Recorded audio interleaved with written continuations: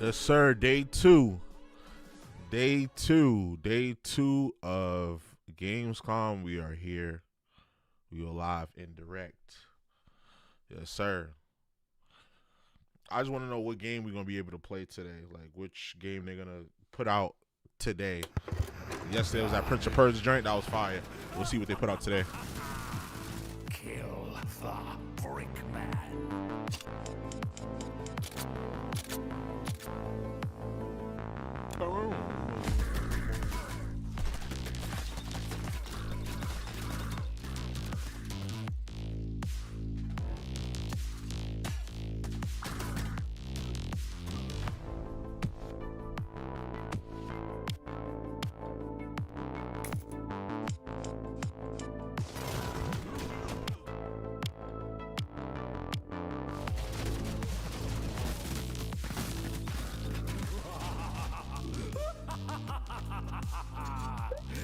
Yes. Kill the Brickman.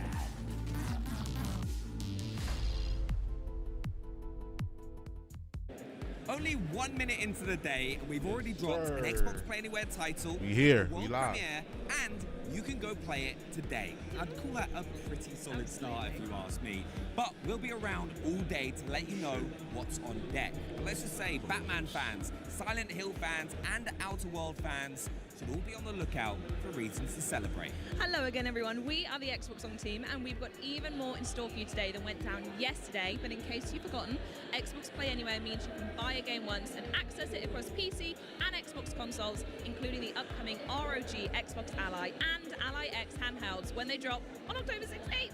Even better, your progress travels with you, so you can pick up right where you left off, bringing along your saves, your add-ons, your friends, and your achievements. Coming right up near the top of the broadcast, we're going to have a hands-on presentation on a new co-op game from the team behind Spiritfarer at Fate's End. Then it's going to get a bit weird because the guys from Squanch Games are going to bring the show home with the absolute madness of High on Life 2. Plus, we'll unleash yet another new trailer for a Game Pass game that's Xbox Play Anywhere. And honestly, that would start to get a bit old if it weren't so awesome. First things first though, guys, Ninja Gaiden 4 is roaring onto Xbox with a new playable character, new weapons and bosses, and some new gameplay mechanics to consider. Day 2, show us what you got at Gamescom. Bring it on. Oh, I'll show you what I got, Henry. I got Team Ninja. Here to tell us more about Ninja Gaiden 4, our director Masakazu Hirayama from Team Ninja, producer-director Yuji Nakao from Platinum Games, and Joe Mantle, Team Ninja's global project manager. And Joe will also graciously be interpreting for us. Thanks so much for being here, everybody. Yeah, thank you for having us. Of course. Now, fans everywhere are already going berserk for Ninja Gaiden 4. The game was revealed in January's Developer Direct, and we saw an action-packed trailer where the launch date was revealed at the Xbox Game Showcase. And just the other night, we caught the story trailer on Opening Night Live. And don't forget, there's a build right here at the show that you can play right now. So, to the team, how's the reaction been for you guys so far? そうですね、1月のデベロッパーダイレクトの、発表以来はいろんな新しい映像が発表されたんですけど、本作に対する、期待がだんだん高まっているんですけども、ユーザーの反応を見てどん Yo, な he's 気持 fluent. ちでしょうか。 He's fluent, bro. まず Really talking Japanese? このようなですね、素晴らしいゲームショーの場でこう話できるのが大変嬉しく思ってます。長くこう潜んでこう開発してきましたけれども、10月21日にこう発売できることをまず嬉しく思ってます。あとそして今回このゲームズコムの会場で私も直接使用しているプレイヤーの皆様の姿を拝見して、すごく興奮しています。これからも発売に向けてしっかりこう仕上げていきたいと思いますので、これからも応援よろしくお願いします。Yeah, it's been great to see the fans and the players' reactions to everything that's been revealed up until now. We've been working on this game, in the shadows for a while, so it's been really great to finally reveal it, and ahead of its release on October 21st. And myself, I've been able to check out the show floor build, and see how players are engaging with the game and having fun. And Yo, 8 viewers, it's been yo, shout really out to great. y'all.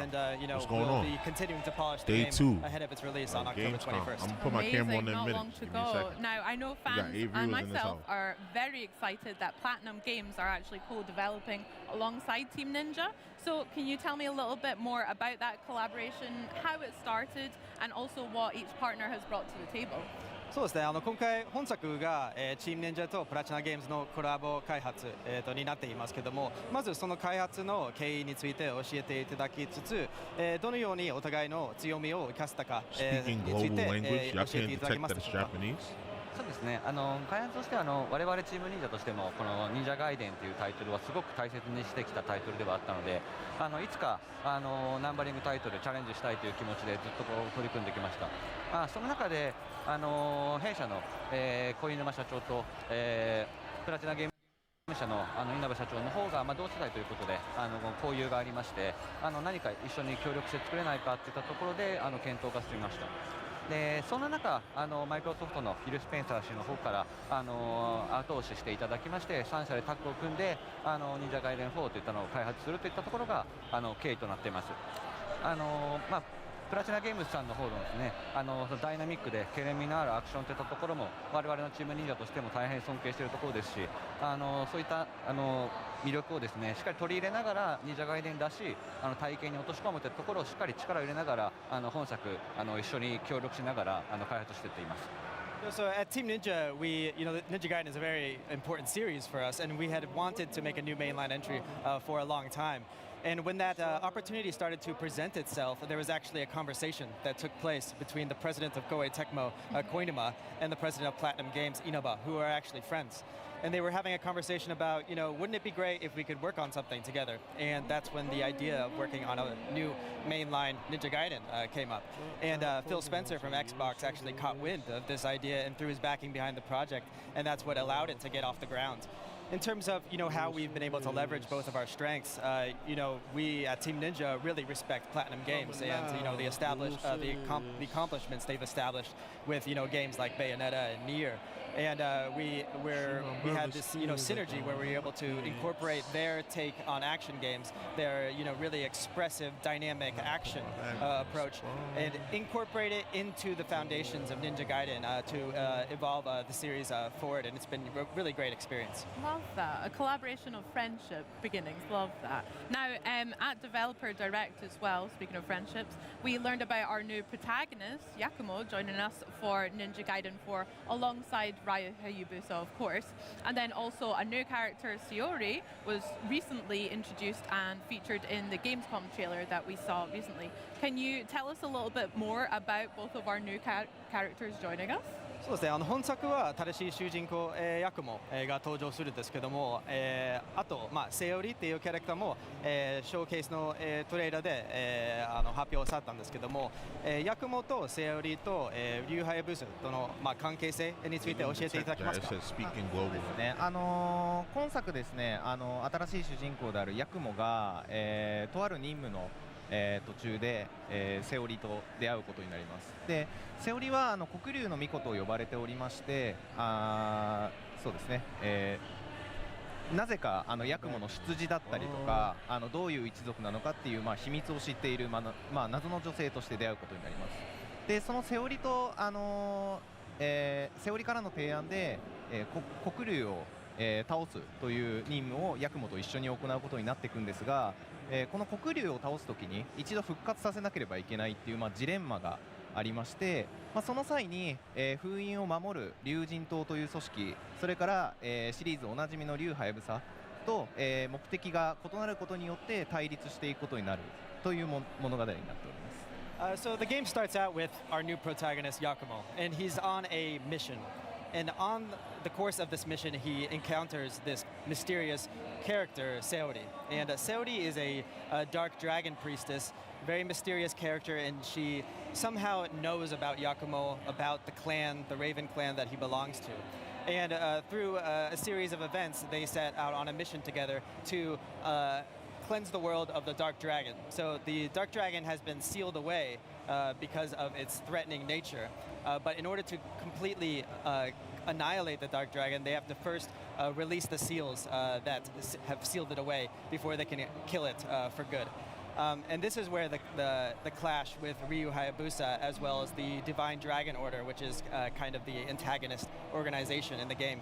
Their objective is to keep the Dark Dragon sealed away. So Yakumo and Seori setting out to revive the Dark Dragon and release those seals versus Ryu and the Divine Dragon Order, who want to keep the Dark Dragon sealed away. And this is how the clash between these characters play out. Got you, I see. So a little bit of conflict at the start. We'll see how that plays out. I've got to say, I do love Yakumo's hair. I think it looks very cool and stylish, so that's great. Can't wait to see more from them. But speaking of new characters too, we got a couple of them introduced to us during the Gamescom trailer as well. So could you tell me a little bit more about Kagachi and Achilles as well?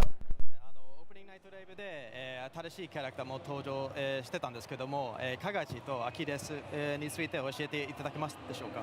はい、まずカガチに関してはですね、先ほどお話した龍神島の、まあ、偉い立場の、将軍となっております。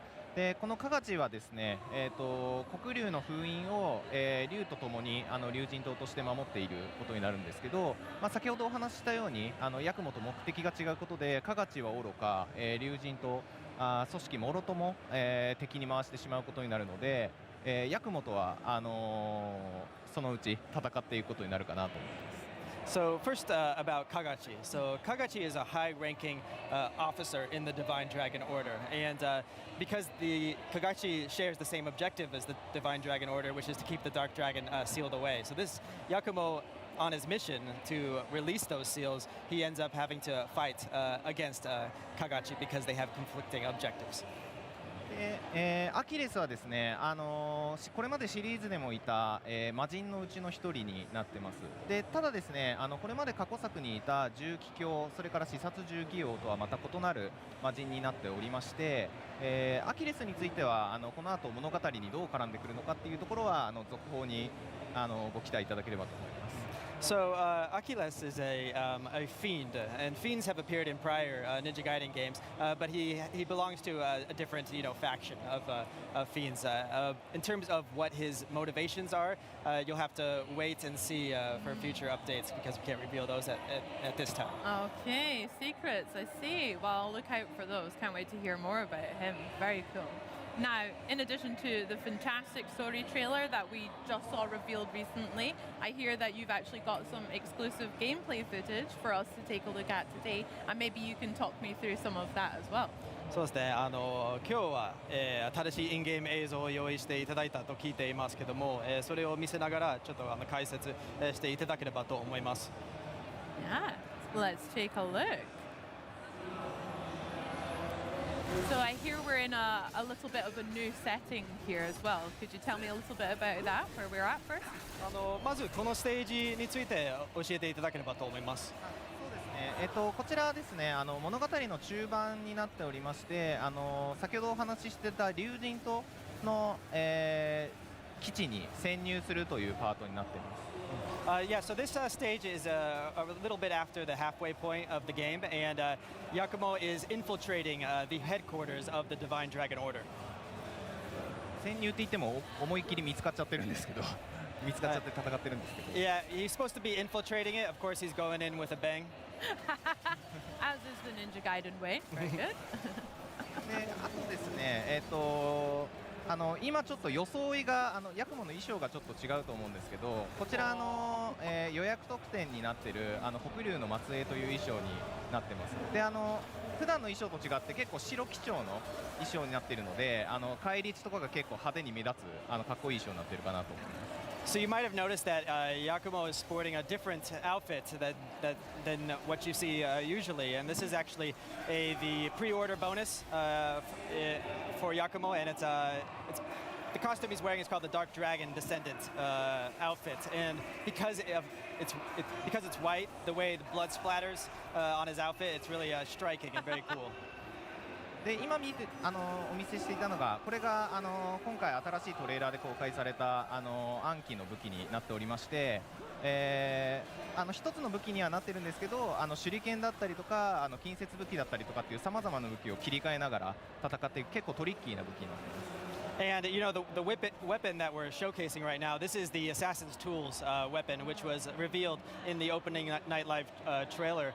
And this it is one weapon, but within this weapon, this one weapon contains a wide arsenal. So there's long-range options in the form of these large shurikens, as well as a large arsenal of close-range melee weapons. はい。で、ヌエの方ですね、ヤクモのパワーアップした状態になると背中からでかい腕が生えて普段よりもさらにでかい武器を使って戦うことができます。 And when you go into Blood Raven form with the Assassin's Tools, these large mechanical arms will come out of Yakumo's back. And this allows you to perform even more, devastating attacks using the weapons included in the Assassin's Tools arsenal. I see. あと本作ですね、これまでの発表とかでもお話はしていたんですけど、武器がリアルタイムに切り替えられるようになってまして、先ほどのからも映像でコンだったりとか暗記だったりとかっていう武器に結構素早く切り替えて戦ってると思うんですけど、もうこれぐらいリアルタイムで常に戦闘でいろんな武器を使いながら戦うことができます。 And you might have noticed in the footage that Yakumo is seamlessly switching between weapons. So in the fight that happened previously and what's happening right now, you'll see Yakumo switching seamlessly between the staff and Blood Raven hammer and the Assassin's Tools weapon. Yeah, I like that. あと先ほどちょっとちらっと見えたと思うんですけど、シリーズファンの方向けになんですけど、今回首切り投げっていう敵を投げるアクションがあるんですけど、そちらがなんと今回から空中で使えるようになったので、より自由に戦うことができます。 And series fans might have noticed that Yakumo pulled it off an in-air guillotine throw. So this is a returning technique, and in Ninja Gaiden 4, you can actually use it mid-air and throw enemies at other enemies using this technique. Sounds class. Love that. Awesome. でここでまた敵が出てきたと思った。こちらがツイストソードですね。突進力を生かした武器で結構移動が多いんですけど、単体に対してはすごく強い武器になっています。 And right now we see Yakumo using the rapier weapon, which transforms into a drill in Blood Raven form. And this is really effective in one-on-one encounters. でこちらがおなじみのイズナ落としですね。 And of course we see the Izuna drop. The classic. Oh! Very good. 今回結構武器がヌエの方とカラスの方っていう形態に分かれているので、それぞれでいろんな滅却の殺しのパターンっていうのが見れるので、かなり見てるだけでも気持ちのいいものになってるってことが分かるかなと思います。 Yeah, so the obliteration techniques, which are these flashy, finishers, they combine both the base form and the Blood Raven form varieties of these weapons. So very flashy and very cool. ここは爆弾を使って一気にイズナ落としで敵を倒していきました。 So we saw Yakumo use bombs and then connect that into an Izuna drop. Nice. でここはスイッチを押してレーザーを止めながら戦っていくっていうパートになります。 Yeah, so in this room we have those danger lasers, and you can deactivate them by hitting that generator. Okay. A little bit of environmental as well as having to deal with these enemies. Wow. 今のような感じで打ち上げた後に、タッチの武器で空中に行ってそのままコンボを続けるみたいな結構コアな遊びっていうのもできるので、そういう自由度も皆さん楽しんでいただければなと思います。 And you might have seen how Yakumo pulled off a just guard counter, launched the enemy into the air, went into the air using the Blood Raven form of the Tachi blade, and then did an Izuna drop, and then transitioned that into an on-landing ultimate technique. So there's really elevating the core Ninja Gaiden combat experience with new possibilities. これが暗記の絶技になってますね。 Yeah, and that was the Assassin's Tools ultimate technique. です。でここがカラスニングっていう今回新しいニングアクションみたいのが使えて、そこでいろいろステージを進んでいくっていうのが。 And you might have seen right now Yakumo use a wire to traverse through the environment. So that's part of Yakumo's Raven gear, which is a new aspect to Ninja Gaiden 4. で他にもカラスニングはあって、それぞれ移動を補完するようなもので、ステージの合間合間で挟まるんですけど、アクションのスピード感を止めない形ですごいスムーズに入っているので、どんどんバトルに進んでいくっていう、快感を味わえるかなと思います。In addition to that traversal wire, the Raven gear includes other, traversal items, and these traversal sections connect, these combat encounters, but they don't get in the way of interrupting the pace, the high-speed, action pace that you expect from a Ninja Gaiden game. No, it doesn't look like that at all. Very high. ここは狭い道なので、周囲の攻撃が得意なハンマーで攻撃してますね。So you see how Yakumo entered this close quarters area, so he whipped out the staff and hammer because that's very effective at hitting multiple enemies around the player. ただ油断していると今みたいに敵にもう容赦なくガードされて反撃されちゃうので、かなりそういうところも激しいゲームになってるかなと。But the thing is, if you hesitate or you slip up, the enemy will be quick to punish you for it. So that intensity is always there. 今映った技っていうのが新しい敵を弾いた後に切り抜ける捕獲という技でして、あちらがジャスト入力で捕獲の派生に成功すると、確定で V 欠損するっていうちょっと新しい面白いシステムです。So you might have seen Yakumo perform a just guard, and after you perform a just guard, if you press the heavy button at the right timing, you'll be able to do a counter, and this will dismember the enemy and allow you to finish them off with an obliteration technique. こちらが今回ヤクモが使っているショップですね。通信担当の海というキャラクターからアイテムを購入したり、任務を受けたりすることができます。And we just saw the Darkness terminal, so that's where Yakumo can buy items from a supporting character named Umi. In addition to buying weapons, you can also take on missions that will have you completing certain objectives during the stages. 今のところミサイル兵器をちょっと格好つけて刀で倒してるんですけど、ここ例えばですけどシリーズおなじみの飛燕で倒したりっていうこともできたりします。Yeah, so Yakumo is performing some very flashy maneuvers to take out these missiles, but you can also use the legacy technique Flying Swallow to take them out as well. ここは一気にタッチで、刀を伸ばして敵を大量に巻き込んで攻撃しましたね。Yeah, we just saw Yakumo use the Tachi blade to, have this area of effect attack to take out multiple enemies at once. 見ていただくと分かると思うんですけど、結構もう体の部位がどんどん飛び散るような感じで、かなりグロテスクなんですけど、ただすごい刺激的で気持ちいい絵になってるかなと思います。Yeah, and through the course of these battles, you see limbs flying, and just this, this violence, and but it's not, the violence in Ninja Gaiden, it's not meant to be grotesque. It's really to provide feedback and to the player and provide that sense of satisfaction and catharsis. ここはプラットフォームの外に浮いている敵がいたので、暗記の手裏剣の攻撃で対処した後に近接武器からの伊豆の落としみたいな感じのコンボでやってます。Yeah, now you can see Yakumo use the assassin's tools to use projectile weapons to take out the enemies that are floating outside of the platform, and then switch up to those close counter weapons to take out the other enemies.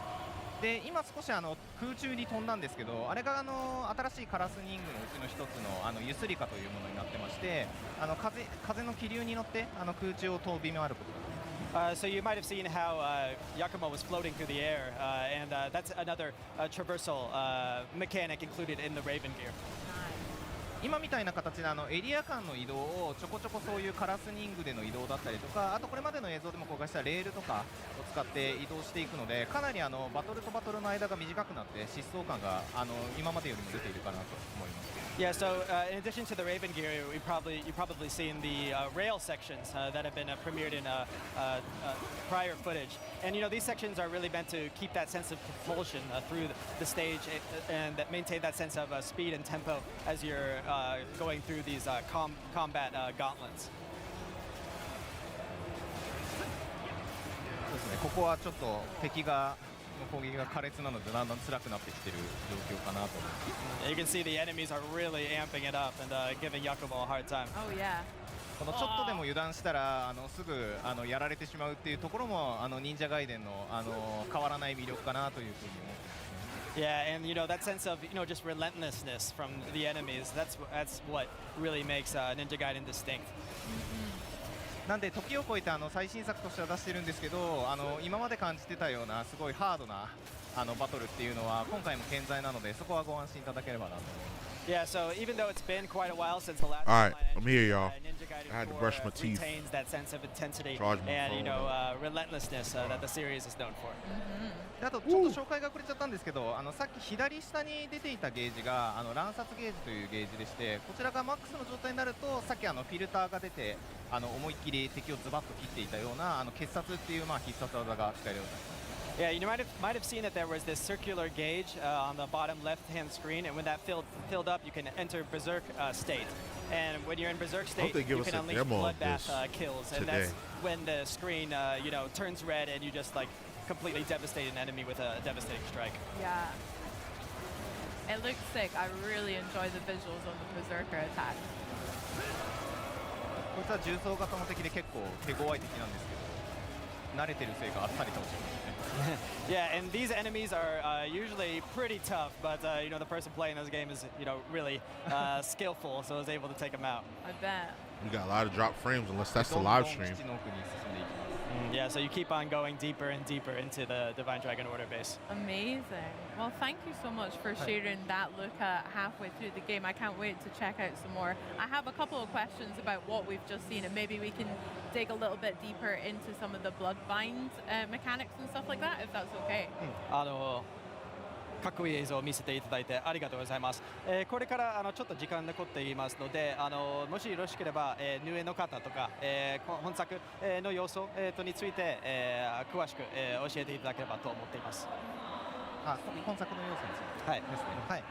そうですね。今作は先ほどお見せしたようなこれまでの忍者ガイデンでできていたアクションを一通り継承しつつも、新しくできたヌエの方によってよりダイナミックなアクションを行います。でこれっていうのが今まで1対1で手勢に無勢の状態だった戦況っていうのを広範囲の攻撃で一気に変えることができるっていう、新しいアプローチをしていまして、これまでの忍者ガイデンの良さも継承しつつより繊細にダイナミックに戦えるアクションとして据えています。でまた竜はやぶさに関しても、戦火状態っていう、新しい形態を用意しておりまして、そちらもより竜が町人だっていうことを知らしめるような激しく強いアクションになっておりますので、そういったところも楽しみにお待ちいただければなと思います。Yeah, so with Ninja Gaiden 4, we really set out to retain that core essence of what makes Ninja Gaiden, while also injecting it with these new, very expressive, diverse arsenal of techniques that you can use at your disposal, and you'll see that in the Blood Raven form of Yakumo. And also with Ryu Hayabusa, he has the Gleam State, and the Gleam State really just kind of demonstrates how powerful and how just absolute Ryu Hayabusa is. Amazing. That sounds really cool. So with the Blood Raven form, and maybe with Gleam as well, there's different weapons that we spoke about that Yakumo was able to pull out quite quickly on the fly. Can you tell us a little bit about what the particular unique states are for the different weapons, and also how they're best used in combat as well? そうですね、薬物の武器種、について、カラス、の方と、ヌエの方、それぞれの武器の、違い、その形態、について教えていただければと思っています。そうですね。まず全体を通してなんですけど、カラスの方っていうのはこれまでの忍者ガイデンでできたアクションっていうのを一通り取り揃えて、忍者ガイデンのプリミティブな体験っていうのができる形態になっています。で一方でそのヌエの方に関しては先ほどお伝えしたようなそのダイナミックな攻撃をできるっていう形態で、それぞれ自由にヌエの方はゲージを消費するんですけど、自由にスイッチングしながら戦うことができます。Yeah, so the base form of Yakumo's weapons, those really retain that foundational Ninja Gaiden experience, and then the Blood Raven form allows you to unleash these more expressive, dynamic, devastating attacks. The thing about the Blood Raven form is that it actually will consume gauge when you're using it. So the game is designed to encourage you to switch back and forth during combat. で武器ごとに特徴も結構分かれておりまして、例えば最初の方にお見せしていた2頭と太刀であれば、2頭のスタンダードな攻撃から太刀の、広範囲かつ、強力な攻撃を繰り出せたりとか、あとハンマーでいうと、先ほどお伝えしてたように周囲に攻撃するのが得意で近距離だけど、火力がすごい高いみたいな形になっています。で今回新しく映像で出た暗記に関しては全てのリーチで攻撃できるすごい万能な武器には見えるんですけど、ただトリッキーな性能にはなっているので使用難易度が少し高いっていう面白い武器になっています。Yeah, so each weapon has its own distinct qualities. So the base weapon, the dual blades, and the tachi, when you use a blood raven form, the tachi will allow you to unleash these devastating kind of area of effect attacks, allow you to engage with enemies from a long distance. Then there is the hammer, which is the blood raven form of the staff. And this is, very close range, but it will allow you to hit enemies that are to the side of you and behind you. And then the weapon that was revealed in the opening Nightlife trailer, the Assassin's Tools, if you look at the footage, you can see that it kind of is a jack of all trades. You can use it in any situation. But because of how, diverse its tool set is, it's quite tricky to master. But once you, really, wrap your head around how it works, the possibilities are just immense. It sounds like a lot of fun. Now, are there any particular enemies that are susceptible to the different weapons and also the different blood-binding states? Is that a balance that you've put in there? そうですね。この敵に対してこの武器が有効だったり、そのようなことがあったりしますでしょうか。そうですね。敵によってどういう武器、例えばですけど、1体で強力な敵がいたりした場合はドリルでじっくり戦うっていうのもありですし、あと敵が大量にいた場合は先ほど、お見せしていたような太刀による広範囲な攻撃で一気に巻き込んだりとか、あと逆に周囲に囲まれてしまってどうしようもない状況を切り抜けたいっていう時とかはハンマーで一気に攻撃してみたいなそういう形で敵もそうですし戦況に応じて自由に切り替えて戦っていくっていうことが重要になってくるかなと。Yeah, so depending on the enemies and the situations you're in, certain weapons can be more effective than others. So if you're in a one-on-one scenario against a very formidable opponent, you can use the rapier weapon, which transforms into the drill when you use Blood Raven form, to use that to really, drill into him and take him out. And then if you're up against a lot of enemies, you can use the dual blades and the Tachi Blood Raven form to unleash, area of effect attacks that can subdue them at once. And then, for example, with the hammer, if you're in a close quarters area and there's a lot of enemies, ganging up on you, you can whip out the staff and just smack them, no matter where they are. Gosh, amazing. Well, I can't wait to get my hands on all of the weapons and try them out myself. But probably the Assassin's Tools, I like the challenge you've set. Hard to master, but looks like a lot of fun to try out. Before we wrap up quickly, I would love to ask Hirayama-san and Nakawa-san what their favorite part of developing the game has been so far. そうですね。最後になりますけども、お二人から、それぞれ、本作において一番好きな要素とか、本作開発するにあたって、思い出が、ある、ところが、あれば教えていただければと思います。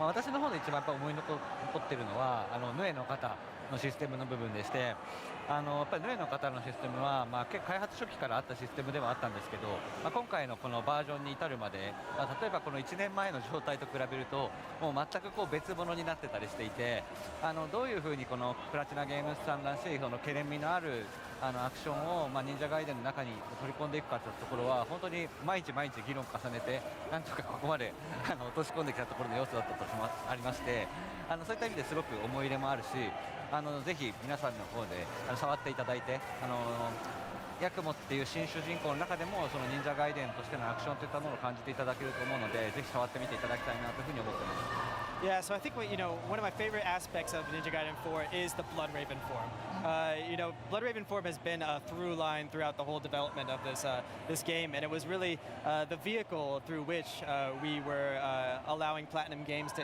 inject their own approach into Ninja Gaiden, but not just to exist on top of the foundation of Ninja Gaiden, but really incorporate it into those foundations.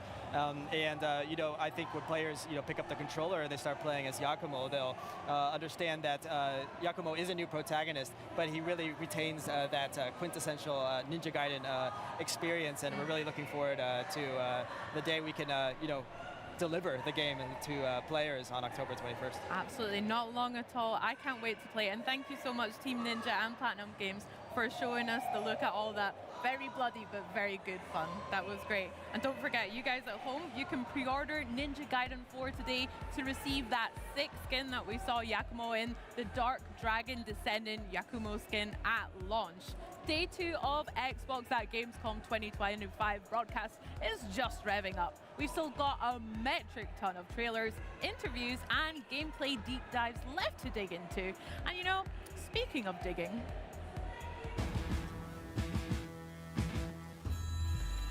Time to get at it! There's beasties to shoot and work to be done. You can do this alone.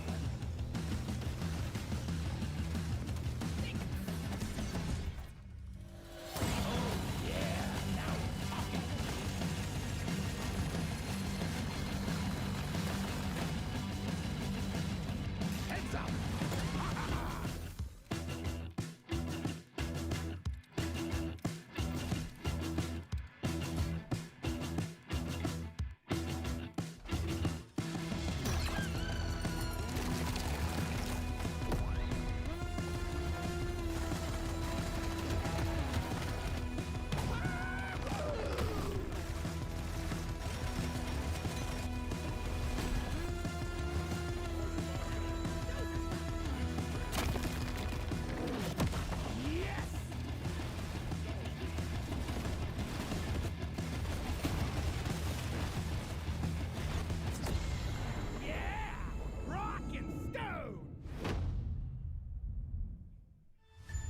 And now, a trailer for the part of the game you'll remember more than the ending. The Companions. Let's skip the diplomacy. Gamically enhancing your statistically unsafe lifestyle. This might sting a lot. Ooh, an enemy. Son of a spread.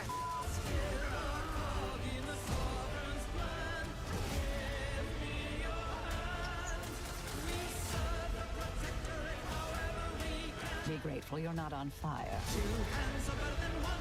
One is better than none. Two hands are better than one. One is better than none. Two hands are better than one. One is better than none. Two hands are better than one. One hand is better than none.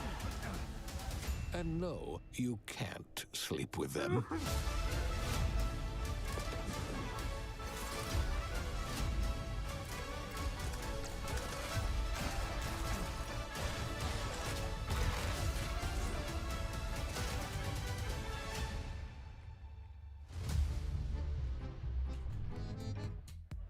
Well, if you ask me, trailers, they're all well and good, but part of the joy of Gamescom is getting to go deeper than the trailer, which we're about to do with a game that I'm just absolutely obsessing over, the latest from Thunder Lotus. Now, in 2020, Thunder Lotus captured gamers' imagination with the almost nostalgic feeling of shepherding spirits to their eternal rest aboard an ever-growing houseboat in Spiritfarer.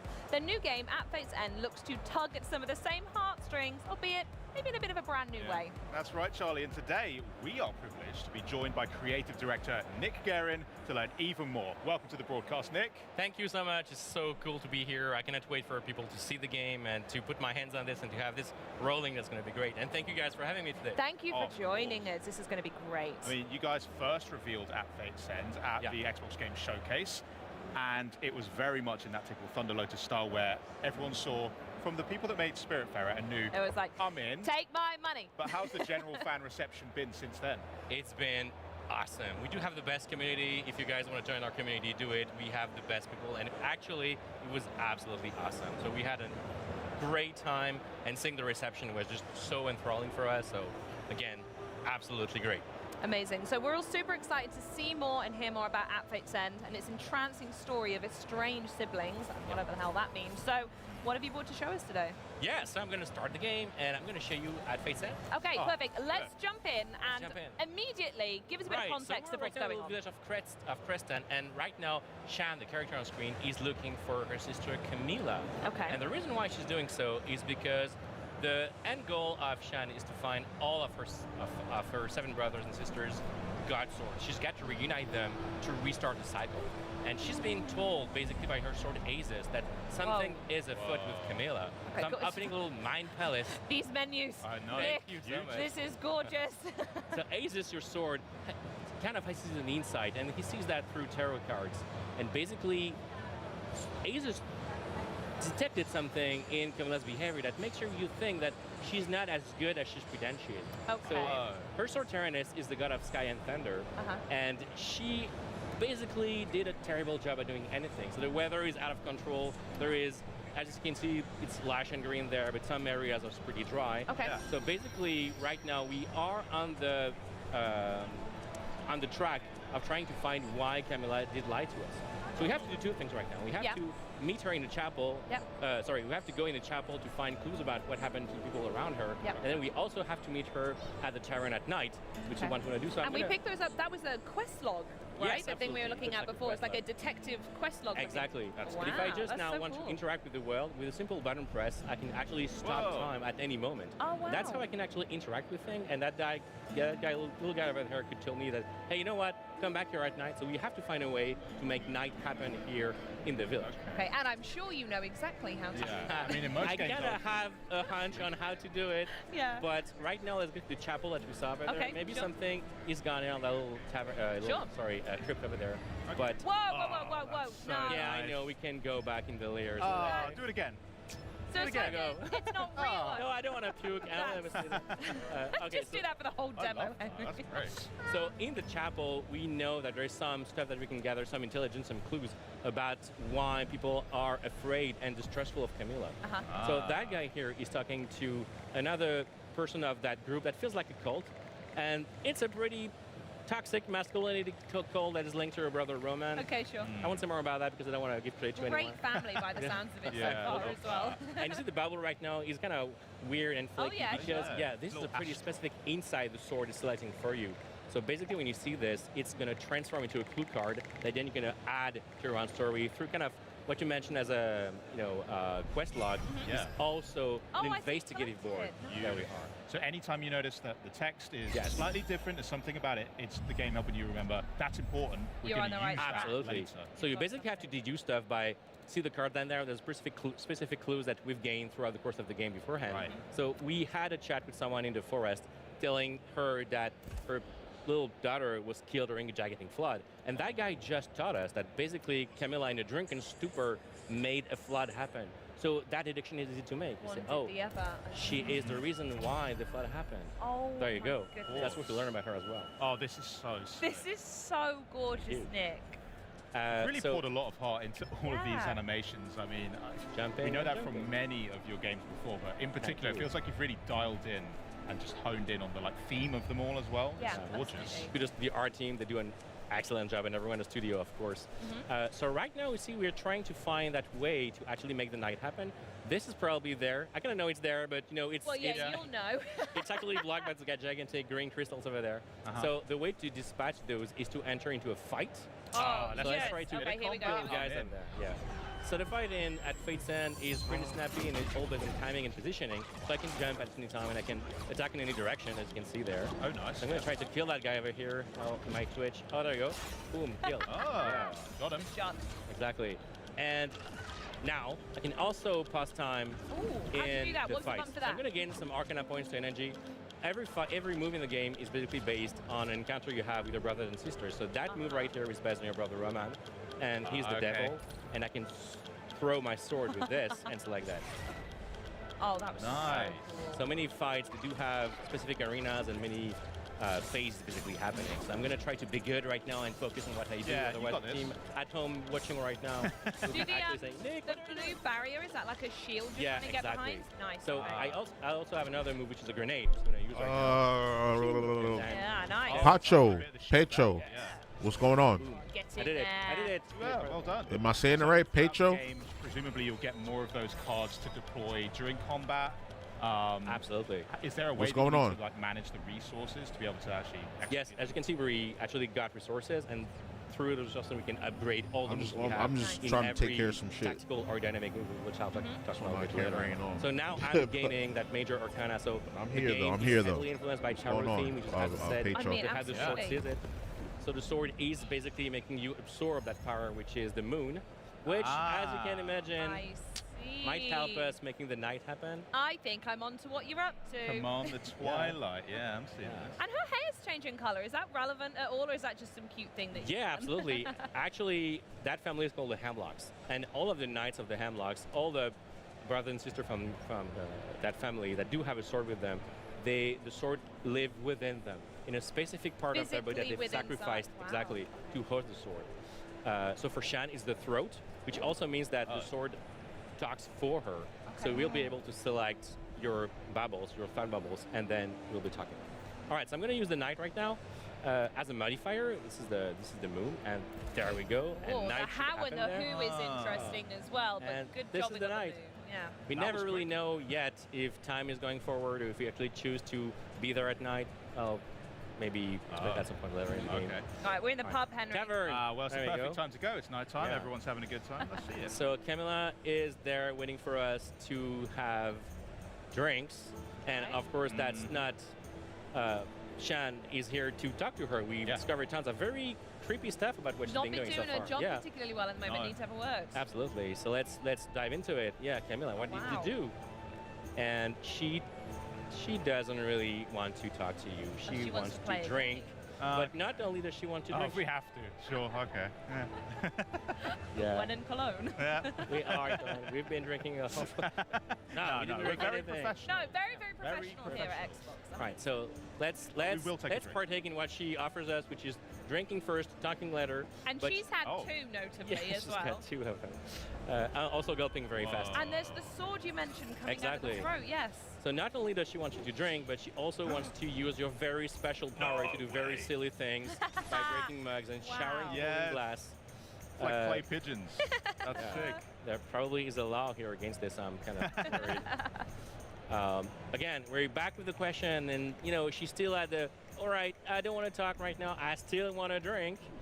Okay, but still, I want to talk to you, Camilla, about what the hell happened to you, and why did you actually leave your people suffer that much because the weather was terrible and nothing happened probably in your region. All right, let's, for the last time, drink something. More drink. It's going to be much harder because I'm way more drunk now, basically. That's going to have an effect, is it? It might have, yeah, I'm afraid. Oh, that's clever. Oh, okay, here we go. Okay. Actually, the screen I'm is usually good after robbing, 2 drinks. and it's going to be tough to Oh my God, select it's the card. moving. And now I can actually No miss. way. Oh, no, I did it. Yes, nice, you did it. You're a pro. Oh, You've done God. this before, haven't you? I'm very good at doing drunk stuff. Wow, this is getting way worse than I expected. No, I'm terrible. People don't drink at home or drink responsibly. Text has all gone UI's crazy. Yeah, as well. everything is skewed. But now she might, Oh my God. really All over falling the apart. place. The speech bubble is also falling Oh, apart. and the camera's like swaying. Yeah. Ooh. Okay, so yeah, what happened really? Just tell us now. Unthinkable, best view, stream So book. basically, Why, like, she's come on, man, answering you ban that Vader, she had that restricted? duty Yeah, to you're fulfill, getting but banned, she buddy. basically inherited it, and she didn't want to do any of it. You're banned, I buddy. see. You know, I She's mentioned in charge of the weather, but she doesn't want Getting to. these bots Exactly. up out of It's- here. it's Pacho, really I hard, don't know if you're actually. still You know, in the it takes chat. hard What's work going to do on, man? that. But also, she doesn't really want to do anything. Oh, okay. She'd rather stay there. So again, so the speech bubble changes More to clues. give you more clues. Exactly. Oh, yeah, the color. Yeah, of course. Yeah. And it's her own opinion on that. One more That's drink. finished. One more drink. One more That's drink. the last one. Again, drink responsibly at home. Yeah. Of course. Or don't drink at all. Always an The- option. The easier option, sure. Is the option, yeah. All right, so she's giving you now a bit of, Okay. of a meeting. She tells you that you have to meet her back in the forest where you first met her. Okay. She's still taking all that as a training. She sees you as an inferior fighter, so the reason why you could actually convince her to give you her sword passed out. She's done. Yeah, fair enough. On the counter. She is out. Yeah, Okay. she's out. All right, so let's use that insight. And we had first learned by someone that we met in the forest earlier that she basically stopped, doing any effort, which the two of those clues together makes the deduction that actually Camilla doesn't want to do anything, which reveals a minor arcana, which is exactly the crux of a story. So every sibling will have 3 different secrets that we'll discover through the course of the game. And we get to meet all of the siblings. Yes. Yeah.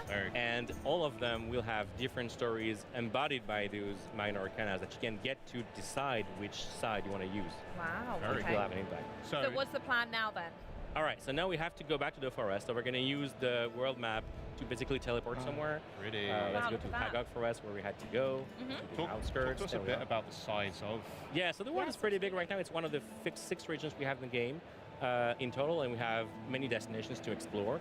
All of them are pretty open. We have to meet her during the day because she's still pretty hangover right now. She actually passed out on the counter.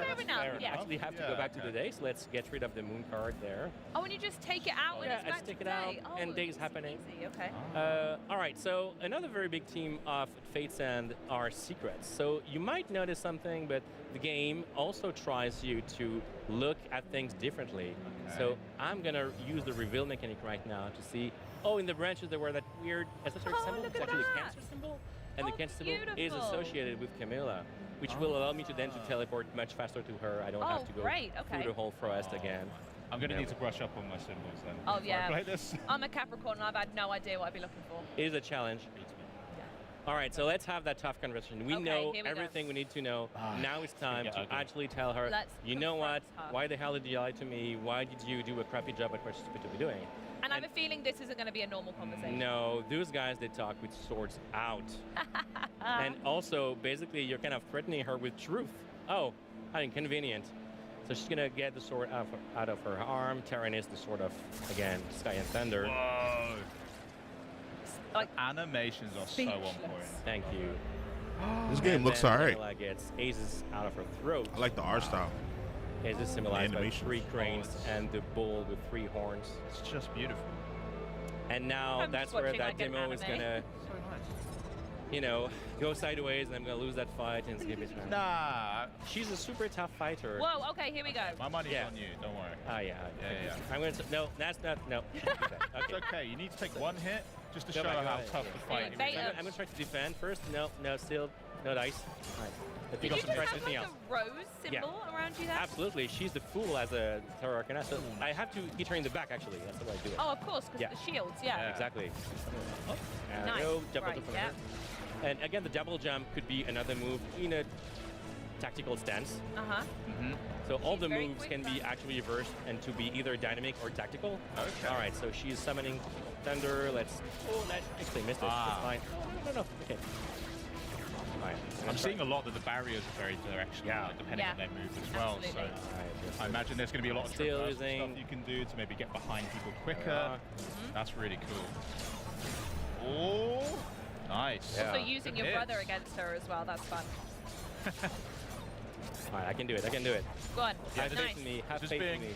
Being a good string of hits. Oh no, she's summoning lightning rods. That's going to be terrible. Wow. Oh, okay, so we need to get rid of them. Yeah, I need to get rid of them. She's tough. I can do it. It's good. Yeah, if I do enough of them, she's going to disappear. I can do that. Get her! Nice yes, big hit. I did it. Nice. Beautiful. All right. Let's not lose focus. Oh, yeah, Daddy did kind of get that rose. Yeah. Holy. Yeah, I can do it. I totally guys. believe. Again, electrodes. I have to get rid of those. Oh, those are slightly different though. There's quite a deep moveset for. Yeah, she does an awful lot of things, to be honest, and she's super tough to beat actually. And she does another variation of her attack, which is basically she can go at me, she can summon lightnings to me. Whoa, okay, here we go. Yeah. I love a screen. I'm gonna use the grenade there. Dodge some AoE, there you are. Nice, getting rid of barriers. Oh yeah, here we go. There we go. Nice gap. Yeah, I can do it. Almost halfway there. Yeah. I believe. Oh. Oh, nice. Nice time. Yeah, nice. Good. Yeah, you got it there. Beautiful. How often can you use that card of your brother's? It's based on the little gauge you have at the bottom of the screen. Oh, beautiful. And right now she's beaten enough to be actually needing to catch her breath. So she's summoning you back in the sky to have a very specific Remembers that Will Smith. So every duel is basically interrupted by this moment of conversation with your siblings. Well, because they're not just fights. You're having Yes, exactly. having a battle, a confrontation. This is a family feud. Exactly. So now you can choose what to tell her. And depending on what you actually choose now, this will have consequences in the fight. Wow. So because okay. we know Camila, I mean, you know her for like 15 minutes now, but I've been knowing her for a long time. Yeah, sure. I know that if I actually take care of what I say to her, which is, you didn't do that exactly on purpose, did you? She might be actually taking a step back and saying, oh, okay, you're right. So see, she's losing a hard diamond there. So because you were empathetic to her. Exactly. That was the right choice in that conversation. Does that mean that there's a flip side where if you There is aggravate a complete her, flip side. If you don't say the right thing to your brother and sister, they might, just get angry and be harder to beat. Exactly like in real life. I don't think isn't I've it? seen a mechanic like that That's in a game really before. cool. I'm definitely going to mess up all the conversations. are you going to go with that down the I angry probably route? will. I probably will. You definitely will. If I know anything about you. So she's admitting it. She messed up and she knows that she's sorry. And so we basically got to her by saying this. Yeah. So her life is not only her life, it's also her mental stamina in a way. blast. But she's going to be tougher in phase 2, summoning the two sphinxes of her chariot because she's symbolized by the chariot's major arcana. Even the arena's like totally changed now. You can see like You've got more clouds cut at off. the top. Yeah. Whoa, these attacks are intense. Nice. Oh, that's a there's good opening. great There's gap. nothing Good but chivalry opening. there. Yes, have it, I Camilla. did it. Oh, good dodge. Okay, Okay, I'm that's gonna it. wait Now for we're her gonna to jump attack over. ready. Get ready. She Yeah, might get her there. summon the black sphinx over my head. So if you see something, a dark cloud, just tell me. Like in Okay. the skids, Ice shows like field. there is someone behind you. Oh, like that. I can do it. No, Up there, that was up there, actually up a there. trick attack. Careful. Oh, there we Oh, go. I Nice. don't know where she's going. Right. Oh yeah, no, the She's electro so again. mobile. The lightning rods again. Yeah, she teleports over. All those, the Hemlock Knights, they are super mobile and they move so quickly. And the fight is just a whole arena as well. Yeah, it's not absolutely. just back and forth. Doing that again. Yeah, while she's There distracted. you go. Oh no, it's not. No, I did. Okay, I can do it. Got it, I think. Almost there, guys. You are See so the close. black sphinx Yeah. over my head is gonna basically pump up lightnings at me. I have a feeling you're making this look easy. Yeah. And even saying that, this looks really difficult. Well, when we play it, we'll be the judge. Oh, 100%. All over this. Oh, that was a big one. We're in the red, Nick. That was black. Oh yeah. It's fine. I'm gonna do something. Okay, I'm gonna. Oh no. There's a little lightning rod. There's a lot I'm of getting the hammered chariots right as now. well. Getting hammered. Okay, I'm gonna wait for my grenade to fill up. So Okay. grenade there, and then I will actually Cards. attack her. Yes. It should Beautiful. do something. Yeah, it works. Okay, great. We're almost there. Nice. Two more left. Two more left. Yeah, two more. Oh. I'm There's a actually lot of sturdier than it lightning. looks. And grenade again, and then attack again. None I of can do it. cards. I can do it. Nice. Beautiful. Oh, Yes, one Okay. left. It One works. HP. So she's gonna be completely hammered now, and that's the final moment of conversation that we call a stalemate. Oh, So this okay. is the choice we have to make. I'm not gonna lie, this game looks dope. What is the name of this It's game? okay. I So wasn't paying basically, attention. you can try to be empathetic towards her, and I understand that this is a duty you should never had, or yeah, you should never had it, but at the same time you had a job and people died because of you. That's What do also you wanna true. choose? It's not Valid. great. What are you going to go for, Nick? I say let's be truthful with her. Let's say Yeah, that I people think died that's because of fair. you, right? That's You had one job, didn't do it. Yeah. All right, let's Okay, go with it. I'm agreed. Yeah. It's already heartbreaking, Charlie. Yeah. So cool. She is still taking that pretty bad, which we understand basically. Yeah. But see, she brushes that up, saying, "But yeah, but we are gods. Come on, what happens if people die? Which is not exactly the answer we were expecting of her. No. Yeah. I would have liked to have seen some remorse, maybe. Or, Yeah, true. No. I tell you what, I'm going to be taking so many screenshots of this game. This is a Stunning. mid-boss fight conversation, and it is gorgeous. That's what I'm saying. We are Hemlock, and that's it. They are Hemlock. Wow. I want to am know what speechless. happens. I'm speechless. You will have to play the game in 2026. I was definitely going to do that anyway. I mean, yeah, this is just that's field fate even more for me. I would say that looked absolutely amazing. Thank you Yeah. so much for joining us, Nick. Yeah, thank you, Nicholas. Again, thank you so much for having me, guys. It was awesome. Thank you for the segment. It was great. Absolutely. I'd love to have seen more, but hey, I'm really just looking forward now to checking out At Fate's End when it drops in 2026. And if you at home are hooked, make sure that you wishlist At Fate's End today and make sure you follow the journey on the link that we're showing on screen right now. But before that fated date arrives, let's check in with another project from the Thunder Lotus team. You guys have been busy. It's 33 Immortals. Then it's time to unbox Lego Batman himself. It's all games, no breaks as Xbox at Gamescom 2025 continues.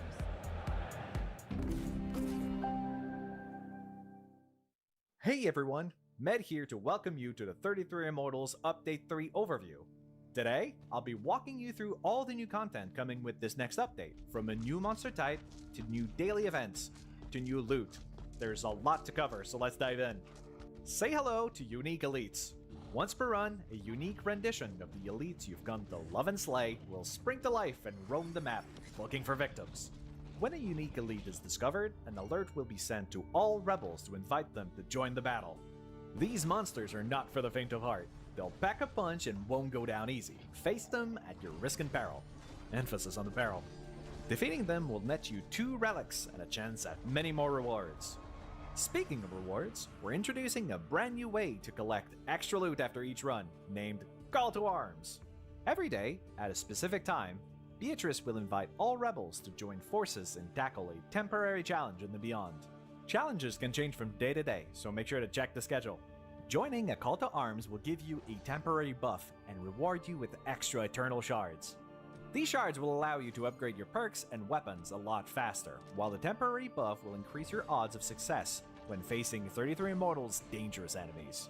While you're at it, how about slaying some monsters with style? Say hello to our brand new Legendary Weapon skins. This brand new type of cosmetic is only available to those who have proven themselves worthy by defeating a major boss. There is 1 Legendary Weapon skin per weapon to collect for each major boss, meaning 4 different skins from Lucifer and 4 from Adam and Eve. While I can't guarantee you'll find one in your next run, rewards come to those who persevere. That's all from me for today.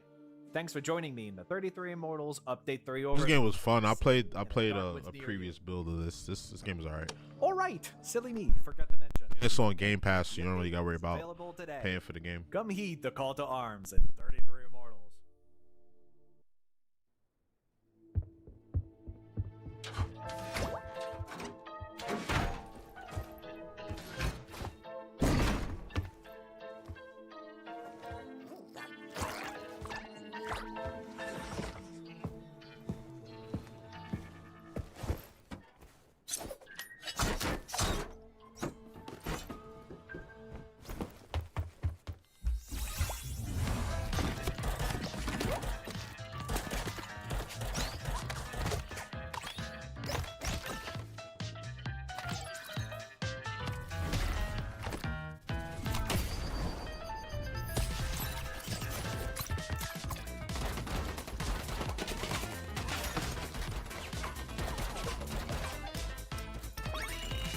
This is Frag Punk.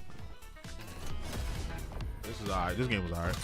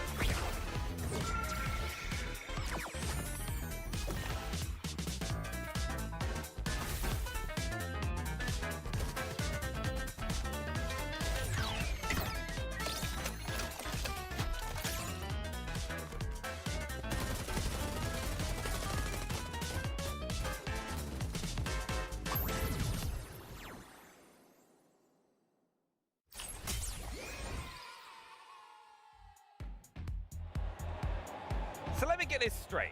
Toys come alive when you don't look at them, but they kill each other. Okay, I think that cancels itself out. That's good. Feel safer. Of course, if your toys ever get too rowdy, or God forbid, go on a full-on crime spree, you're going to need a Batman to step in. Some sort of toy-based Batman. And here to help me find one is Jonathan Smith, head of the development team on Lego Batman, Legacy of the Dark Knight, Batman's first AAA title in over a decade. Jonathan, thanks so much for joining us. It's a huge pleasure. Thank you for having me. Now, you obviously had the reveal trailer on opening night live. Yep. how has the reception been? Because it was one of my favorite trailers from the show. Thank you so much. We were so thrilled to reveal that game, and the reception has been overwhelming. Everyone on the whole team has been hanging on every tweet, every comment, and we've been absolutely delighted with the response.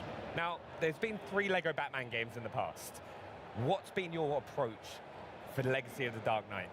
Simple. Take everything to the next level. Go deeper and further than we've ever gone before. Make the game richer, make it more immersive, and tell, for the first time ever, this whole story from young Bruce Wayne, year by year, to becoming, as a player, as Bruce, as Batman, the Dark Knight. I can't. Liam Neeson's just hiding away somewhere. Also, we saw Batman flying over Gotham City throughout that. It's an open world. Sure, well, the whole of Gotham is a playground. You'll start right at the bottom in Tri-Corner Island. That's one of the areas of the demo that we've got here to play on the show floor. But as the story progresses, you'll move further up the island and reveal all those famous locations. You can explore every rooftop, every alleyway, down and high, and yeah, it's full of secrets and surprises. See, I can't go wrong with secrets and surprises, especially in a Lego game as well. And talking secrets and surprises, there's a load of new features with Lego Batman. What are they? So we wanted to make the combat system richer than we've ever had before. So you have a lot more tactical choice, you've got stealth, you've got great gadgets, you've got now fluid combos, takedowns, counters. We've got some footage here. You can see, yeah, so you start with training to be a ninja in Nanda Parbat with the League of Shadows. And then we'll take you back to Gotham, you'll build your first Batcave, your first Batsuit, and then start to discover all the crimes that are taking place in the terrible place that is Gotham City, and you'll deal with those bad guys as only Batman can. So the features, that combat system you saw in play there, that's a really important part of the package, but there is a lot more to talk about. Yeah, we've got tons, because the trailer throughout has so many little Easter eggs as well. And we've got to talk about the Batmobile. We had the Tumbler from the Dark Knight, which is a fan favorite. Can we change our Batmobile? We've got all the Batmobiles. This is the ultimate, essential, definitive Batman story. So you'll start, as you can see here, when you first get back to Gotham in the Dodge Charger, which is the Batmobile we saw like young Robert Pattinson Batman in the Matt Reeves Batman movie. That's where he sort of cooks up in his garage as his first Batmobile. But as the years go by and he draws more upon the resources of Wayne Enterprises, and we get Lucius Fox involved, so you get more and more over the top, ridiculous Batmobiles. So you'll see and you'll control the long-nosed Batmobile from Tim Burton's 1989. You'll get Batmobiles from across all the movies and TV shows. Some are pretty wild, but whatever you want, it's here. How are we going to? Can you give us a little hint about how we're going to get hold of those different Batmobiles? Or yeah, so as the story progresses, we'll put you in situations where you're given a new Batmobile. Like the Tumbler, for example, comes to you at a key point in this story where the villains that Bruce and Batman are coming up against require like a new level of response, and there are iconic sequences from certain films. I'm waiting on this game as well. That we really want to make sure players live out through our story. That's gonna be so cool. Others you'll just collect and you'll be able to purchase with Lego studs. Oh, amazing! Oh, yeah, that's what I was gonna ask. That I was like, Lego studs are such an important part of any Lego game from TT Games, right? What else are we gonna be able to spend those studs on? Oh, so suits as well. We've got 100 different suits for you to collect over the course of the game, and then we've got Batmites running shops in City that will give you both suits.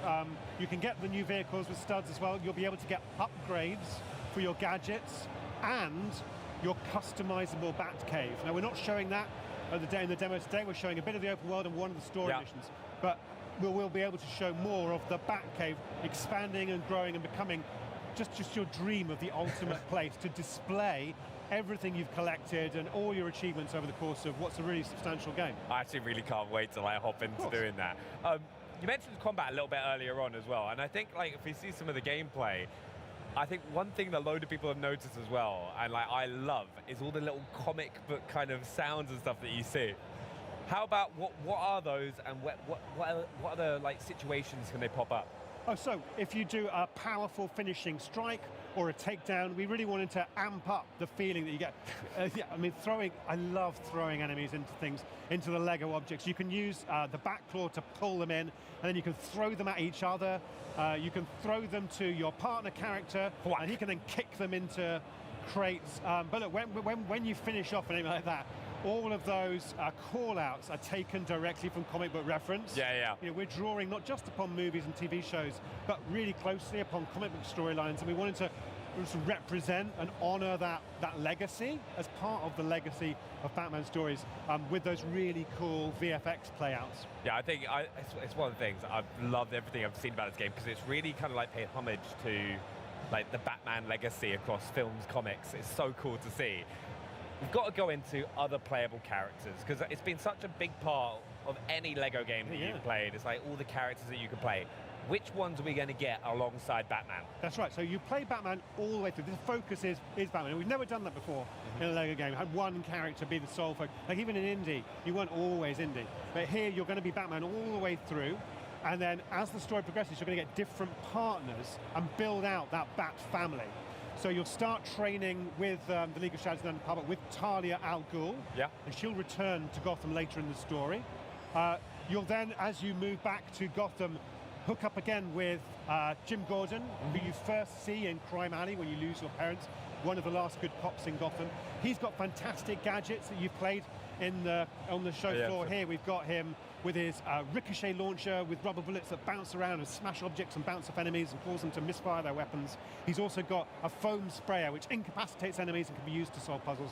So all of these different characters in combination with Batman and his cool gadgets as well give you all new kinds of different tactical choices in your combat.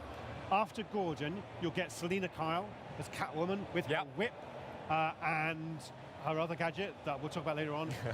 We've also we'll see as Batman gets older, you know, he'll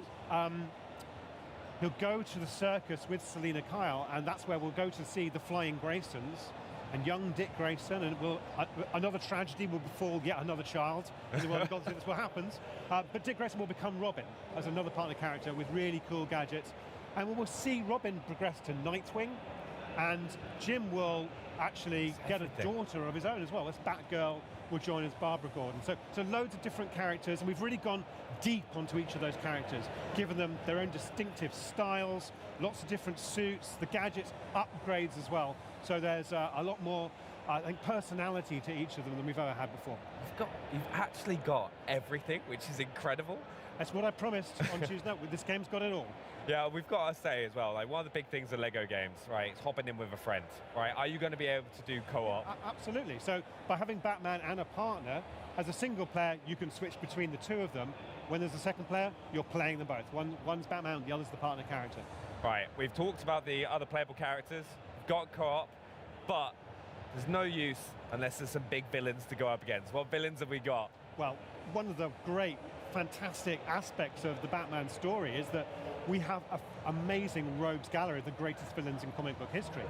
And we want them all on the streets of Gotham over the course of this. We've got a character who grows in to become the Joker. We've got Catwoman there, who actually will join as an ally, as a sort of anti-hero. This is so cool. The Penguin, channeling there both Danny DeVito's sort of representation of that character in Batman Returns, but also there's there's Colin Farrell. We've got references to the Batman movie there. Bane, a highlight from the trailer, voiced by the inimitable Matt Berry. An amazing take on that cool character. I love the reception I got when that played out at opening night live. It just got everyone. It was amazing to see. And I will say, many more. Right. So more to discover throughout the story. We've also got to go into gadgets, right? Because in the trailer, we saw the explosive gel. Yeah. What other gadgets are we going to be getting our hands on? Of course, all batarangs are very, very important. You can use them to stun enemies, hit targets, and you can upgrade them. We've got the Bat Claw is really powerful. Not only can it pull enemies in, so you can deliver a powerful finishing move, you can then throw them around, throw them off buildings, throw them into the toxic goo of Ace Chemicals, and that's upgradable as well. That's for Batman. All the other characters have got their own gear. Okay, right, very nice. Also, another bit. Oh, as the well. grapple, of course. So I don't think that's a gadget because that comes with the character. But grappling to vantage points, so you can do stealth takedowns like you see here, and grappling in the open Gotham City all around from rooftop to rooftop. Gliding when the bat glider over the streets, that's all part of Batman's arsenal. The other characters have similarly cool traversal systems as well. No, I can't wait to use them all as well. But one of my favorite things I used to do in Batman games, like the Arkham series, is like solving puzzles, solving the riddles. Are you going to have that with the Riddler? Not only is Batman the world's greatest fighter, he's also the world's greatest detective. So setting players challenges and puzzles is absolutely part of that essential Batman experience. Now, as you progress through the story and the missions, you're going to come up against all kinds of situational challenges. You'll need to use your gadgets, use your smarts, use your detective ability, which will highlight points of interest. For example, here's a concrete example of that. In Lego games, you've always been able to smash objects and then build with Lego, right? Yeah. To help create an item, which helps you progress. Here, Batman can use that detective ability to highlight where those smashable objects are, like show where to build it, show, you need to find some more, here's where they are. So it really helps players. If you've ever had that experience in a Lego game where you don't know where to get the bricks from, you can see where those are, build them out. Yeah, that's really cool.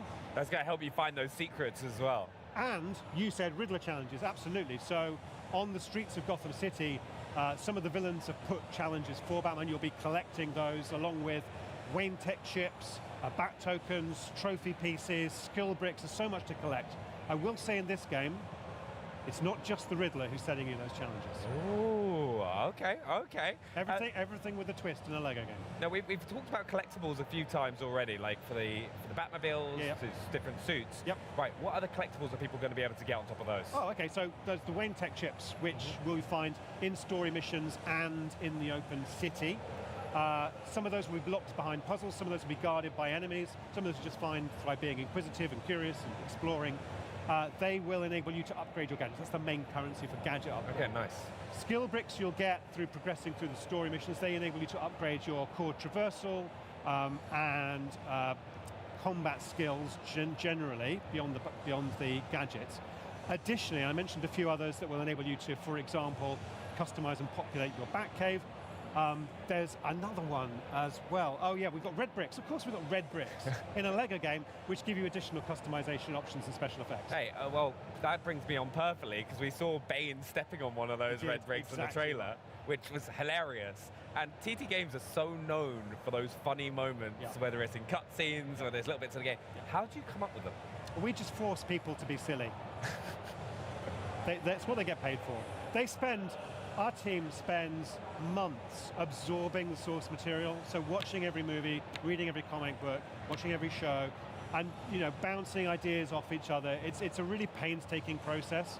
And because we're a Lego game, and because of, I think, the history that we've built up over the years of telling these stories with a twist, we've got a reservoir now of expertise in the team and permission in a Lego space to go to places people haven't gone to before. And I think it's that sort of sense of the unexpected, the uncertain, that just enables comedy to happen.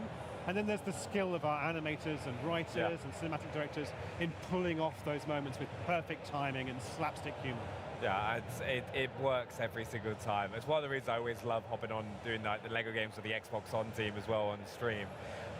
One thing as well, we've all grown up with so many incredible Batman TV shows, like films, comics. Like, what does Batman mean to the team that's really helped you kind of create this universe? Yeah. So I think there is, in this game, more I think than in any game we've ever done, there's a real emotional drama going on because we're telling one story across a big game, big campaign. We're really connecting into this character, into their history, where they come from, and they come from a place of darkness. They lose their parents. They're surrounded by fear. All these bats are around them. We represent. I think there's a moment in the trailer where young Bruce Wayne falls down the well, and the bats are around him. How do we see this character turn that trauma and that fear into something positive, to use it to bring good to Gotham? And again, Gotham's a dark place, ridden with corruption and crime. When we bring the lightness and the fun of Lego together with that darkness, and we do it sincerely and authentically, with real honor for those stories, all the stories. Yeah, I like what he's talking about, like the humor stories that and are fun and the colourful fun from of the 50s, the stories Legos. that are dark from later on. It's all and brought the, together. You know, and the I childlike think humor of that. everyone on the and you team bring it in, has got a mixing that in connection with with the darkness Batman. of They've read those Batman. stories. It's a they've seen unique those blend. films. It's a very And unique blend. now this game You talking the shit right now. activates all those feelings. Everything's gone into you over the years from Batman.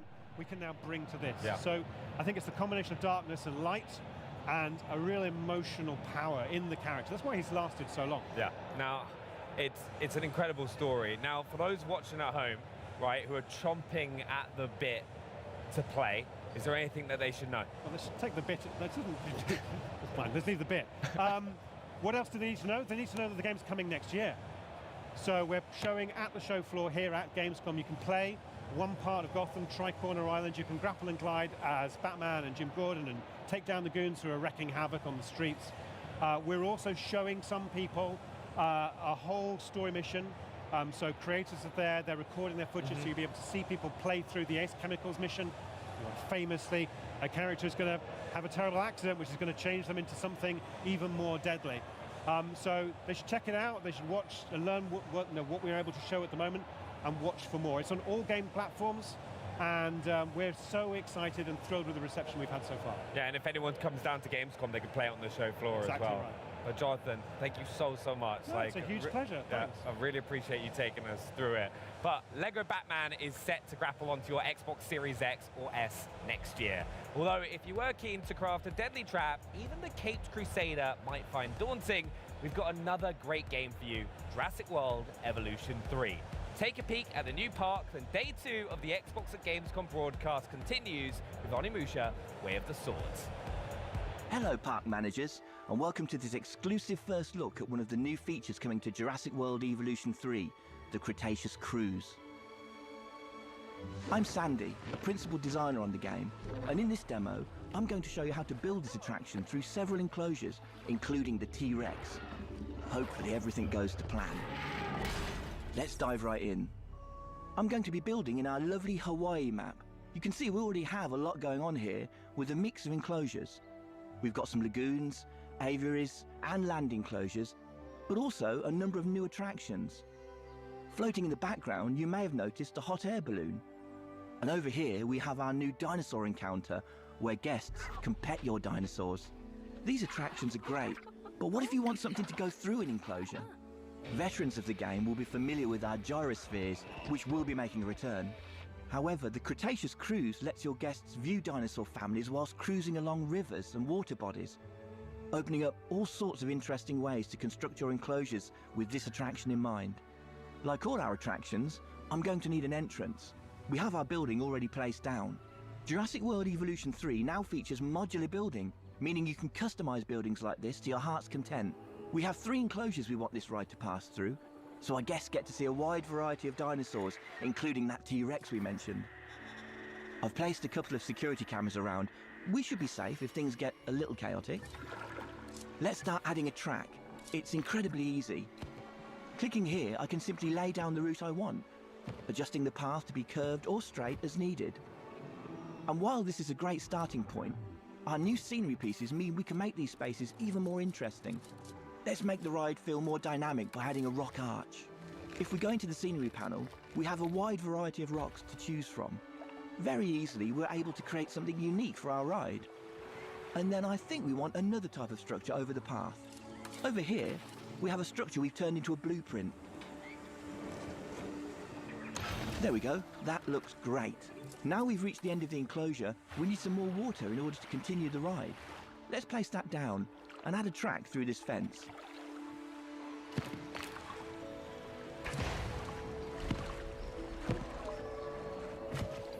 In this new enclosure, you can see that we have these elevated areas of terrain that can act as natural barriers to keep dinosaurs separated. You no longer need to rely purely on fences to house your dinosaurs. I'm also moving into deep water now. Deep water is a new feature and a need for some of our dinosaurs. Certain species will be able to navigate through the water or swim. We can see in this enclosure we have some brachiosaurs. They're able to wade through deep water. On the banks of the river, you can also see foliage we've laid down to create a canopy around this area. Let's use one of the compound brushes to finish off a section over here. The scenery brushes make detailing your spaces super simple. We now have our ride complete. Let's open it and head down to guest level. There's multiple perspectives you can choose from when interacting with the kayak. You can observe from third person, first person, or even take control of the ride. In this perspective, you will take control, allowing you to move the kayak freely both along the track ride or outside it. From this vantage point, you can get up close to the dinosaurs. Let's take a look at our Parasaurolophus. In this enclosure, we have a number of males and females, each with their own unique colour and pattern, making the dimorphism quite apparent. Dinosaur traits will be able to pass down from generation to generation, with certain features being worth more to your overall park rating. Over here, we can see the juveniles as they play in their enclosure. They'll interact with each other as well as adults, so keep an eye out. As we head into the next enclosure, let's hop over to one of the guest kayaks and check out what they're able to see. Passing through the canopy, it's a great chance to call out just how good the new lighting and water in the game looks. It adds so much to the effect of this attraction. And finally, we make our way into the T-Rex enclosure. These guys can get a bit restless with boats travelling through, so you want to keep an eye, or preferably a security camera, on these sorts of enclosures. That about brings us to the end of our demo, and hopefully you can see just how creative and dynamic this new ride will be. There's so many ways to integrate it into your parks. I'm very excited to see what players will do with it when the game launches on October 21st.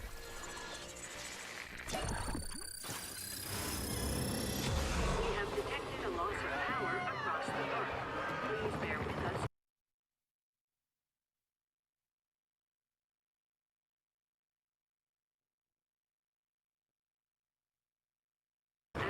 Ladies and gentlemen.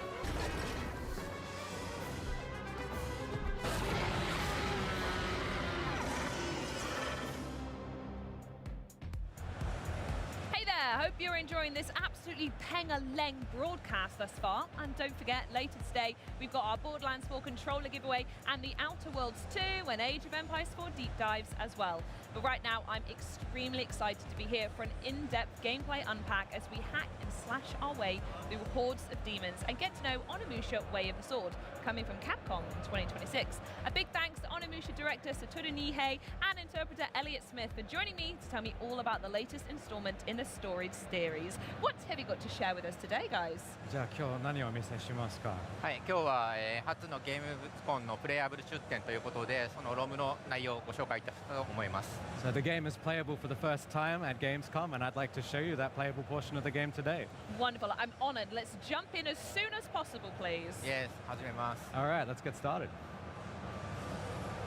And now we're starting to look at this now. Can you give us a little bit of context on where we are and most importantly, who we are in Onimusha Way of the Sword? じゃあ開始しましたが、ここはどこでしょうか。そしてこの人は誰でしょうか。はい、ここは、京都清水寺という場所になります。で、このキャラクターは、主人公の宮本武蔵というキャラクターです。So we are at Kiyomizu-dera Temple in Kyoto, and the character you see here is our protagonist, Miyamoto Musashi. Oh wow. それでは、清水寺の舞台に向かって今進めていきます。So what I'm doing right now is heading towards the stage at Kiyomizu-dera Temple. Is that a significant temple? それなんか特別とか大事なお寺ですかね。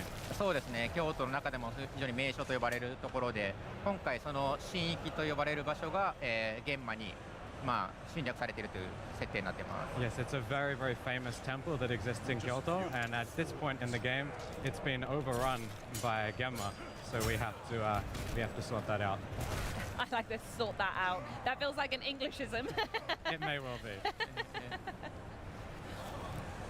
Can you speak more about the color that just went into the weapon then, if there's anyone who's maybe unfamiliar with the franchise? 今何か光ってて固定の中に入りましたが、それは何でしたかね。はい、これは、鬼武者で登場してくる、魂と言われる存在で、玄魔を倒したりすると出てきますね。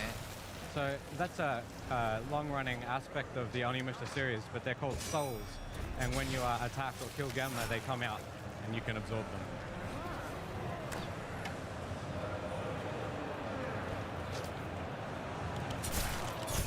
Sneaky. Nice. 今の賢いよかったですね。ありがとうございます。Thank you very much. Can you speak more about the combat style? Is there a preference that you like to play Nihei-san, or are there loads of options you can do here? アクションですが、二平さんの好みとかいろいろ選択があるんですが、ちょっとそれについて語っていただけますか？そうですね。僕の好みはまず敵がどんな行動をしてくるかっていうのを見るところからスタートして、そこからは気持ちよく動くっていうところが自分で攻めるっていうところが好きですね。So personally, I like to wait and see what the enemy is going to do, and then once I figured out the way that they move, I like to then move in on them and attack take the advantage and attack. And I noticed there's some deflection to this as well. So is that the only ranged attack that you can do? Is that patience and deflecting it, or are there other things that unlock later on in the game? 今はね、飛び道具をちょっと弾き返したと思うんですが、それ以外の、自分から出せる飛び道具ありますでしょうかね。そうですね。今武蔵のこの初期状態はそういうのはないんですけど、成長することで、そういう飛び道具が使えるようになることもあります。At this point in the game, the only way that you can really use projectiles is to knock the enemy's projectiles back at them. Okay, yeah. But as you progress through the game, Musashi gets some projectiles of his own. 今ちょっと見せしたのが一戦と呼ばれるもので、敵の攻撃に合わせてうまく、攻撃ボタンを押すと発生する、各作にもあったような気持ちよさを演じているものですね。So what I just did there to take down that enemy was what's called Isen. It's essentially something that you can achieve by very carefully timing your inputs along with the enemy's attack. And it's very, very satisfying to pull off. So what you're saying is Nihei-san just did something really technically impressive and wants everyone to know about it. ということはめっちゃ難しいことを今やり遂げて自慢してるんですね。そうですね。Definitely bragging. Crow, what's going on? My fault. I was on my phone. What's going on, Crow? This type of game goes on so quickly. On the Musha is so good. Yeah, I know what game you was talking about. That game that they showed before this. What's going on, Crow? I don't know if you're still there. It's a very risky I was on my phone. Because if you miss time it, I wasn't even looking at the obviously their attack is still coming. The chat. My fault. And this feels significant. What's happening here? 何か展開ありましたね。これは何でしょうか。そうですね。ここのシーンは Yeah, this is gonna be good. Only Musha is gonna be 黒 good. 魂と呼ばれる新しい、今回登場してくる魂を吸うと、目の力が覚醒して、過去に起きた光景というものを見ることができます。So there's right now what Musashi did is he absorbed what's called a dark mass, which is a new aspect of the series in this game. And when he absorbed that, he's gained the power of Oni vision, and it's allowed him to see things that happened in this area in the past. Oh, okay.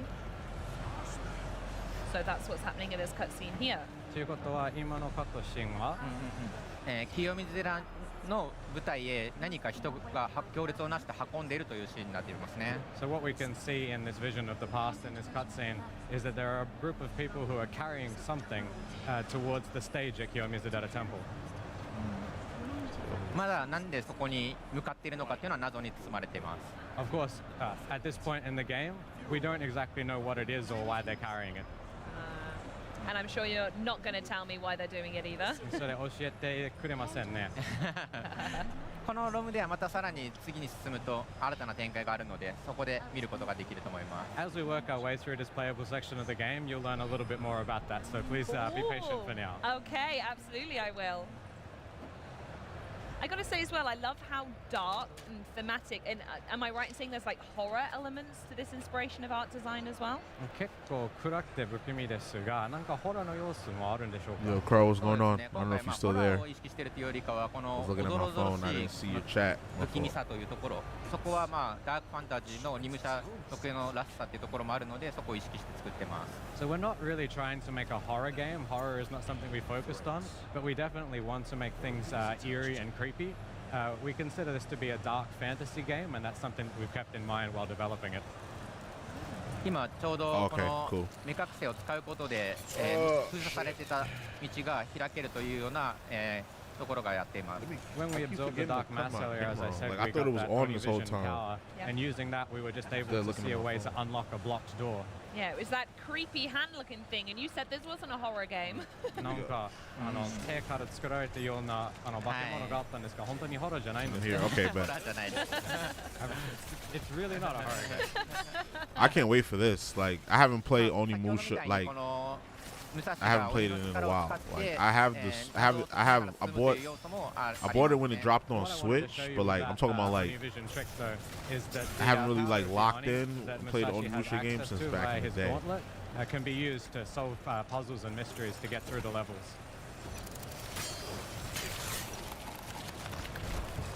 このように受け流すと敵を壁にぶつけてダメージを与えるっていうことができるので、受け流しのユニークさというところですかね。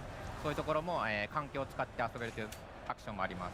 Just now I was able to parry that enemy and using his own momentum slam him into the wall, which caused damage. This was like these games was like Souls-like games before Souls-like games was coming out. Absolutely.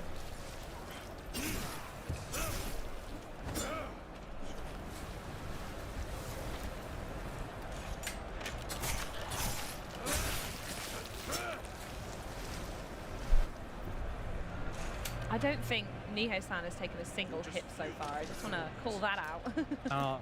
今考えてみると、一回も I'm trying to soak up game. I'm trying to soak up game right now. I'm watching how he 自分 playing. がちょっと覚醒してるかもしれないですね。Yeah, I think I might be locked in right now. That's cool. I like that. It cleared those enemies car too. as well. Are there other elements in the environments you could pick up and manipulate? 今の台車での攻撃かっこよかったんですね。他に環境のものを使えますか？そうですね。この第8車というものがあったりするときはこうやって押して倒すこともできたり、畳みたいなところもあると畳返しをして敵にぶつけたりするようなアクションもあります。Yeah, in addition to the large cart that I just attacked the enemy with, there's also things such as inside buildings you may find tatami mats on the floor, which you can pick up and use to your advantage, either to block or to attack. Oh, okay. それではまた新しいところに黒魂があったので、ここで次の展開がまた見ることができます。So we've moved ahead here and found another dark mass, and this is going to give us a little bit more of the story. This one they showing more gameplay than yesterday. I like this one better. They showed. Yesterday they was doing a lot of this. God, what's happening here? What's the context? 何が起こっているんでしょうか、これは。そうですね。実はこれはゲンマの指示によって人が何かを運んでたというシーンになります。What we see here is that the people who were carrying things to the temple earlier were being forced to do so by the Gemma. Oh no! やだ今の。これはですね、ゲンマが指示によって、人が下に投げ落としているというシーンなんですけど、実はこれ京都にある伝承をもとに、作ったものです。実際にその京都の舞台から人が投げ捨てられてたという、話があったので、それを、今作ではゲンマが指示してやっていたというような、お話を作ってます。So, in real history, I don't know if it's the live stream or these games, but I've been seeing a lot of choppy frame rates. And we've Probably sort the of live given our stream own feed. twist to that in this story, where it's the Gemma who are having people throw, other people off, as you saw just there. Oh, wow. Was that important to reflect as much accurate history as possible throughout the franchise? やっぱり歴史をいろいろ見せたかったんでしょうかね。そうですね。今回京都を舞台にした理由の一つに、その長い歴史のある京都にそういうおどろしいお話とかそういうところが非常に魅力的だったので、今回このただの綺麗な京都を描くというよりも、そういうところを鬼武者と絡めて、新しい世界観とものがゲームを作りたかったというのがあります。Absolutely. Part of the reason we chose Kyoto is it's a place that has lots of legends and myths surrounding it, and a lot of them are quite creepy. So when we're making a game like this, we're really able to use that to advantage, and we wanted to show that off as much as possible. Totally.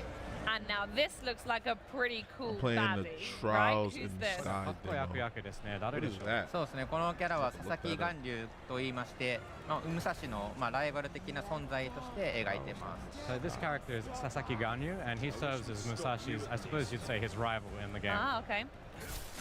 Sounds like an RPG. Trials in the Sky. Oh, it is an RPG. Great blocking there. How is it so far? You like it? Sasaki Ganyu. これ今敵の攻撃を受け流し続けると起炎状態となりまして、刀が強化されて、青魂が出やすくなるという特徴があります。What I did right now was enter the blazing state by doing lots of parries. You can see that the sword there is glowing blue, and what you get from this state is that when you attack, you get more blue souls. Ah. で今ゲージを下の体力ゲージの下のゲージを削ってこの V が選択できるようになったんですけど、これもまあ新しい要素として崩し視線と呼ばれるものです。 Just now, by depleting his stamina gauge entirely, you saw a little scene where we're able to pick apart of Ganyu to attack. And when doing that, you can see you can get certain advantages. It's a new system in this game. Interesting. So what were the two options we had there? And what choice did Nihei-san make? 今の2択は何でしたか？また選びました。そうですね、今は頭を選んだんですけど、この狙っている部位によって効果が異なって、まあアイコンの色によって効果が変わるんですけど、まあダメージをより与えたいのか、まあ鬼武者らしさの魂を多く出したいのかなど戦略的な駆け引き要素になってます。 Tony, what's good, bro? Chose to hit his head, and generally speaking, the options are whether you would like to do more damage or to receive more souls from the attack, which you could then absorb. I like the choice of just, I chose to hit his head. I think I would do the same. Yo, I wonder what difficulty this is on, because he's been getting crazy damage on these enemies.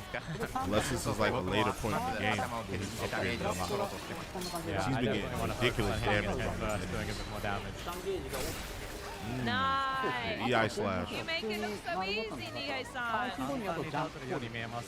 やいや、いくつかダメージ食らったんでちょっとドキドキしながら戦いました。 I'm not sure actually. I took a few hits there and I was worried for a moment.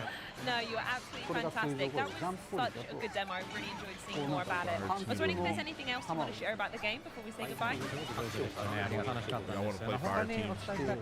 Yeah, that mission, I'm kind of tight with me beat that mission. I do kind of want to give it another shot. ぜひウィッシュリストに登録してもらえたら嬉しいです。 Well, we actually released a new trailer yesterday, so we'd love it if you would all go and have a watch of that. And also, if you would please add us to your wish list. 100%. I actually did get some sleep Thank you so much for joining me today and having a look at that stunning look at Onimu's Shield Wave Sword, which you can wish list today. From cutting down demons to raging against Ragnarok, stay with us for the latest from the mythic world of Mystical Hunter, including new heroines, paths, and quest lines. We've got a trailer and a gameplay sneaky peeky coming up, followed by a closer look at World of Tanks Heat and a celebration of Rare's 40th anniversary later in the day. But first, I have just got given some major breaking news. Nah, but this Trials in the Sky looks alright. The long-awaited sequel to Hollow Knight, it finally has a release date. Where's the Hollow demo? Knight I'm seeing where they will released officially it. release on September 4th. That's pretty soon. I know I've just reported on the moon landing a little bit, if I'm honest. I remind you to wish listed, but statistically speaking, most of you probably already have. So to celebrate this historic moment, what say we check out the Silksong release date announcement trailer right now. Silksong, let's go! It's only $20 too.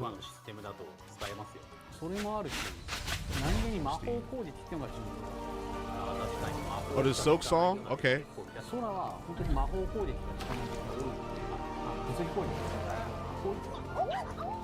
Can 2 people play? It doesn't have to be 3. I'm assuming 2 people could play and they'll just give us an AI. Trials in the Sky first. Is it on? Is it on? It's on all platforms. What are you playing it on? What demo are you playing on?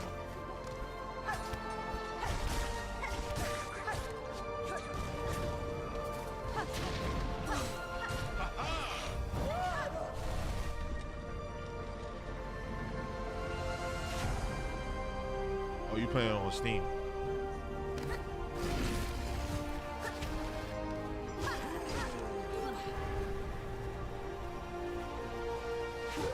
How many Hollow Knights came out?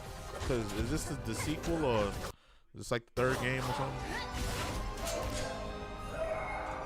Vanquish over 40 legendary bosses.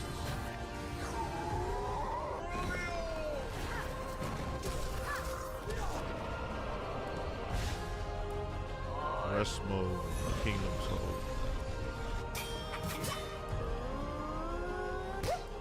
Soul.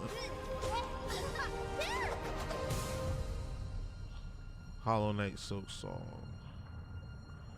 Yeah, people have been waiting on this. We trying to play again. I mean, if this shit dries out, shit, we could play while this shit is going. 大家好，我是雾影猎人的制作人浩，很高兴能在 Xbox Gamescom Broadcast 上正式宣布，雾影猎人新一轮的测试将于9月份正式开启。关于 Beta 3测试的更多信息，我们后续将在《雾影猎人》的官方社群中发布，敬请期待。在即将推出的 Beta 3版本中，我们为猎金人们准备了一系列丰富的玩法内容和功能更新。接下来，请欣赏我们 Beta 3测试的 Probably after this, maybe after this, or while this is going. Who knows? Yeah.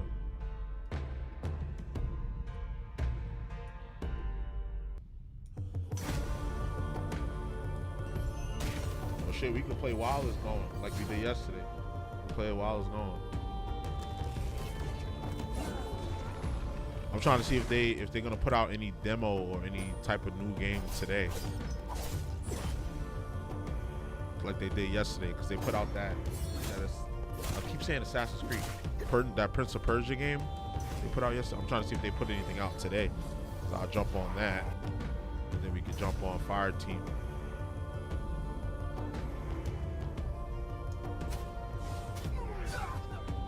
This looks alright. Hold on.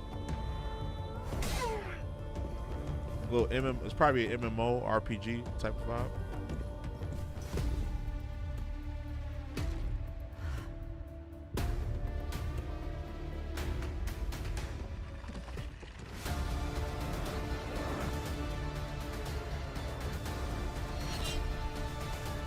No, stop! I am no coward. I do not retreat. I am the commander of Brandenburg. This fortress shall be your grave.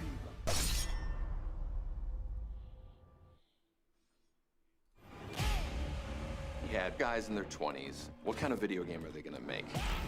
We knew that there was something special going on. Fight! Trials in the Sky, first chapter. Okay. Put that in there.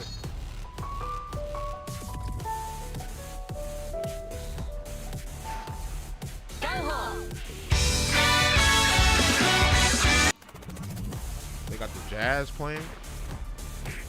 Yeah, I want this. I want this for the Switch. All the classic Mortal Kombat games. Definitely want this.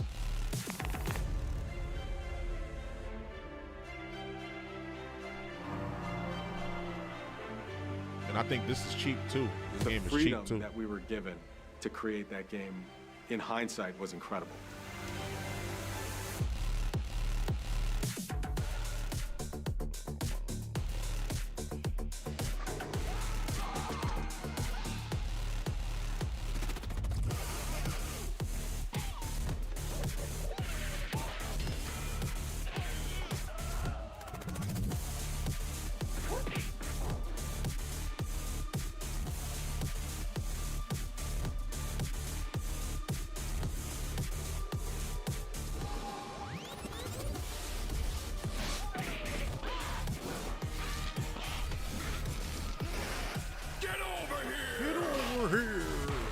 Flawless victory. I don't think that cost that much either. The Legacy Collection.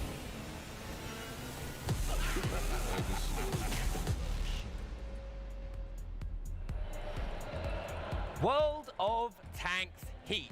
What a bombshell when the team dropped their announcement and world premiere trailer on opening night live. And right now, the game's game director, Artem Yantsevich, and product marketing manager, John Peck, are here with me at the Xbox booth to tell us even more about Heat's fast-paced 10v10 tank battles. Thanks for sitting in, guys. All right, I appreciate you joining us. How's your Gamescom going so far? Been great. Yeah, I've had a good one. Absolutely. No, you look forward to it. You've been having people down to the Hall 1, isn't it, playing the game as well? Yeah. We're in Hall 1 all day today. For those of you who are here, you can join us, try the game out for yourself, and catch a Sabaton concert later today. Oh, amazing. Now, we've got actually a load of gameplay, which we're going to be running through here, because there is so much to unpack for World of Tanks Heat, because it's a brand new game. Separate World of Tanks, so it's like, Artem, you've been working on it. Can you tell us a little bit for people watching what Heat is about? Okay, I figured. So first of all, we as the company stand with the free-to-play as the business model. We are focusing in the Heat to bring the high intense, dynamic $670 for the deluxe, $149 for the collectors. Here. So and we're developing. So this is a new fresh take, and now you see our hangar and the feature that we want to present here. So every machine separated in between different agents, and the agents belonging to the different. I never played World of Tanks. Anybody play World of Tanks classes. before? So and the agents and vehicle, they hard bonded in between to achieve the feelings that actually they have a connection, have a specific ability that can highlight the unique play style of each one. Inside the vehicle, we have a system of pick 6. So I, as a player, can adjust the play style of this vehicle that we see and modify some abilities that the vehicle have. And of course, we're focusing on providing opportunity to personalize somehow the vehicle. We are focused on the military, and we're experimenting with something else that actually shooter players familiar with.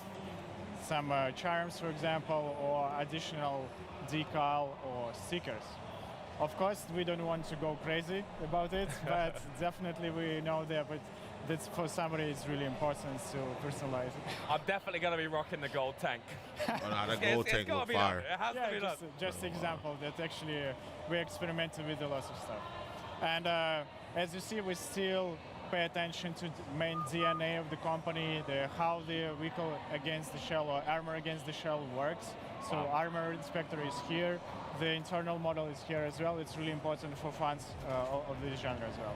Okay, let's see what will happen in the battle. Oh wow! Okay, right. This is example of completely different gameplay. This tank is heavy, so it's based on the modification version of Abrams, and the agent's called Chopper. So this is Defender. The main responsibility, let's say, of this agent is just keep the opponent busy on key points of the map.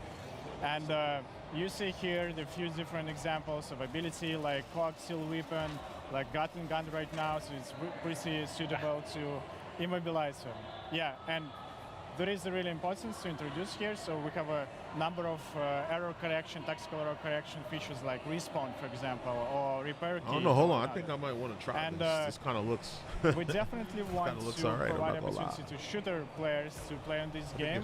As you see, some features like armor thickness is highlighted here and already in the battle. And of course, the abilities like airstrike or different more cinematic one can add some species, let's say, or salt to these dishes as well. It seems so chaotic with all the stuff going on. It's pretty cool to play because I'm also noticing there's like so many cues on screen for you to like avoid and kind of like strategize. Can you tell us a little bit more about those as well?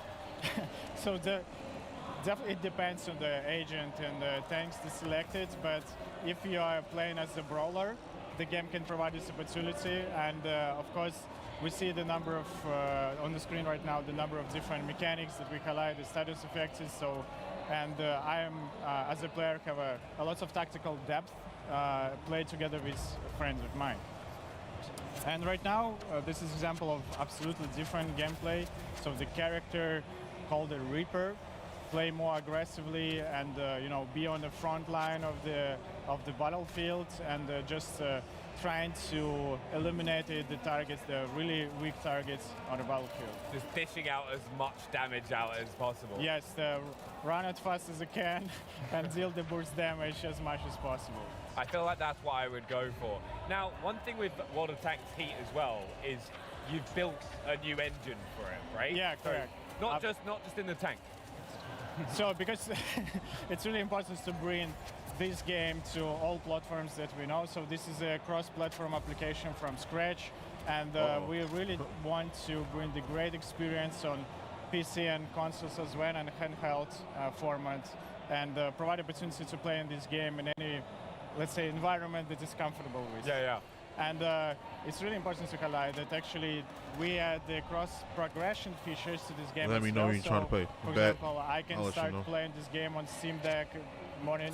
Probably after this. On, Xbox and Evelyn. So, and all my tanks, all my models. If it's going to be 3 hours, and that means it's only 1 hour left. About the visuals in this. of the game as well, because not only does it look amazing in the approach, I'd love to know how you've approached it. There's so much helpful information on screen as well. Yeah, we're trying to keep the information as less as possible, but enough for newcomers and windbreakers. But of course, we have lots of different mechanics we want to highlight and provide more necessary information, and in a way how the more mass audience, shooter audience familiar with.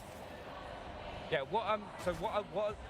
We've seen a couple modes throughout this gameplay. What modes are players going to have in Heat? Yeah, right now we are focusing to bring the great experience with the classical conquest, domination, kill confirm mods, and as well as experiment with more round-based without respawns like Plant versus Diffuse. Nice. And what kind of I think if we when we play again, we should do free to play. two. Right? You know the guy that can put the turret down. We should do 2 of us should pick them. And then one person should be like the support, like to heal. Because that's what we kept running into. We didn't have enough heals to last the rest of the mission. So somebody has to play the support and the vehicle that character. you like. Just mastering it. So this game can provide a lot of opportunity to master the skills, to understand better, and enough depth, to play one more time. Yeah. What kind of tank's this? Because like it's modification. It was modification version of M60, and right now this is a HSTVL, more light version. And for example, the Kent with this machine can play more aggressively, more mobile, and find the weak spots in a enemy defense, for example. It's so much faster than the other tanks. Yeah, it's much. I was going to say that kind of helps to suit to different play styles, right? Depending on how you want to approach. You're absolutely right here. So we are focusing to bring the wide roster of more unique machines with different play styles. I'm not gonna lie, this look kind of fun. Not this only road of tanks, tanks, but light machines, for example, as SHTVL right now on the screen, and wheel-based, and even we highlighted in our announcement trail the railgun. So we try to be grounded as possible in 70%, but we add some alternative history elements here, so for 30%, and fantasize what if during this period of time this number of experiments in tech and engineering was in the battlefield. And for anyone also wondering, right, where is Heat set? Like, what's the setting? So this is, as I said, this is alternative reality post Second World War, and this is a world when humanity decided to invest a lot of effort and resources in tech and science, and we provide opportunity to player be a leader of a rapid response team, and assemble the agents with the unique machines and develop their skills. Yeah, no, honestly, thank you so much for coming and showing us the gameplay. But John, like you said earlier as well, there's people who can come and play it here at Gamescom. That's right. So we're in Hall 1 today, the big events hall. We're opening live took place. It's our whole Play Big day. So come down, check out the game, play it for yourself, and check out the Sabaton concert in a few hours here. Yeah. Thank you. And for those of you who are not at Gamescom, and for all of you, we hope you'll wish list it on Xbox soon. And check out the game when it comes out. John, thank you so much. I really appreciate it. And also, for you at home, thank you for having us. Thank you so much. But don't forget to wishlist World of Tanks Heat today to get in on all the physics-based mayhem. Now, we're about at the halfway mark of day 2 of our Xbox at Gamescom broadcast. Halfway mark. With plenty more in store, yeah, so including it's probably going to be like 3 hours. Xbox Play Anywhere titles to add to the list of those. Up next, the scoop on our Borderlands 4 giveaway. Take it away, Bex. So things are certainly heating up here at Gamescom, and the temperature isn't dropping at any time soon. But for now, we have another exciting controller giveaway that I just can't wait to share with you. The Power A wireless controller for Xbox Series X and S Borderlands Special Edition features everything an FPS gamer is seeking, including Hall effect sensors for smooth precision and reduced drift, advanced gaming buttons to optimize your playstyle, and it's compatible with Windows 11. It's not only legendary, but limited. When they are gone, they're gone.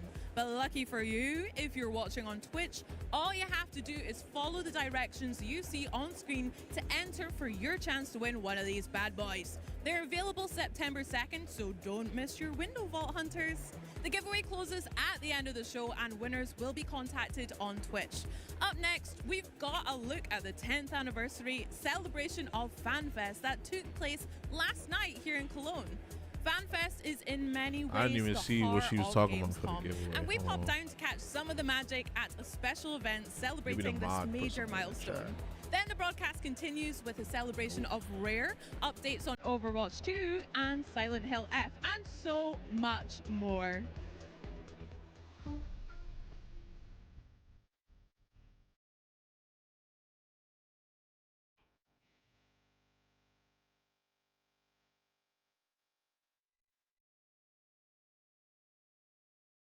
Xbox.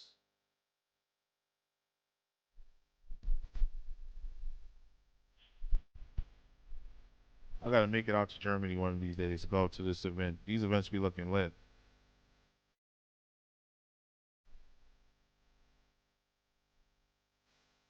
The thing I love about Gamescom is it's always been about the community first.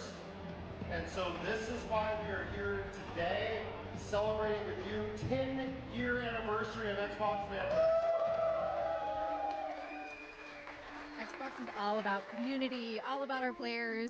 10 years of FanFest has just been absolutely amazing with this amazing community. I really love about FanFest, the community come together. He buttoned up. He buttoned up, buttoned down. It's FanFest. It's awesome here. This is something special, yeah, for us.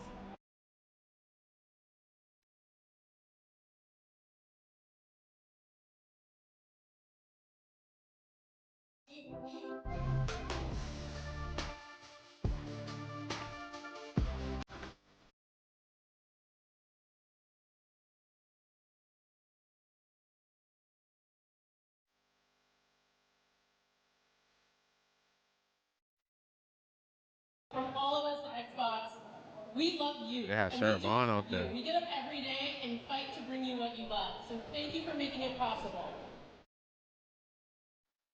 This is the tale of Belinda. I don't even know what that means. Please do make your mind up. Gregory. Gregory the snail. Hello, Gregory. I got delivery coming, so I'm watching it very closely. Well, that all sounds very exciting. Are you About to ready go to get it. set sail for adventure, Gregory the Snail? Splendid, admirable bravery for one about to face such peril.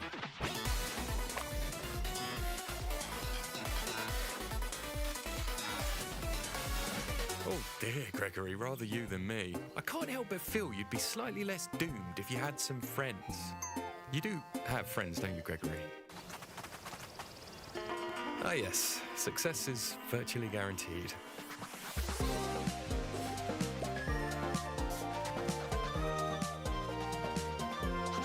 Goodness gracious, it's raining cats and dogs, Gregory. Have you got a house, a home, somewhere you can shelter from the...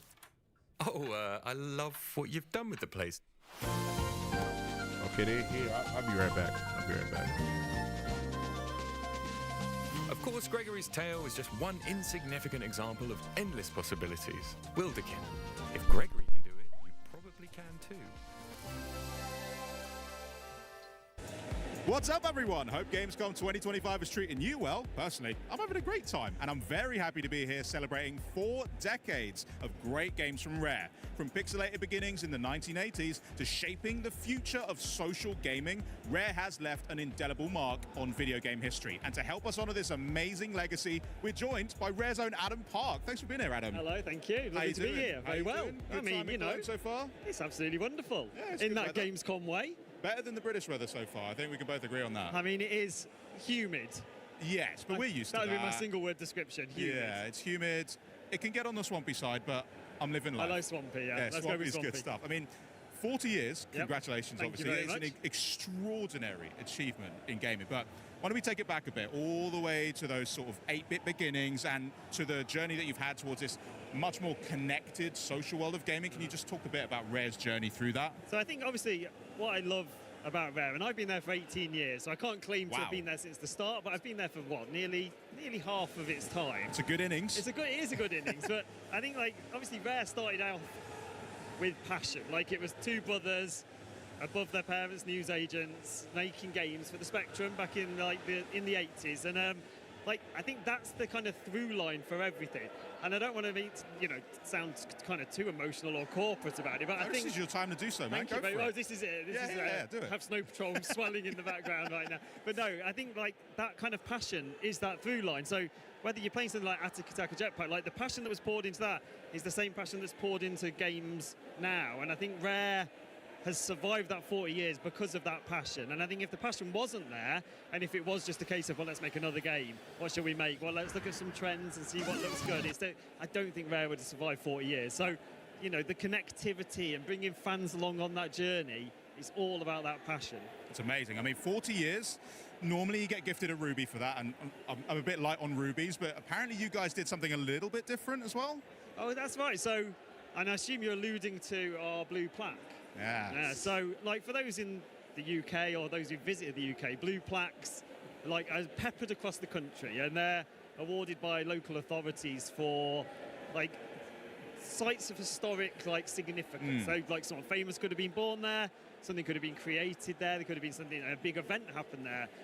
But we were given one for Rare's 40th anniversary. That's so cool. So honestly. in Ashby-de-la-Zouch, which is a little market town right in the middle of the UK, about 20 minutes from Rare, it's kind of now based in Twycross, but about 20 minutes away, they've erected a blue plaque to celebrate where we're from. And I think it's just, like, it's a wonderful thing. Like, the fact that video games now are being recognised in the same way that Shakespeare was, or William Caxton, or, you know, like a battle, or it's like, it just, as somebody who grew up with video games, I never thought that would be a thing. So I find it absolutely wonderful. That's so cool. And how can fans get involved in the 40th anniversary celebration? Because there's so much love for Rare, and just people just love connecting around your games. How can they get involved in it? So, I mean, there's tons of stuff to do. Like, you know, we've released a load of Rare product. I'll put it like that. So we've got this wonderful, like, new vinyl record from I'm8-bit. We've got a new controller. We've got some fantastic, like, apparel from Fangamer. But obviously, a lot of our 40th focused on Sea of Thieves, and Sea of Thieves has been a massive part of our history. Like, if you take into account, like, the development time, Sea of Thieves is what, a quarter of Rare's history. Yeah. Sea of Thieves has been there. I think that. That's about that. You frowned. You made me doubt myself then. And I mean, I'm going to believe you. I mean, it's been out 7 years, so time before that, so 10 years easily. So, you know, we focused a lot of that anniversary celebration on that, because that's where our players are. So, you know, there's login bonuses, we've got always fun, end of the month, community weekend in Sea of Thieves. There's a lot of Rare themed kind of shenanigans going on there. So I'd encourage anyone to get involved. And things like MS rewards, Game Pass perks, there's a huge amount of Rare love across the whole line of Xbox ecosystem. So yeah, so come on in. I've got to say, Rare always has this signature style to it. Would you say that there's a secret sauce behind making a Rare game?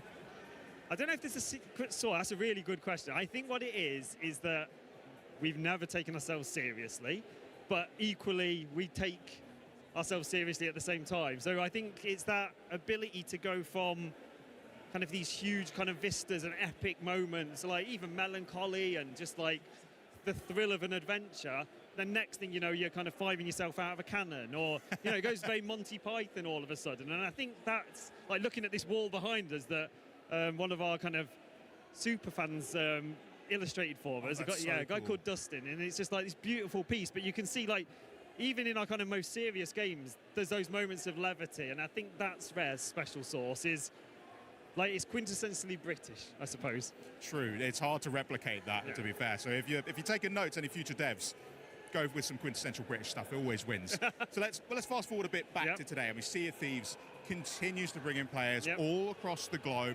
Looking back, what have been some of your favourite community moments from Sea of Thieves specifically? Oh, within Sea of Thieves? Yeah. Well, I think, like, and there's people around us right now, Sea of Thieves Fest. So, like, every year, the fans have organised this event, which takes place, and they come from all over the world, meet, like, cosplay, have, like, make stuff, share stories, and I think that ability to kind of have a game that's made people want to do that themselves, like, I can think of nothing greater as a game dev, and for a community to want to come together, and, like, I'd say that's, like, a pinnacle. Like, that's such a wonderful, wonderful moment. But obviously throughout the game, like, you know, there's Easter eggs galore to, like, significant community moments, which I won't spoil, but, like, things that have happened throughout the, you know, before, you know, when we were in early access, first person to fall off a cliff, you know, things like that. They're all kind of marked out within the game as well. So I think, you know, community is the heart of Sea of Thieves. Like, it doesn't exist without its community. And I know a lot of games can say that, but I think for Sea of Thieves, that's more true than anything. So, yeah, like, I think that would be it. The Sea of Thieves Fest is such a wonderful thing. I always keep track of the Sea of Thieves Fest hashtag on Twitter, because the photos from it are so heartwarming. It's so lovely to see people rallying there together, seeing friends that they normally only get this one chance to meet each other online. So it's lovely. You've got 40 years in the bag now. What excites you the most about Rare's future? I think Rare's future, that's a really great question. I think just the ability to continue doing what we're doing. And for me, I think Rare's, like, it goes a bit back to what you asked earlier with the secret sauce. I think one of the things Rare's always done well is create kind of fairy tales, ultimately. Whether that's a pirate fairy tale or whether that's like a, a racing one, whatever it is, like, you're kind of the ability to create a fairy tale and go into it, I think is wonderful. And Rare doesn't always reinvent the wheel. It's like, there's been pirate games before. Like before we did Banjo-Kazooie, there'd been 3D platformers, like RC Pro-Am, there'd been racing games. But I think it's like Rare's ability to go in and go like, how can we make this our own and what makes this different? And I think that's what excites me. The same thing that excited me when I started all those years ago on Viva Pinata. It's like it's just the kind of the crazy creative energy that is in that building is wonderful. Maybe you can use some crazy creative energy to explain to me, how can a monkey be a donkey? Come on, it's been 40 years. Explain that one for me. I think I know the answer to that, but I don't know if I'm allowed to say. Oh, okay. Well, I'll ask you off camera then, don't worry I do know the answer though, yeah. Okay, next up though, we're going to play a little game. We're going to do some quick fire questions. Right. Don't think too hard on it. Just Okay. go with your gut. So it's just... Nice and easy. All right, ready to go? I'm Okay. as I ever am, yeah. All right, what's been the wildest Rare pitch? The wildest Rare pitch? Well, I would say actually, a lot of the wildest Rare pitches actually make it. Like Viva Pinata, that's a... Yeah, that is a weird one, yeah. Make a garden. Yeah. Have populate it with pinatas. Who were just off to get battered, That's it, then there's some kind of maniacal teacher arrives now and again to steal them from you. Imagine that on paper. Oh, no, yeah. Well done for getting it through the game. Well, yeah. Who would be a better pair? Some Battletoads or Conker? Battletoads or Conker? Oh, I think Conker. Yeah. I think the Battletoads would be more like unruly toddlers in your house. At least Conker, I think I could at least put him in the garden and be like, True. just recover out there, yeah? I think he's generally quite ambivalent, I think, is the right Yeah, word. I'd definitely go for Conker there, I think. Good shout. Okay, would you rather have a Sea of Thieves grog or some Viva Pinata candy? Oh, candy. Yeah, definitely. Even knowing it's come from a destroyed the creature innards that of you've a creature, raised yeah. and sort of taken I care think so. of. Oh. But I mean, you've played Sea of Thieves. You've seen what that grog does to people. It tends Yeah. not to stay down very long. That's true. That is It's a like, good hey, point. straight back out again. Okay, Banjo or Kazooie? Kazooie, for me. Okay. I mean, that's not to disrespect Banjo, but Kazooie, I just like... People at home, they'll be making their judgment on you. That's There's fine, a lot of that's fine. judgment. I hear it. I can hear it already. Okay, what's the best Rare cosplay you've ever seen? Ever? Well, actually, I saw a fantastic one yesterday here. Yeah, someone from the Order of Souls. It was like epic. nice. Did contact lenses, skulls, smoke effects, the lot. Like, it was amazing. Other than that, I think we were at Comic-Con maybe 8 years ago, and someone came as Banjo and Kazooie, and that was wonderful. Like, it really was I fantastic. won't even begin to imagine how they managed How they that. did it. That's sick. Okay, can you tell us any Rare developer secrets? Any secrets to Rare? Yeah. Oh, that's an interesting one. I suppose, like, it's not really a secret. It's like the biggest, where we are, I would say, is Rare's, like, developer secret. Like, I don't know if you've ever visited Rare. I have, and I got to talk to Mike Chapman before. Ah, there you go. Immensely jealous of your campus. It is I would gorgeous kind of say there. that's our secret. Yeah? Is that we're in this beautiful campus with this amazing team around us, like, a canteens and just staff and just all these people who look after everyone. Yeah, I'd I say think I had a that's burrito while I was there, and that was banging. So shout out to the catering team; they smashed it. Oh, they are amazing. So good. What's the best Rare Easter egg that basically nobody has actually ever found yet? That they've never found yet. Yeah. Ooh, that's a tricky one. I mean, they used to, and before my time, they used to put cows in a lot of games, even if they weren't supposed to be there. So that's something. Another thing that I did work on was Rare Replay. And in the stages, when you go and select a game, and it's kind of done like a paper theatre, there's kind of numbers hidden within those stages, which relate to something else. So I've only given you half of the secret there. Okay, maybe someone smarter than me can figure that out. Yeah, at no, home. people may have spotted though, I'm not sure. Okay, we'll take a look. And then I've got one last one. Yep. Which Rare game should everybody play? Well, obviously Sea of Thieves, for one, but I'm going to take that as a given, that everyone's played Sea of Thieves, yeah? So, for me, I'm going to give two answers, sorry. So I would either go Viva Pinata, because that game has just kind of, I think has just matured the older it's got. Like, going back to that now is so ahead of its time. Such a wonderful experience. Or my favourite game growing up was Cobra Triangle. So I would definitely direct people to Cobra Triangle as well. Good shout. You know what? I've got one more I just thought of. Go on then. I have been to the Rare campus, like we said. Every workplace has got some kind of weird traditions. Does Rare have any there? weird traditions. I mean, many. Like too many. It was the best one then. Probably too many to talk. Let me think. So weird traditions. Like, I don't know if it's weird, but we just we have like a very inclusive kind of family culture. So just like the last 2 weeks, we've had everyone's families in. Kids can be in for 2 weeks. So lovely. It's not necessarily weird, but it just gives Rare its kind of energy. And I say that as somebody if you don't like children, maybe it wouldn't be so good, but loads of little kids running around the place. All right, I'm back. Just putting away some groceries. Game for that, Adam. Thank you and so a much. very happy anniversary to Rare. One thing that's decidedly not Rare are never-before-seen game trailers at Gamescom. So here is the debut of the new trailer for Hotel Barcelona. And then we're going to update you on Overwatch 2 Season 18 and reveal a few more surprises that we saved for the back half. Outer Worlds. That's all I'm going to say. 2. Okay, that's it. I'm done. All right, fine. Full gameplay presentation, but that's it. That's all you're going to get out of me. So for the rest, Xbox at Gamescom 2025 continues. Now, entering West Virginia. Hey, is that GPS broken or something? No, it's working properly. Now, entering Pennsylvania. What? I thought we just went back into West Virginia. Now, entering... All those who obstruct the transmission of justice will be banished, even if it's a goddamn GPS. How am I supposed to know where to go now? Keep your eyes on the road!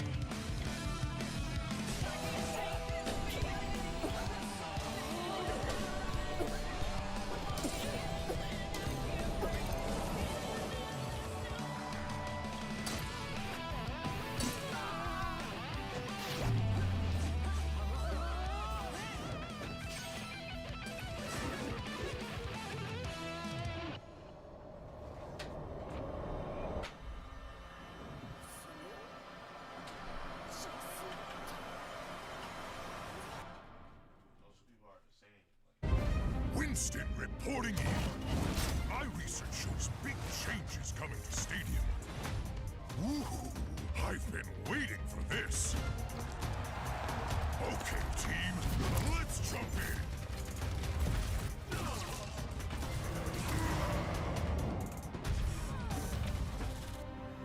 Two payloads?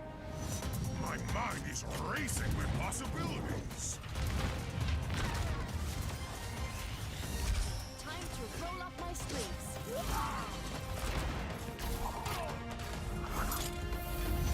Winston! Tracer, glad you could make it. Just in time! Think you can keep up with me? Such confidence. Shall we go another round? Wow, they're making waves. One day, that'll be me. Until then, time to dive back into training.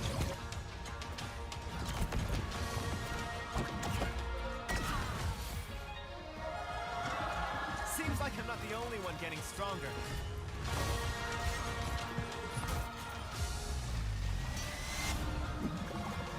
Here we go!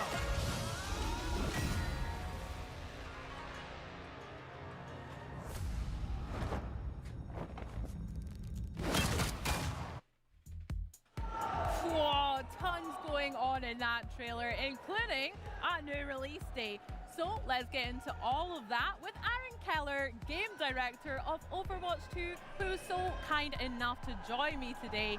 Great to see you, Aaron. How are you? Doing so good. Thank you so much for having us here. This is great. I am so excited to geek out with you. Obviously, I wore my Mercy t-shirt especially for today. I love that. Representing some support mains. Okay. So first up, number one with the bullet, Season 18 is almost upon us. So how is the Overwatch team feeling this year?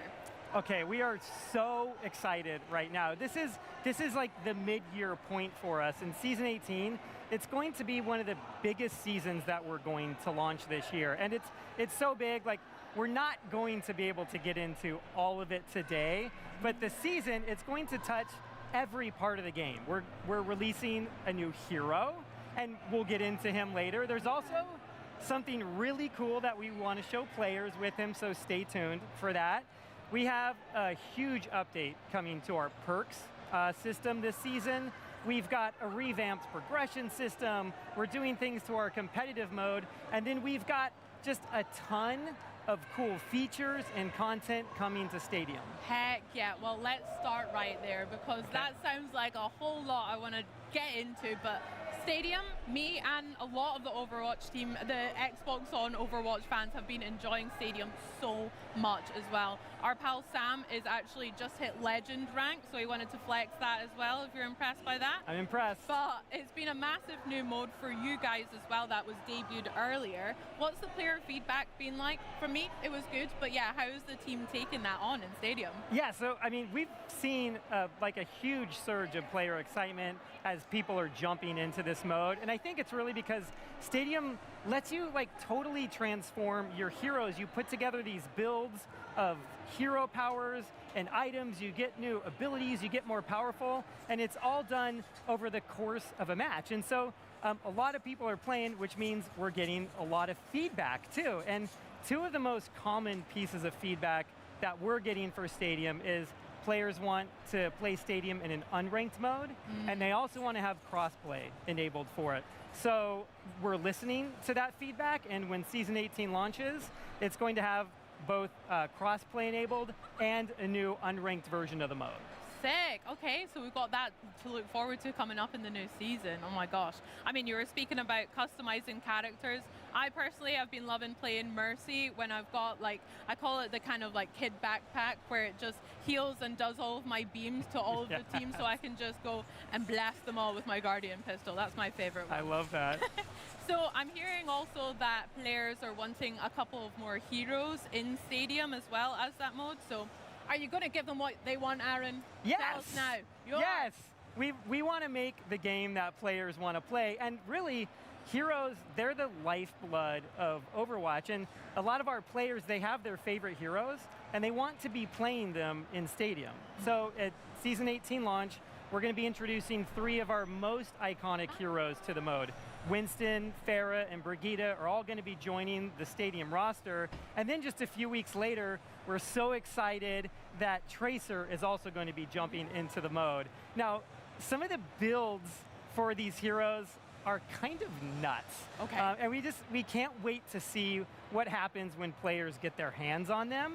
And then we're going to continue to develop heroes for Stadium for each future season. Gosh, that sounds great. I mean, like you say, I love mixing and matching, so I'm sure there's going to be some crazy combinations for those guys, especially Tracer. Oh, she's going to absolutely kill in Stadium. I can't wait to see that. Now, also, are we going to see maybe some new spaces to get into the action of Stadium, some new maps for that mode as well? Yeah, and it's not just going to be new maps. We're going to be introducing a new exclusive to Stadium game mode called Payload Race. And this is like the first time we've introduced a game mode that has 2 objectives active at the same time. And it introduces this really strategic element to a match where a team will start prioritizing either pushing their payload or defending the other payload and figuring out what the right time is to do that. And then on top of that, yes, we are going to be introducing 2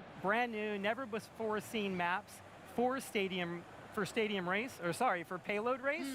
And they're both like a total blast to play. Sick. Can you tell me a tiny little bit about the location, or is that reserved for another time? We can talk about it a little bit. We showed it in the trailer earlier, but one of them takes place next to King's Row. It kind of has that same kit and art style. It's a fan favorite map.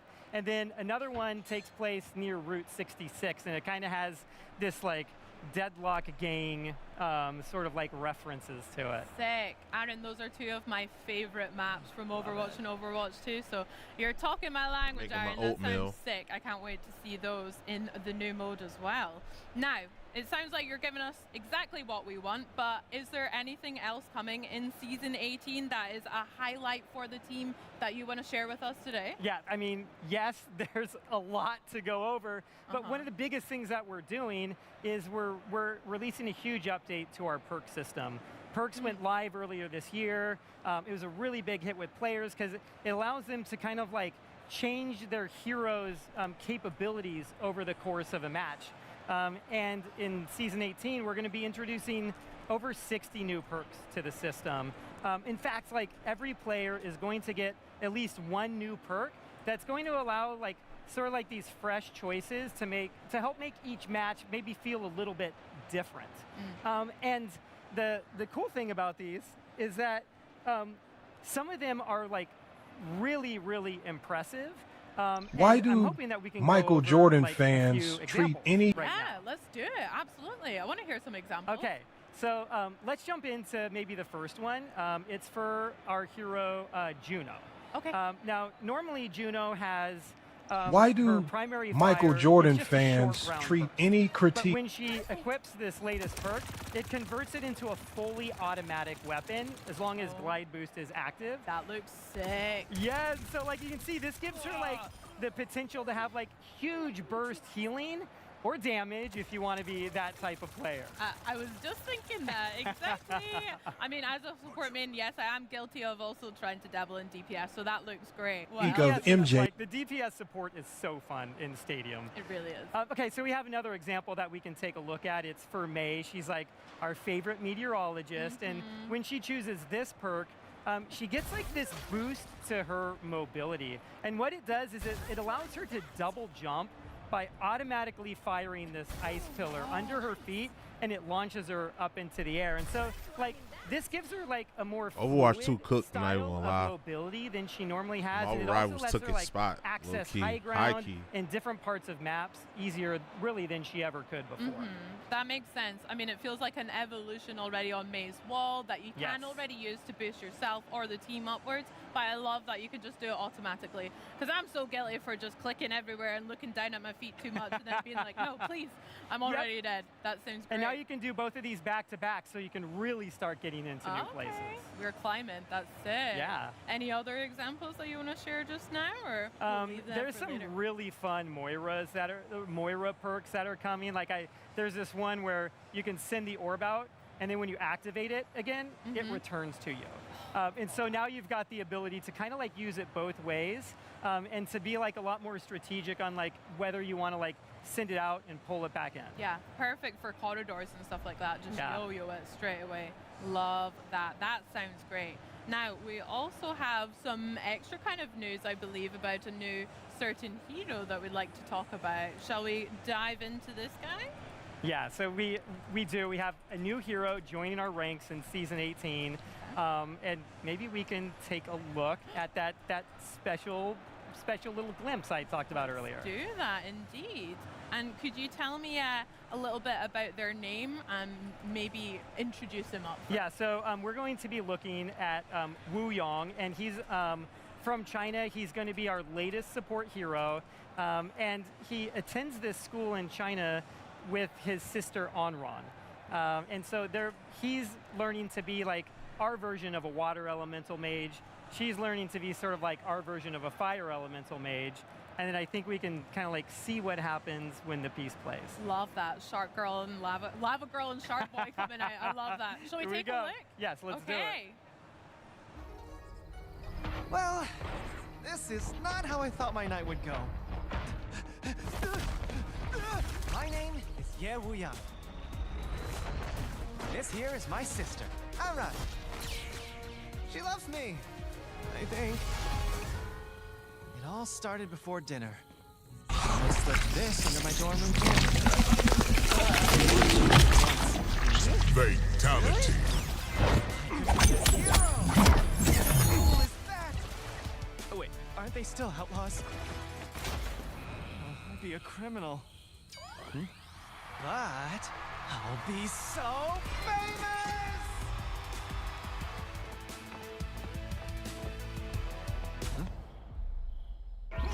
What about Mom and Dad? They'll disown me. Oh no. What will Anran say?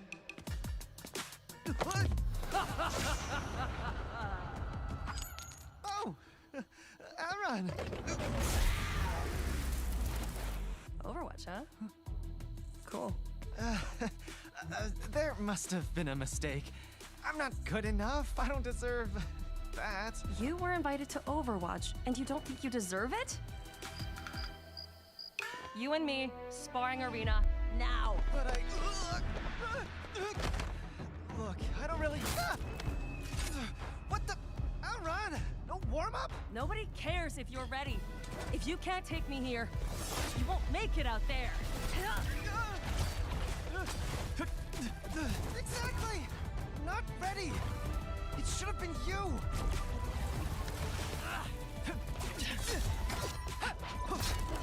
You're right. I've been carrying you for too long. What? I made things too easy for you. Seriously? I work harder than everyone! Yup. Sure you do. Hey! I'm just trying to prove I can be as good as you! Hold on, what's this? This looks interesting.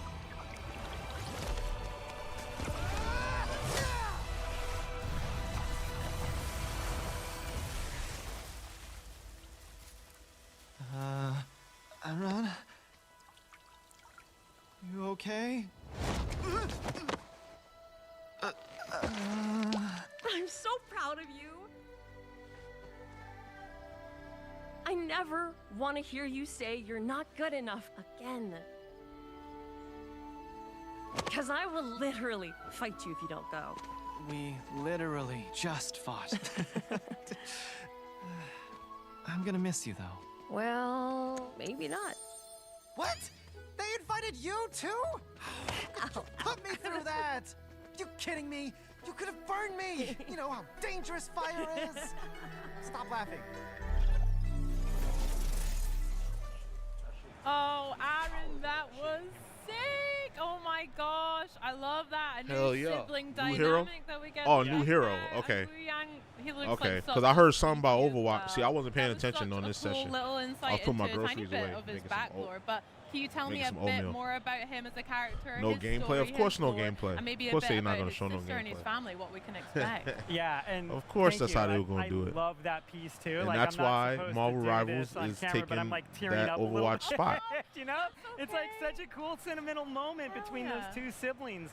But yeah, so like I mentioned earlier, like Wu Yang, he's sort of like our archetypical like water mage, you know, and Onron is that fire mage, and you can almost see inspiration in their kits from even a game like World of Warcraft.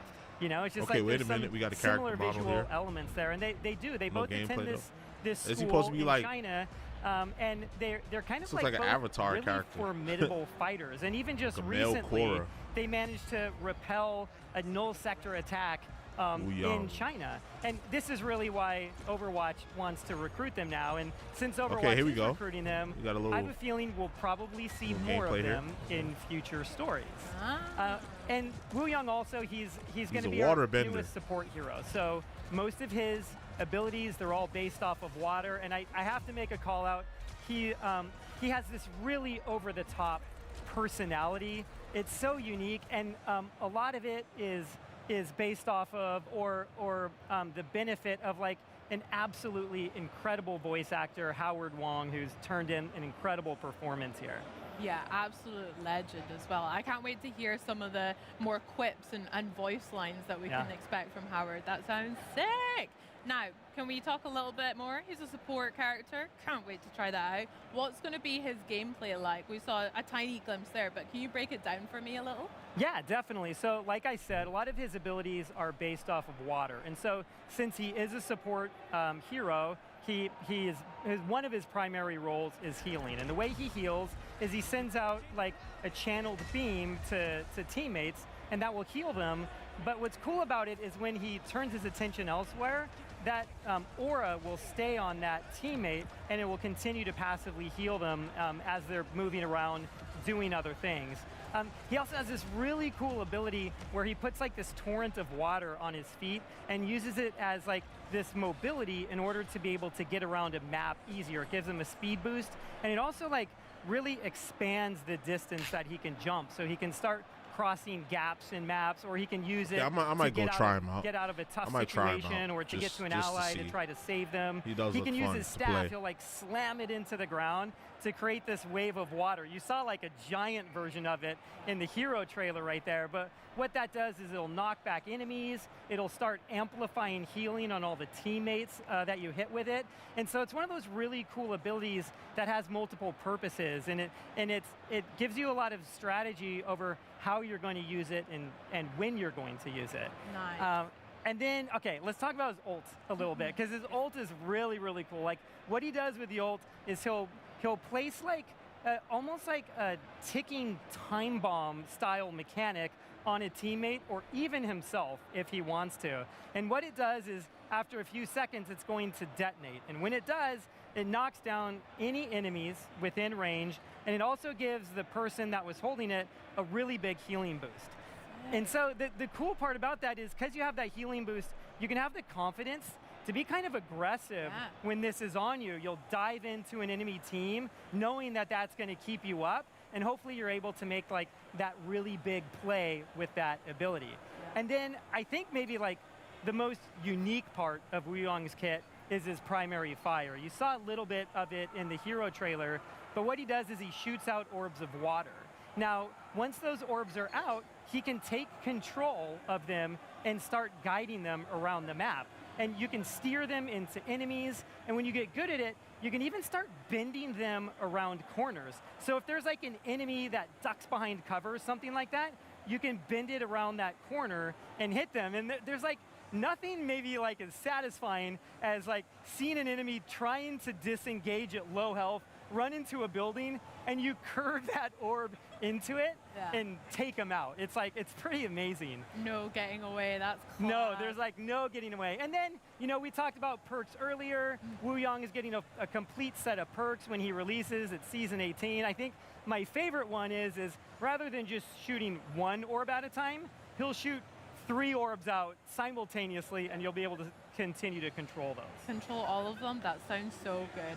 I love the sound of his movement mechanics because, again, as a Mercy main, I'm so used to sometimes that little hop back from spawn and just hoping one of my teammates will come back and pick me up. So his movement abilities sound so sick for that. They're so fun. I go back and give Mercy a ride. You know, that's the right thing to do. Thank you. And that's why you're game director. Thank you, Aaron. I appreciate that.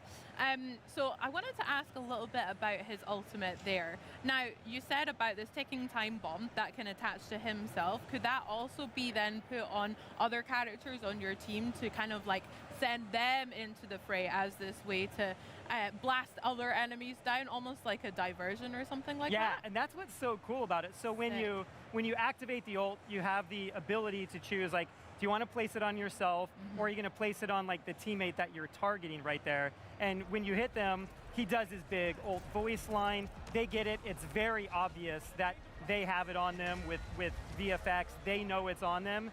And then it's a little bit like getting nano boosted, you know? It's like, now's your time to go and do the thing that you're supposed to do because you have this on you.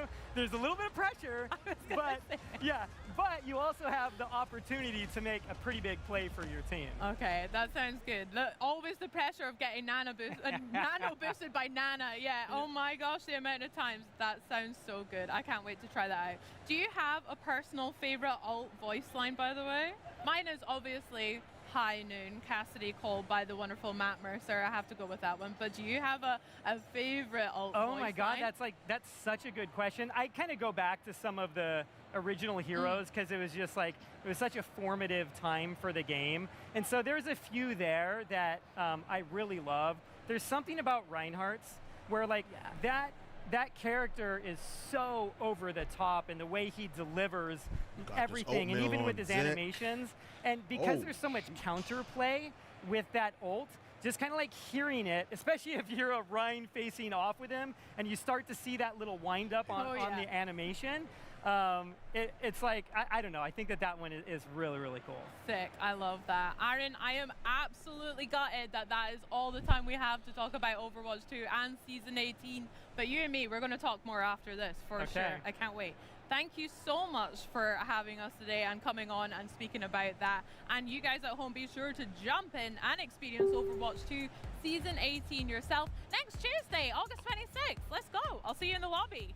Today, we've still got more to share though. Something silly, something scary, something shooty, and right now, something out of this world. In 2019, the Outer Worlds introduced players to a brand new and hilariously corporized universe dripping with that wit in action that Obsidian are known for. Now, the stellar action RPG is back with new companions, new adventures, and new tough calls to make, many of which I'm sure will come back to bite you on the butt.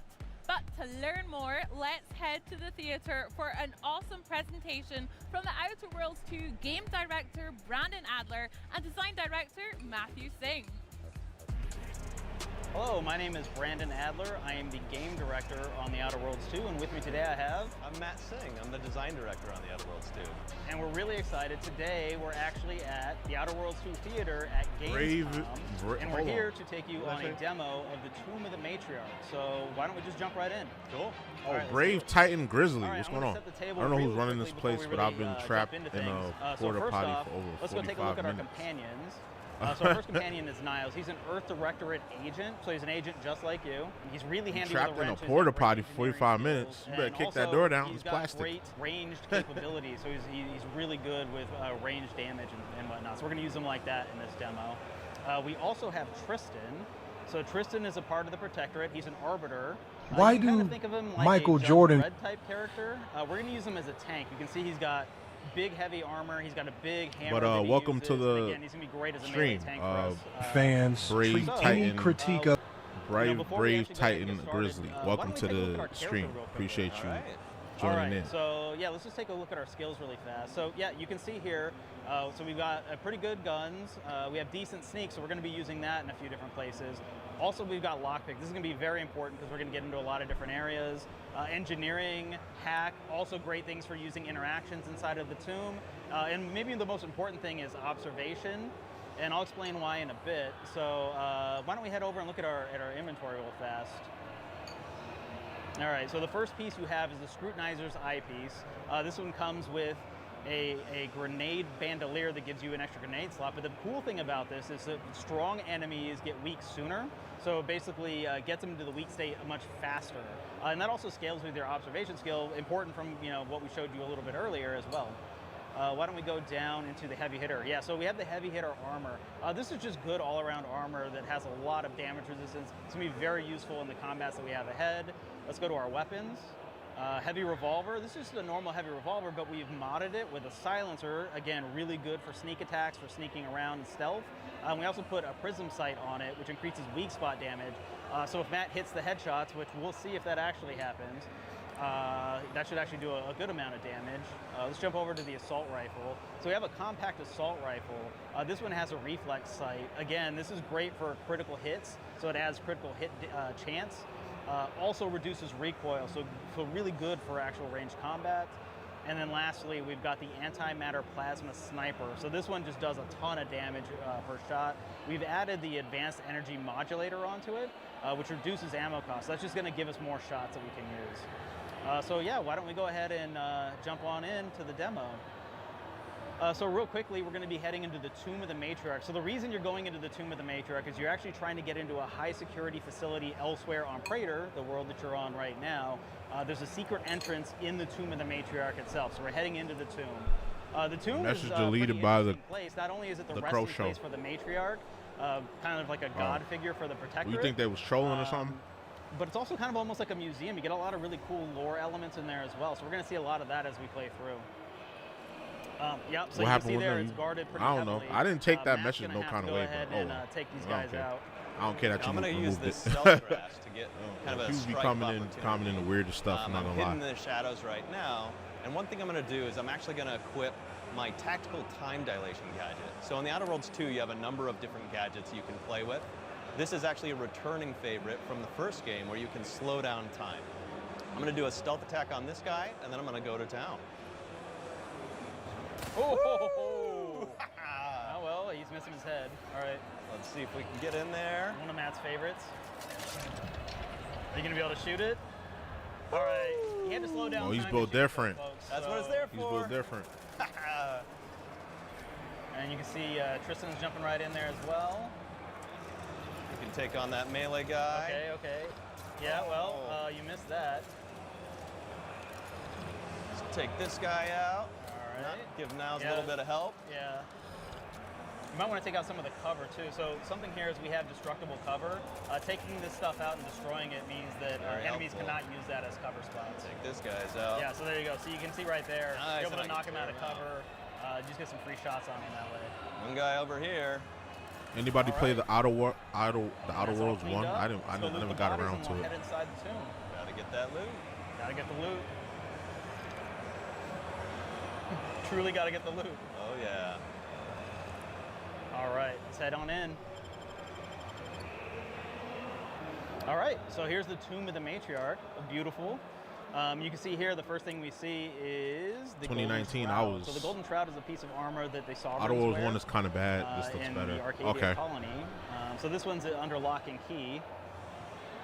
But it looks I was playing like Devil May if Cry you can find 5, the Golden Shroud key, 2019. That was key, the main game I was playing. we can go and pick that up. So we'll go look for that as we head around the facility, looking for the entrance to the other high security facility. Whoa, to have the matriarch taken from us before her time. Actually, the matriarch passed at the impressive and venerable age of 90, establishing Arcadia's precedent for longevity. 90? So young! Imagine what glorious inventions she could have conceived of with only a handful more years. All right, so there we can see we have a docent, we have a sentinel that's mourning the matriarch. Looks like we have a panel over there. Why don't we put on our N-ray scanner and take a look through the walls real quick? Oh yeah, that's another really cool gadget we've got. Yeah, so the N-ray scanner is pretty cool. Yeah, so you can see through the wall, so you can actually see some of the wiring that's going on. It makes it really nice when you want to see how everything is connected. So there you can see that panel looks I think like Outer Worlds 1 is on for the tomb room. Game so Pass I bet you still, if right? we interact with that, we can maybe interact with the security system. Yeah, so unfortunately, the way to actually interact with it right now, Hack 9, is a little too high for us. But we do have Hack 5. But to use that, we're also going to need the Good Subject's Guide to Electrical Systems. So again, I'm sure that's somewhere in the facility. Oh, it's still so on why the don't we Game go take a Pass. look All right, for yeah. that, and then I'll head probably back still over play here through it and though. activate Just it and to, see how that works Let's see out if we for can us. find it. Yeah, I'm Just sure to we get can. used to the See, there's plenty of loot. world and All right, make mechanics sure you and loot it, characters. So Give if they it make our reference to it in this game, I know what's going on. All right, so here you can see again some of those more lore-based museum elements. You see some of the murals. You see some vignettes that are set up. Why don't we actually take a look at one of those vignettes? For my next gift, I bestow upon you the pinnacle of automechanical design, far superior to all automechanicals that came before. The time once spent in numbing manual labor may now be spent in harmonious community with your neighbor and in humble service to the Protectorate. May art and science flourish in these many hours, which I have returned to you. Warning, power at 13%. Power cell has been partially depleted due to inaction. All right, very cool. Why don't we take a look into the next room, though? There's some windows over there we should be able to see inside. Yeah, let's see what's over here. Yep, just like I suspected, there's some automechanicals. I don't know if we want to fight those just yet. Why don't we find a way to distract them? Oh, yeah, as you can see right there, we have a cable leading to the back. Maybe there's something there we can use to distract them. Let's take a look. Yep, there we go. Not only do we find loot, but we have engineering panel that we can use. Yeah, so it looks like that will disengage the locks on the automechanical, and we'll see what that does for us. Who knew all you had to do to be an engineer was turn a few knobs? Warning, power at 13%. All right. Power cell error. All right, let's see where this guy's Power cell going. has been partially depleted due to inertia. This presentation will continue until audience. Yeah, it looks like he's recognition actually heading is into that room received. with the automechanicals. Maybe we can use him like a good distraction there. Gloria Arcadia. Gloria Arcadia. Gloria Arcadia. Pathing obstructed. Rerouting. Error. Reroute. This area is not. Yeah, so it looks like we're distracting all the auto mechanicals right now. So while that's happening, why don't we head off to the side? There's a side room over there. Yeah, let's get in there. Looks like it's locked though. Must be. But fortunately, we have enough lockpick and we have the mag picks. Let's get in. The matriarch perfected automechanical design. Therefore, it is impossible for this automechanical to. All right, so now we're in. And you can see we have some foil. That's good for crafting. What else do we got? Oh, we have the good subject's guide to electrical systems. Let's pick that up and let's head back to the front. Let's activate that security system. Wow, that seemed like the short way to go, I guess. Stealth by these guys. Yeah, let's get out of here while they're still distracted. All right, and we'll head back to the main room. Picking that up as well, obviously. All right, so as a reminder, we've got some grieving folks in there. Why don't we take a look at that panel and activate it? Yeah, and as you can see, we have Hack 5 and we have the Good Subject's Guide to Electrical Systems. Let's go ahead and activate that.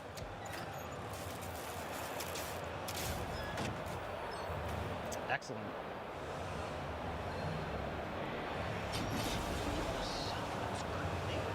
Security system's been activated. Run! Do not push me. What is that buzzing?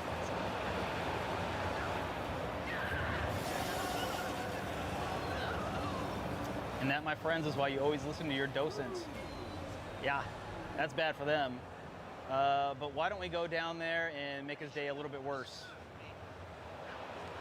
Guaranteed he has something nice for us.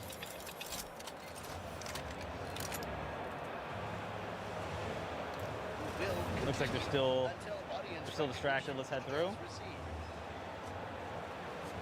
right, Matt. Let's go ahead. This guy out. Oh, wow. That was a pretty nasty headshot. All right. What do we got here? What do we got here? Oh, see, we got the Golden Shroud display key. That's exactly what we were looking for. Nice. And she had some armor. Why don't we take a look at this tomb, though? This is the actual casket of the matriarch, so an extremely important figure. Lucky for us, I think we already activated the security system, so I think we can just open it right up. Nice. And there you go. We have the remains of the matriarch. Why don't we defile the honor of the matriarch, the most important person to the protectorate, folks? It looks like the remains are worth a lot. We're going to definitely sell those. I don't know who's going to buy them, but they're worth a lot. All right. Let's go ahead and take a look around. Still looking for that secret entrance to the top secret facility. And just in case we get into combat, I'm actually going to equip my shield gadget Yeah, here. that's a good idea. And sure enough, more automechs. Mm-hmm. Let's take them out.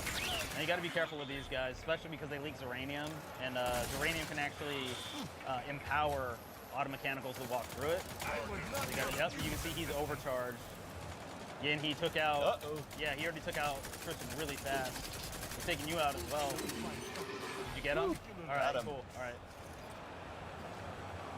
Yeah, automechanicals get real nasty when they get into that Zeranium. Oh, yep. That's you see it's poisoning you. It's poisoning you right now.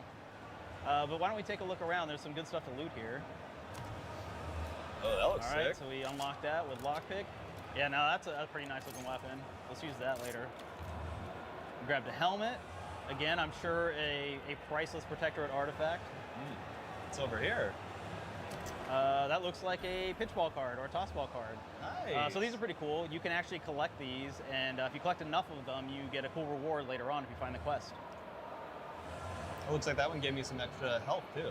Yeah, I think you're going to need that. I've seen how you play. All right, why don't we go get that Golden Shroud, though? All right. But looting, of course, first, obviously. I don't know why we didn't think of that.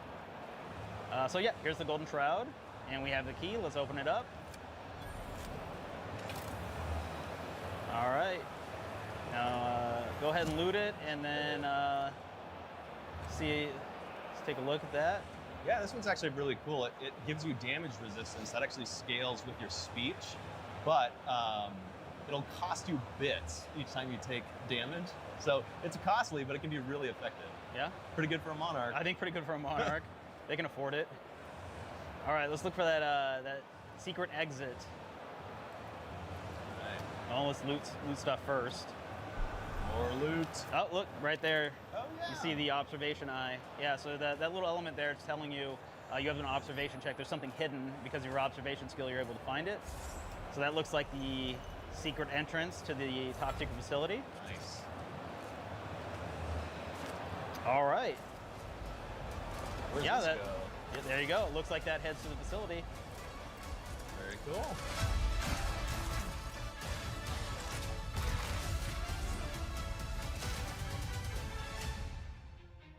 Really appreciate you guys sticking with us and watching everything.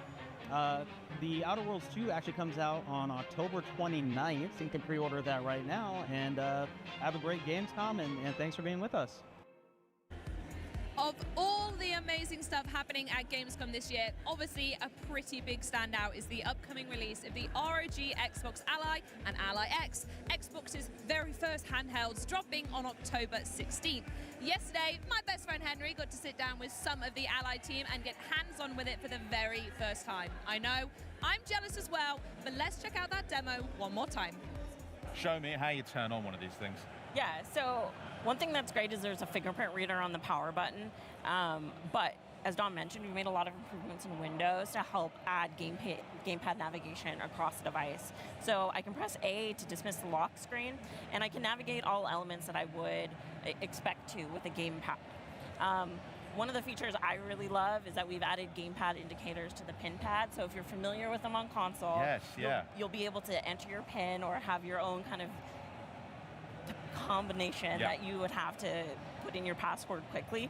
You can also use directional navigation, and we really want to give the flexibility to the players of how they want to get into their gaming session. Cool. So I'm not going to peek at your pin, don't worry. No one's going to look like that. what the pin is. Device. I'll get my own later, don't worry. Yeah.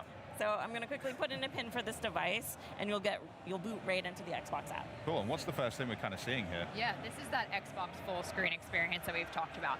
So it boots directly into this experience. It's really tailored for gamepad navigation, for the handheld screen, and again, it doesn't even load those processes that aren't required for gaming. In some of our initial estimates, this shows an estimated 2 gigabytes of savings in memory, which can all go back to your games, which means faster startup times and less idle power draw. Absolutely. I mean, that was super snappy just to get into that. I mean, super cool. And I've got to say, big compliments on the library that I can already see. When you run us through a bit of this experience as well. One of the buttons that we've added on this device is a library button, so you can push that and it'll take you right to your library. Dom mentioned about the aggregated library. You'll see these new indicators across the thing. So, hey, these are my games from the Game Pass entitlement. These are the ones installed from other storefronts. And we really want to make sure that when people play a game in the library, they know what save they're doing it. You might be like me and you own the same game across multiple storefronts. Your save files are so important. Yeah, I'm very guilty of that. Yeah, and so you want to make sure that when you launch your game, you know where it's coming from, and you're able to kind of get that jump back in where you expect. Amazing. Can you launch up a game for us? I'm going to let you choose. Yeah, so let's launch up Gears of War. Good. You can see that the bootloader that we have launches full screen. That really takes you to kind of that immersive experience, so you're not seeing those desktop elements that Dom mentioned previously. Very cool. Because there's something I use at home on my desktop, which is Game Bar. I use it to access my screenshots. I use it to access all of my friends lists, party chat. Yeah. We have a little look at that. How does that operate on the Ally? Yeah, so one of the main differences between the original Ally and the Xbox Ally is now there's an Xbox button on the device. And so by pressing it, you quickly bring up Game Bar. And this is the optimized view that we shipped last year called Compact Mode. That takes that same widget model that we have before that's completely extensible, but it puts it in a more streamlined, optimized form for these handheld devices. So it lets you quickly get access to device settings, and most importantly, Command Center. Nice. So instead of having multiple overlays that you're juggling, it's all in one overlay, and it's all in Game Bar, and so you can get access to some of those awesome AMD features as well as the Asus features that you've been known for before, to be able to navigate those and adjust those kind of performance settings on the fly. As a person who is already a multi-device user, it does instantly feel quite familiar as well. Across my console or my PC, I'm kind of getting this very fluid and connected system. It's really nice. Yeah. So we could jump back into Gears of War, but we know this is a fully fledged Windows device. Yes. What else can you do with it? Are there other apps that you can use? Yeah, so one of my favorite features is we've added a new custom task switching view. So by long pressing on the Xbox button, you'll get this new experience where you can quickly bumper between existing applications as well as go to the Windows desktop if you need to kind of tweak something that you can't do easily. And it really kind of makes it feel fast and fluid. And so if you're using Discord or getting a little hint and edge, you can quickly bumper between them and then go back to your game really smoothly. So snappy. I absolutely love it. Oh, well, what do you think of that? Bet you want one now, hey? Well, we are just now closing in on the climactic final hour of the final day of the Xbox at Gamescom 2020 broadcast. And guys, there's no time to dally. After years lost in the fog, the Silent Hill series is back with a bold new direction. And joining me now to give us just a glimpse into the newest title coming September 25th, Silent Hill F, please welcome Silent Hill series producer at Konami, Motoi Okamoto, and game director at Neobards Entertainment, Al Yang. And interpreting for us today is Daiki Yamamoto, also from Konami Digital Entertainment. Thank you so much all for joining me, guys. Welcome. Thank you for having us. Okamoto-san, can you please just give us a quick introduction to Silent Hill F and why this new entry in particular is so special? はい、サイレントヒル F は日本で初めて舞台になるというところと、高名な竜騎士07さんがシナリオを書くというところが特徴になります。また、ホラーとアクションが融合したゲームプレイを体験できるのが特徴です。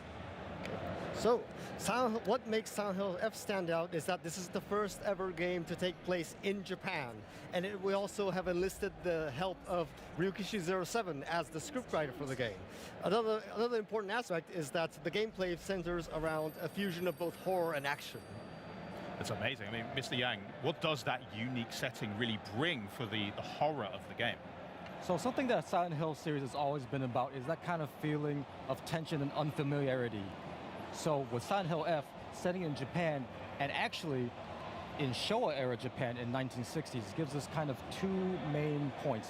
The first one is, and I like to always use this phrase, which is it's foreign yet familiar. So using the school as an example, everyone culturally knows what a school is, but you might not know what a school in 1960s rural Japan might be.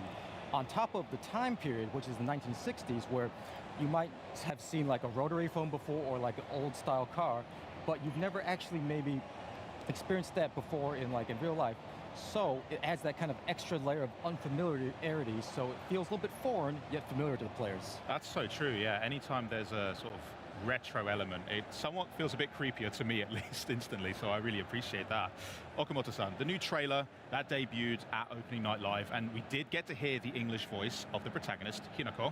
Can you tell who is playing her, and why is this casting so important? はい、スージー・ヤンさんという方がひなこ役を演じています。スージーさんは有名な日本のゲームやアニメなどで声優を務めています。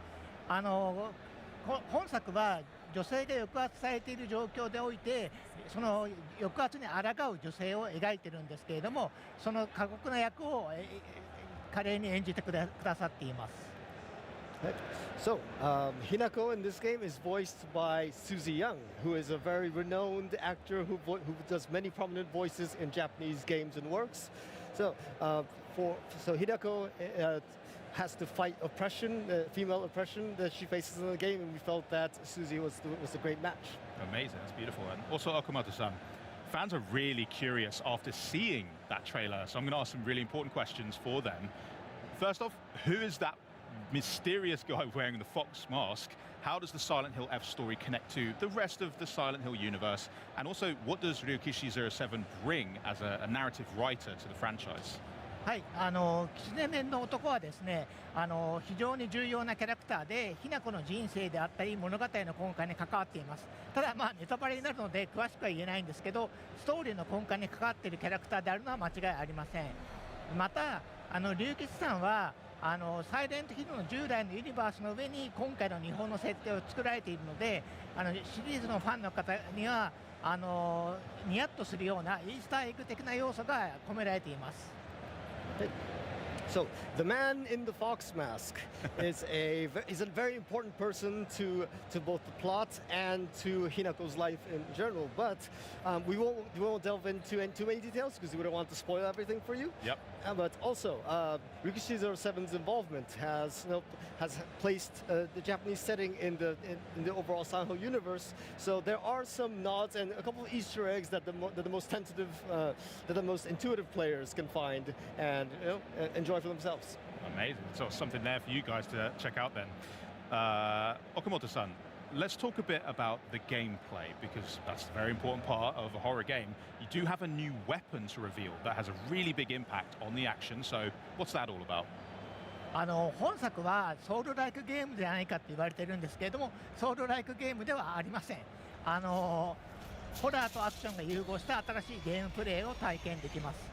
でまた従来のサイレントヒルシリーズを楽しんできたファンの方向けにはストーリーモードという難易度設定を用意していますので、その設定で遊んでいただくと従来のサイレントヒルに近い体験で楽しめると思います。So one thing we would like to make clear is that we've been hearing the term Souls-like getting thrown around, but this game is not a Souls-like. Good to know. Yes, and it's a fundamentally a horror-based, action-based gameplay experience that you can find. And for any long-time fans who have some concerns, there is this story mode difficulty which will replicate the authentic Silent Hill experience. Very cool. Yeah, amazing. Al, let's talk about the monsters in Silent Hill, because they've just been striking fear into us for decades. They are some of the most iconic characters to appear in all of horror as well. And I'm hearing that Silent Hill F is not going to be any exception. So why don't you tell us a little bit about some of those ghastly creatures that we can look forward to, or maybe not look forward to? Gotcha. So first off, I want to give a big thank you to our creature designer, Kara-san. She did a really good job taking kind of the themes that Rikishi-san basically wrote out, and then marrying that with a very, very distinctive art style, and then really putting that beauty and terror into the game. But in traditional Silent Hill fashion, as you know, that each monster in Silent Hill represents personal turmoil for the main character, and then in the case of Silent Hill F for Hinako, that's basically the same right there. So it's very interesting that we're seeing fans are already kind of talking about, oh, based on the name of this monster, or based on what they look like, what does this represent for Hinako in her story? The second point I want to talk to is that for us, when we're designing monsters, each one is its own kind of puzzle, a combat puzzle, if you will. So we spend a lot of time making sure that the combat and the movement and the actions that these monsters could do matched very carefully with the lore and the meaning behind each of these monsters. That's so clever. It is really true to the fact that there is a personal journey that goes along with the horrors that you are seeing as well. It just makes for even more player satisfaction for me as well when I'm playing these types of games. Okamoto-san, the Silent Hill games are also very famous, not just for the monsters, but also for the sights and the sounds that we are also experiencing. So can Silent Hill F also give us that same classic Silent Hill experience? はい、山岡明さんというですね、シリーズを代表する音楽家の方が今回も音楽を作ってくださってますので、シリーズの本質的な音楽を楽しむことができます。でまた稲毛健介さんという方が日本の楽器を使ったガークというですね、 Why do Michael Jordan fans treat any critique of MJ like? 音楽を楽しむことができます。 So, of course, the renowned Silent Hill composer Akira Yamaoka will be returning, and he will be providing some music for this game. But it's not just him, but we will. So, of course, he will be providing the fundamental, the classic Silent Hill audio experience. But we will also be having Mr.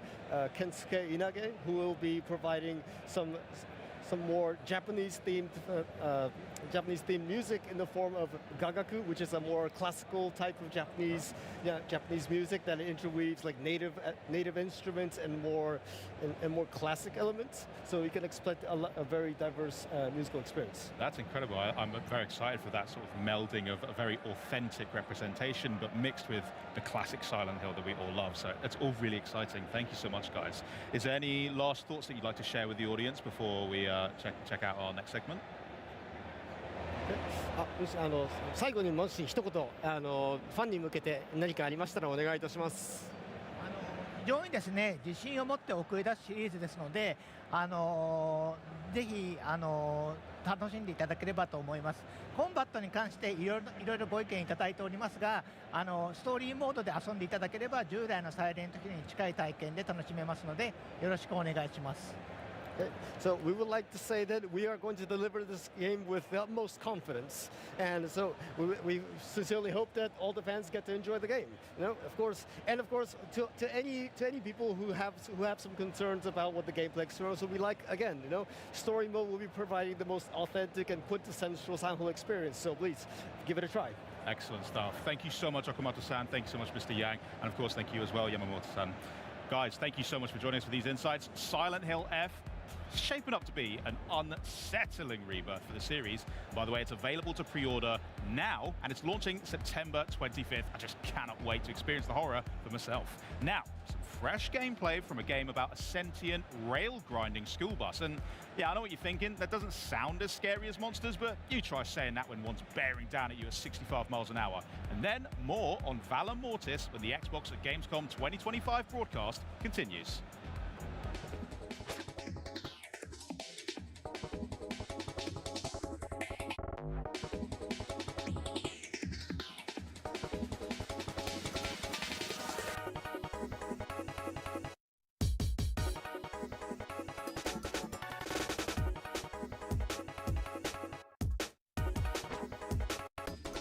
Hello, we're Undercoders, and in the studio based in Barcelona.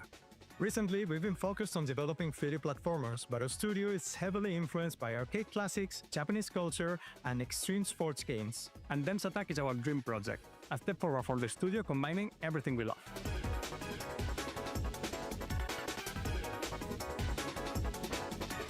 In Dense Attack, you'll discover a not-so-distant future Japan in which local railways have been abandoned and are now used by underground gangs to compete in illegal contests of train acrobatics. You'll have to rack up points by chaining tricks, explore huge levels, race against rival crews, and uncover a wild story as you travel through Japan taking the railways back. We are making a game that is not just about what you do, but how you do it. It's expressive, stylish, and totally up to you.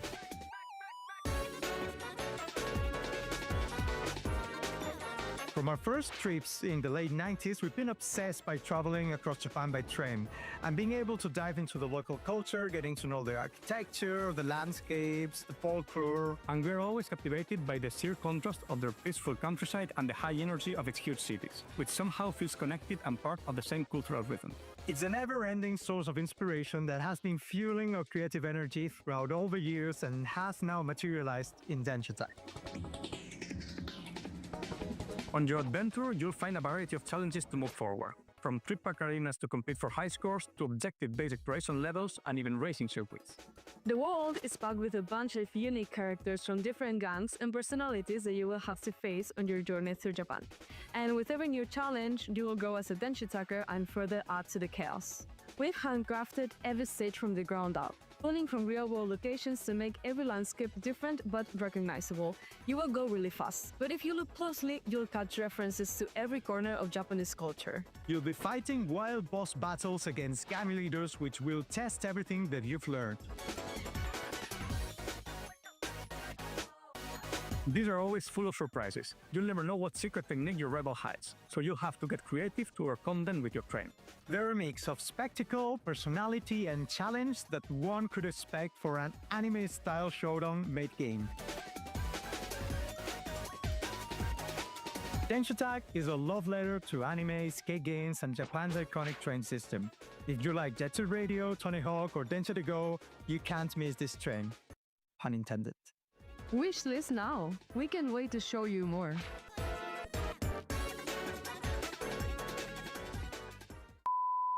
Hey, what's up? Welcome to Dense Attack. It's the best game in the world.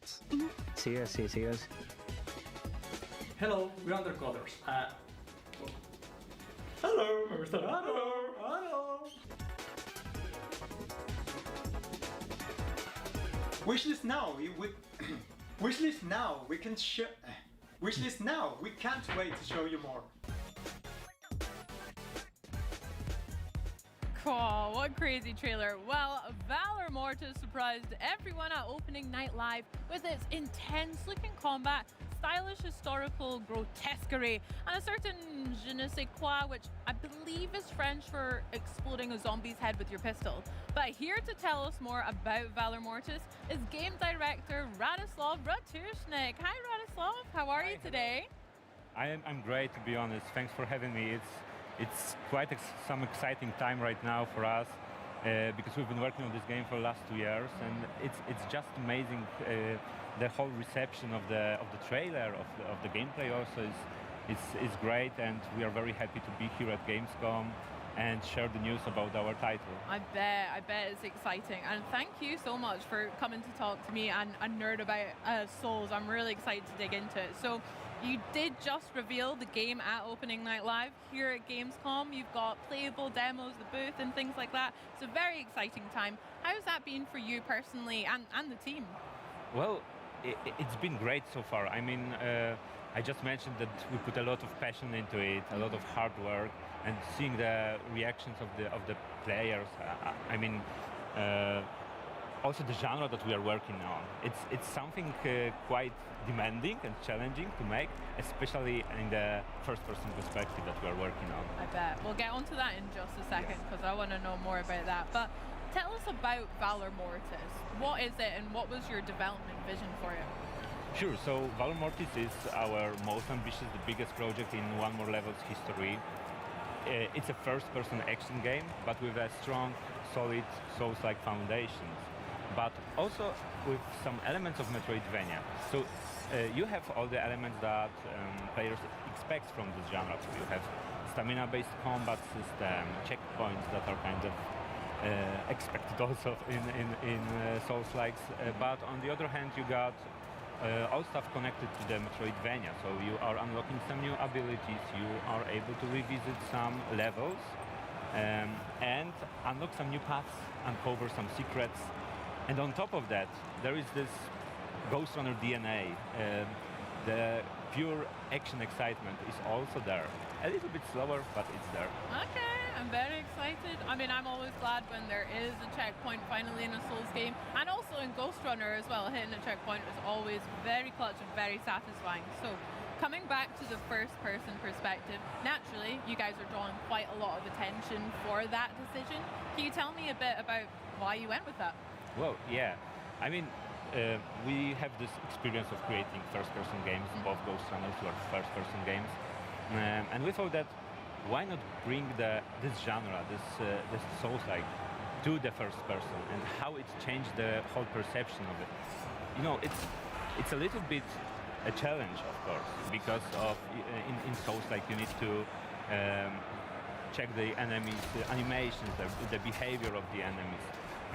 So in the first-person perspective, it's a bit tricky, but we have our own way to do it. We have a couple of features that help players understanding their surroundings and also the distance between you and the enemy.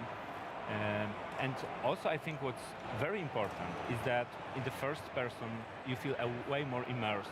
Like you're not observing your hero from the third person. You are the hero. You feel each strike on you. You feel each dodge when you dodge the bullet by the inches. It's super intense, to be honest. And I think that what kills the genre is the stagnation. And in Valor Mortis, we would like to push it forward, to push it for something new, something fresh. Fresh out for Souls-likes. Absolutely. I mean, that makes sense. It does look very brutal. So I'm a little bit excited and also very apprehensive to try and take a bullet to the face, but I'm sure it'll be great. Now, the setting of Valor Mortis kind of reimagines a particularly brutal chapter of history set during the Napoleonic Wars as well. Can you tell us a little bit about why you went with that setting for the time and place? How did you land on that? Sure. So for us, it was, to be honest, we were looking for a setting that is both grounded but also epic at the same time. And the alternative version of 19th century and Napoleonic War specific sounds good for us because there are not many action games, if any, set in this historical period. And it all comes with our dark twist. I mean, there is the corruption that is consuming the world from the inside. we feel that it was something fresh for both for the genre, but also some historical period that is maybe not unexpected, but for sure for the action game, it's not expected. Yeah. For the gamers, yeah. That makes sense. I mean, you're right. I can't think of any that are set then, so apologies if there are, but I can't think of any right now. But there are games like maybe Lies of P and Unclear Obscura we've had recently that are similar to this, but this feels like a really cool era to kind of explore and develop as well. Yes, I agree, but there are some games in 19th century that are more set into the Victorian era, like the beginning of 19th century. So yeah, so we feel good about it. Yeah. Nice, very cool. We were speaking a little bit backstage about obviously Ghost Runner and yourselves. They're very known for this kind of sci-fi setting, whereas again, Valor Mortis, we're going into Napoleonic 19th century. Personally, have you and the team had more fun kind of developing in a sci-fi environment, or have you really enjoyed this kind of fantasy historic time as well? Well, I think that it's refreshing for us to change the approach right now. We created 2 titles in the cyberpunk theme, cyberpunkish setting, let's say that way, sci-fi kind of. And now, it's more grounded, more historical, but also with this horror aspects that are visible there. And it's great. It's something fresh for us, and we feel good about it also, yeah. Yeah, we saw some horrors for sure in the trailer. And, you know, speaking about horrors, we've got the kind of backdrop of war and the horrors that entail with that. So a very real idea of horror mixed in with other fantasy parts. But Valor Mortis looks like it leans into that for sure. And what is the idea of war that you guys are exploring here? Is it just kind of to be killed or to kill, or are you going a little deeper with the thinking in that? Yeah, it's deeper. I mean, the horrors of war in general are the main theme for this game, but also there is more than that. We have the message in the game that there are no true winners in war because everyone loses something, either their lives or maybe their humanity. And in Valor Mortis you have this physical horror of confronting these abominations, but also you have this more psychological aspect where you are a witness of some nightmarish things that are happening during the war. You play as a soldier, as a young British soldier who joined the Napoleon because of the ideals that stood that Napoleon stood for. And quite fast, our hero needs to reconsider his actions and his approach there, because there is this thing that this corruption is also touching our hero and changes him quite a bit, to be honest. Yeah, it looked like it. Let's talk a little bit about that, because we saw some fleshy lumps and maybe some deadly mutants, and I don't think history actually included those in the Napoleonic Wars, but Valor Mortis certainly does. So can you tell us a little bit about the source of these antique abominations? That's right. So the source of it is called neptoglobin. It's this enigmatic essence, almost living essence that is consuming the world from the inside. And Napoleonic forces encountered this essence when they were pushing east, basically. So it works like that. When it touches anything, when it touches the human being, like the soldier, for example, they are turned into some fanatical monsters. The animals can be also turned into some twisted predators, and the ground itself is also diseased somehow. So you are fighting not only against the enemy, you are fighting against this force that is changing the world here. Got you. Within yourself and all around you as well. That's crazy. I mean, in some of the clips we've seen, I noticed that some of your own guys, it seemed, guys in the same uniform, are kind of turning on you as well. So is that kind of a battle that we'll have to deal with as well? Unfortunately, yes. I mean, yes, you are referring to the Eternal Guard. These are the elite soldiers of the Napoleonic forces, and in our demo you also fight against one of these guys, and they are wearing the same colors, they are fighting under the same banner, but when you approach them, they will show no mercy to you. So they are elite soldiers with they are masters of the saber. So it's like a fencing duel that you have fighting against them, and they are guarding the darkest secrets of the Napoleon. So you are able to gather some precious stuff after beating them. Some good intel in there, nice. I love that little clip. Plenty of room for parries in there, it looks like. I can't wait to try that out. Now, speaking of parries and Souls mechanics, boss fights are obviously so intrinsic with the genre as well. And what has your team's approach been to those, taking them on in Valor Mortis? Well, absolutely, you cannot have a Souls-like without the proper boss fights.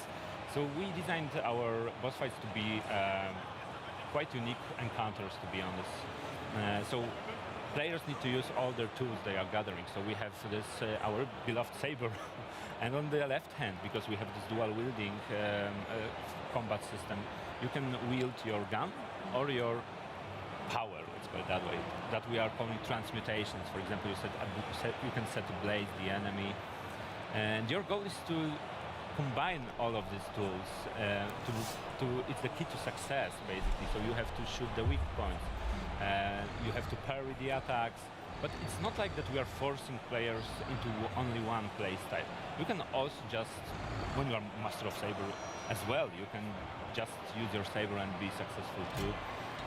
And yes, in the demo you are encountering this boss. The guy is called General Lothair, and he's very powerful. I mean, he also got a set of tools, to be honest, like 3 guns on his back, and also this giant banner and this Arena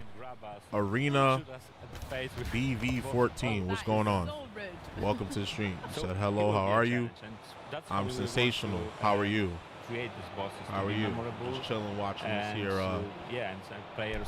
Gamescom. Really how are you? Should feel pure satisfaction. I'm gonna say this now. Okay, you fine. I'm gonna say this now. If you are like a graphic designer or something like that, I'm not looking for any art right now. With us today. I cannot wait not to right check now. it out. But and guess what? if not, Xbox then Play cool. You said, did you Anywhere. stream? Yes. You So stream there daily? No. truly is no I try to escape from the stream horror. at least guess three you times a could week. delete it, Wednesday, but Thursday, don't do Friday. that. Sign But up for the since this is community playtest Gamescom, and wishlist it I'm just, instead.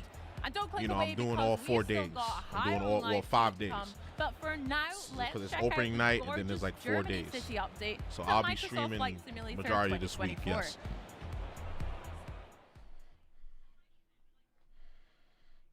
Well, I didn't get the noti for the follow though. Where I'm from? I'm from New York. Where you from?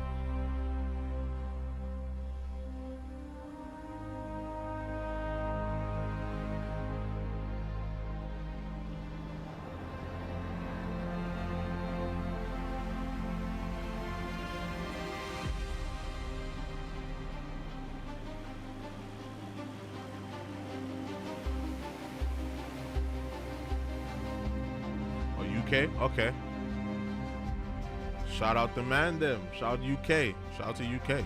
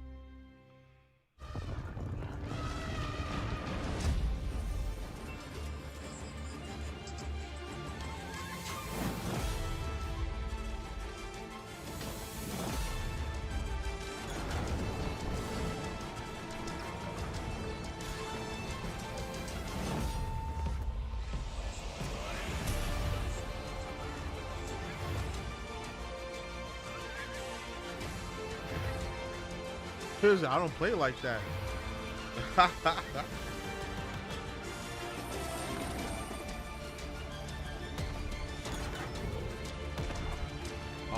Nice to meet you. If you want, can I ask you something? What are you trying to ask me? Nah, already talked. See, this is what I said. I said, listen, man. I said I'm cool. I'm smooth with that, and you did it anyway. Come on now. Come on now. I told you in the beginning I'm smooth. I don't need no artwork.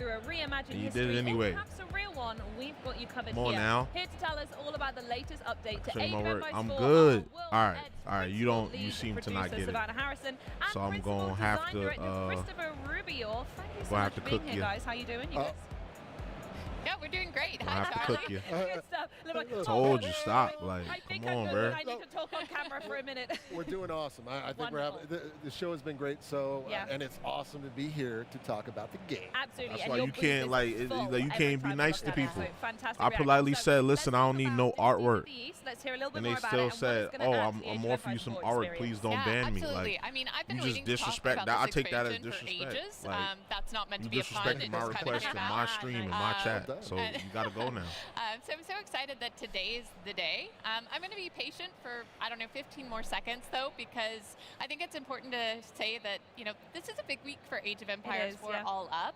Not only have we announced the expansion, but we also announced that Age of Empires 4 is coming to PlayStation 5 on November 4th. So how exciting. It's so exciting, right?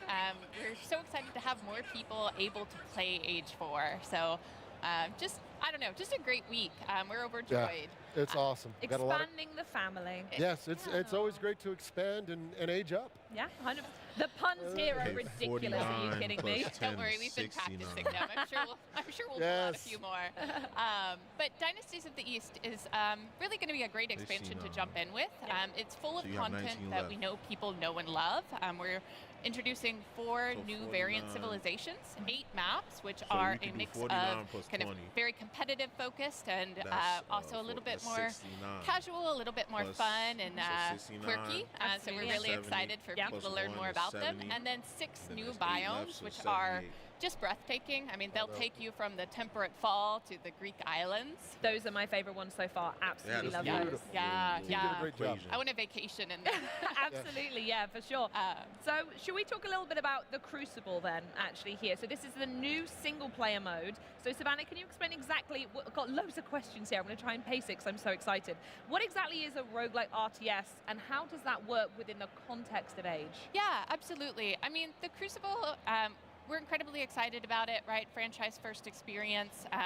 It's going to blend not just the classic RTS gameplay that we all love, but it's also including elements of roguelite in that there are randomized objectives. So every time you play, there's something new to do. We'll probably talk a little bit more about them in a bit. It is on my list of things to ask. And then there are also elements of kind of hold against the horde gameplay. You're being attacked by enemy waves as you work to defend your wonder. It's also just a very customizable mode, something that, footage that we're showing right now is kind of walking through the initial setup. You can go in, you can change your civilization, choose any civilization that you want. Which has always been a great feature of Age All Up, is exactly how much you can tailor the next few hours of your life that you want to play, right? Absolutely, right? Are you looking for a challenge? Awesome. We have a difficulty for that. We are going to challenge you. Are you looking to just kick back and have a good time? This is a great mode for that because it's again, kind of each experience is a little bit different, but it's also a great mode to kind of go into, learn. It's a good opportunity to experiment with some of the new civilizations and kind of pair them. You can just have fun. It's just 100%. literally just relax, chill, but if you're more competitive, you can jump in, play some of the harder difficulties and really get that challenge. So the team did a really good job putting this one together, so we think players are going to have a lot of fun. Yeah. And this is where the mix of objectives and perk points I've seen all come into play, right? Yeah, there are a few different components. One of which is the boon system, which would have been featured in the awesome trailer that opened this segment. Boons are essentially, they're offered up periodically throughout gameplay, and they're these cards that offer special abilities. And they're meant to kind of... don't worry. They're meant to kind of provide different opportunities for the meta to kind of push your strategy. We have over 50 boons, so wow, okay. There's a lot. It's a big whiteboard in the office just coming up with new ones. Oh yeah, and they have great names, so it's really worth trying to see as many of them as you can. The boon system is really interesting because some of the boons are like purely positive, right? Okay. There's one called Call of the Wild that gradually brings all of the Gaia on the map in towards your town center. So you're not having to go out and scout, right? Sure, which is very precious at the beginning. You don't send them off to get the cheap and bring them in because they just come to you. Yes, there you go. Yes. Very awesome. good. But then there are some more complex boons as well, in that they come with a really great benefit, but also a trade-off. So one that's very popular with the team right now is called Golden Parachute. It's a little self-explanatory, but essentially you receive a steady stream of gold throughout the mission, but you sacrifice all of the gold mines on the map. Wow, okay, so you get gold early, but there's actually a limited quantity. You can't go out and farm that at some point. Yes. Wow. Gradually you're accruing this gold, Just over right? time. But it is a trade-off, right? It is kind of pushing how you are going to strategize and how you're going to go about playing the game. So a really cool system. We also mentioned kind of objectives. Obviously, the core objective within the Crucible is to defend your wonder. You know, we have these enemy waves coming at you. They are kind of growing in intensity over time, and the main challenge is to hold out as long as you can. This is where I'd be turtling. I think I say this every era. I'm such a turtler. I have a million walls and a million people. So would that strategy work? Look at you. Well, you'd be able to protect your wonder, right? There we go. Absolutely. Objective done for me. And then, if you're feeling especially courageous, we really incentivize going and exploring the map. So we have these optional objectives, these points of interest. So you might be wandering the map and see something like a crop circle.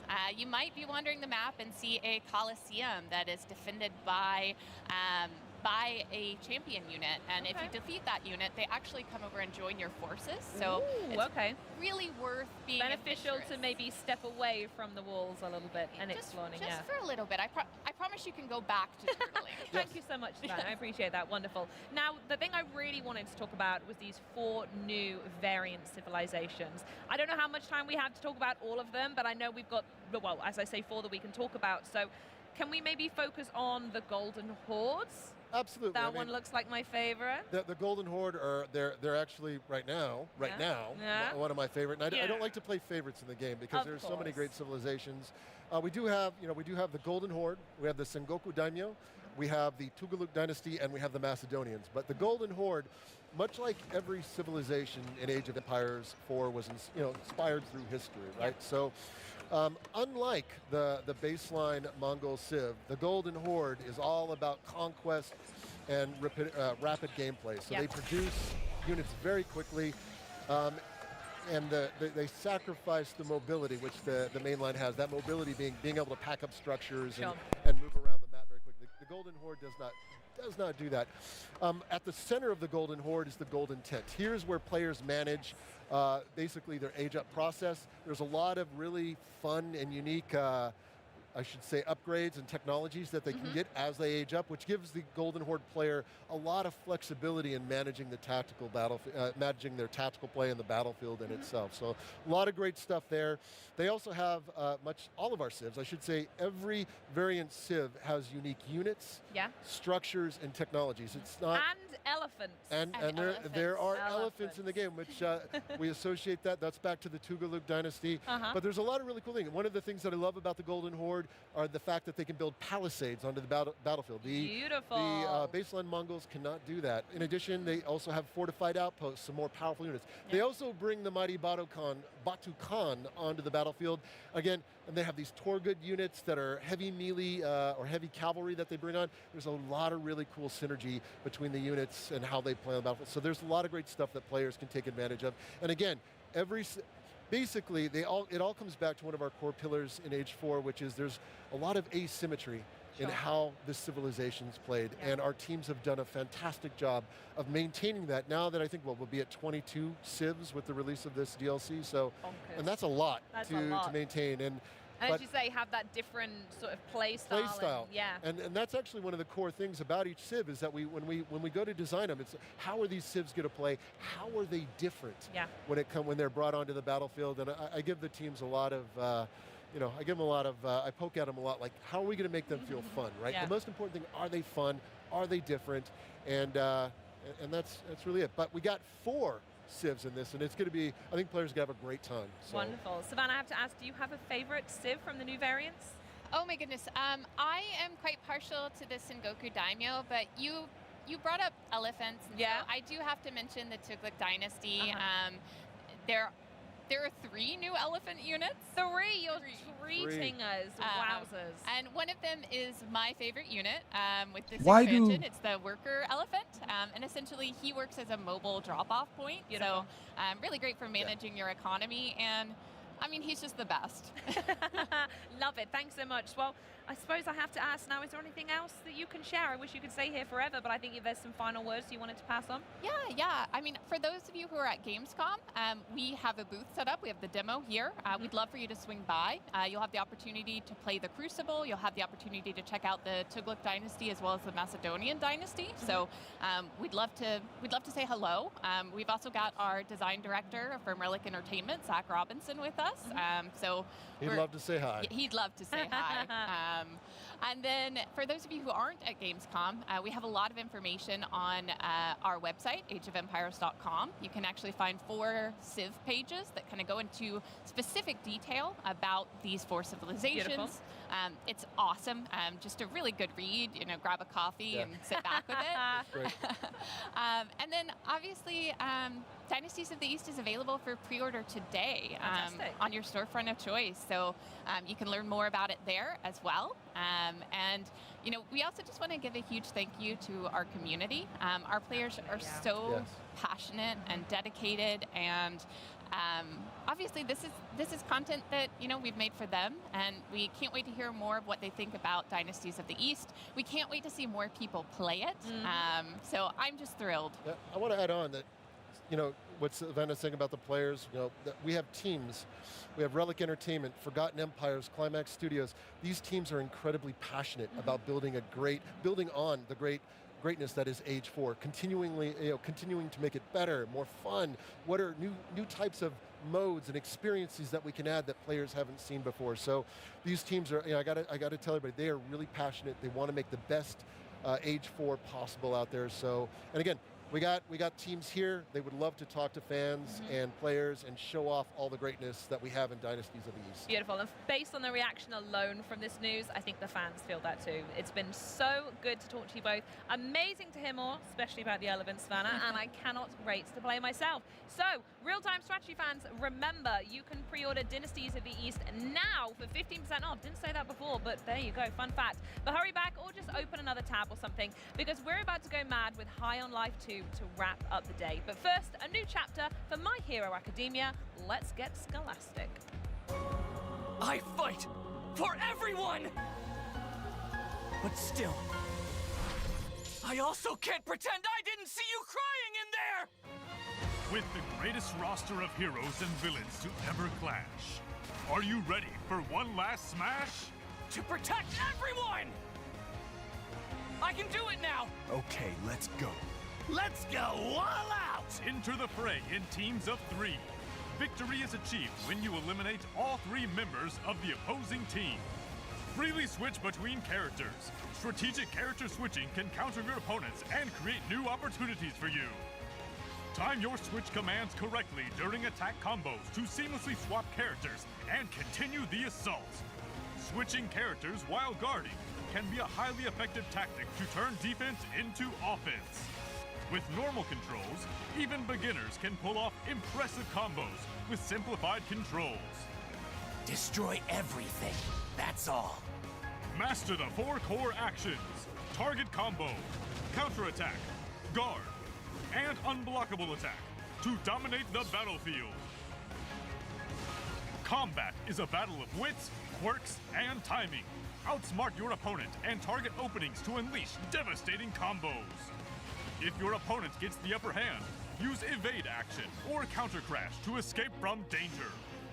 burned down to the very bones. You can't stop this.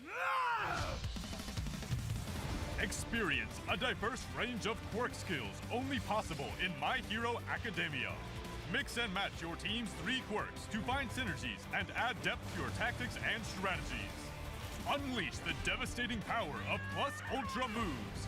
If you coordinate your abilities, you can unleash a collaborative Plus Ultra combo with all 3 characters. Forge a devastating technique where quirks collide, guaranteeing massive damage. We'll blast through to your main body. Come on, guys! Fill your gauge to activate a character enhancement, rising during battle. While active, your attack power, movement speed, and recovery speed are all enhanced for you to gain momentum. Plus, if you're down to your last character, you'll automatically start in rising state. It's the ultimate card for turning the tables when you're cornered, allowing you to snatch victory from the brink of defeat. All the power you've built up, all the justice you hold, everything is finally here. Experience the true potential of each character's quirk in its final form. You're not going anywhere. I'll fill you full of holes! Whatever it takes! I won't let anyone be hurt again! Smash! My Hero Academia, all's justice. Wishlist now.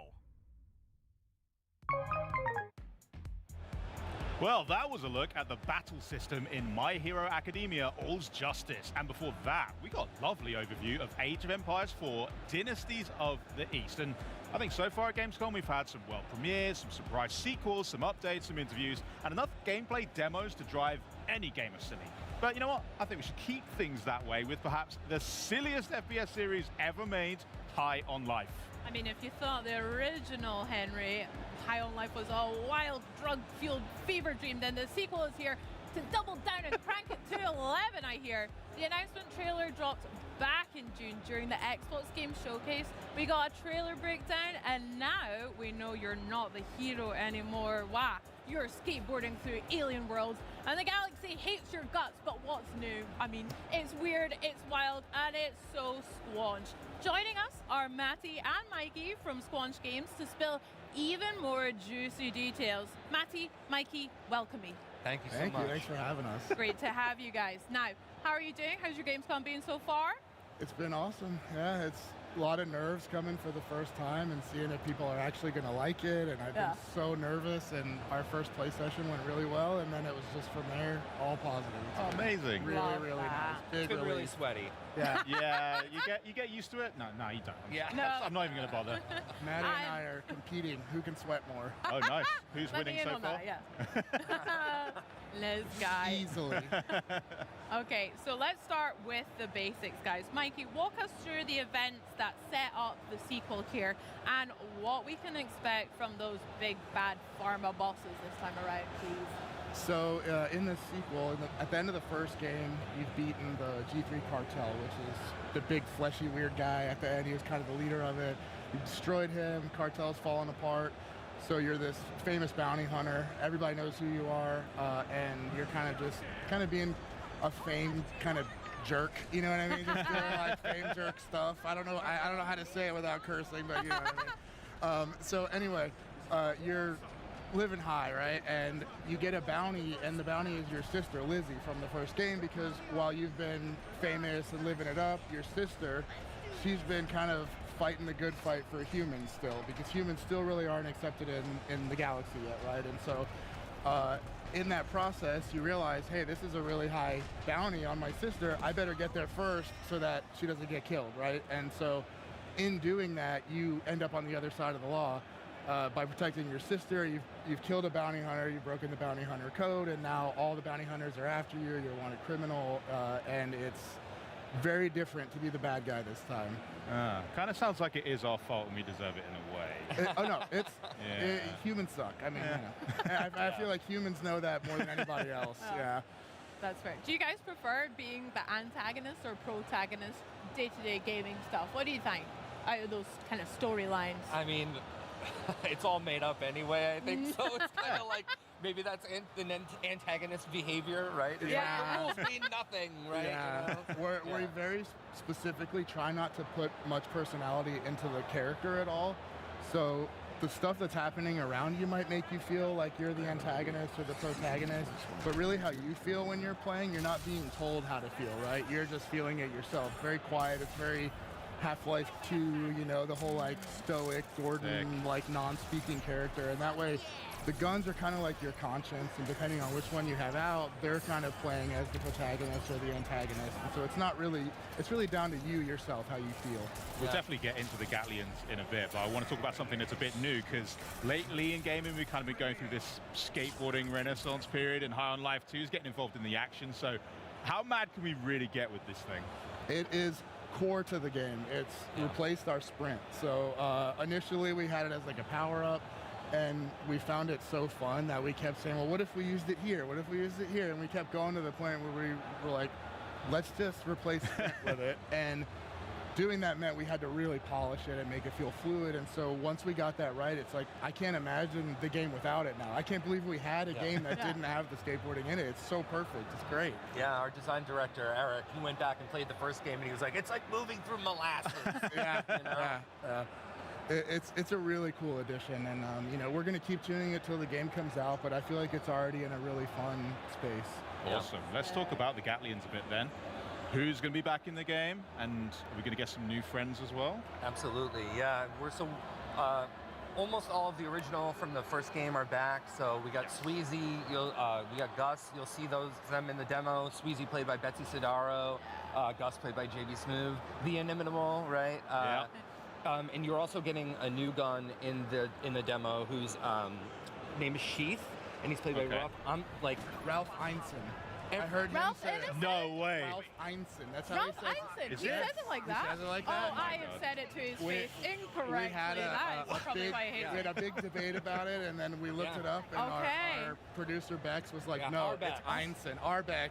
Not you. But yeah, so that there Sheath, that's Ralph Einstein. No way. What an icon. His voice is he's so funny too. If anyone was going to be a knife, his voice embodies it. I feel. Well, he's a battle rifle. He's basically like battle rifle from Halo. And in the demo, you'll see that he's not a Gatlian.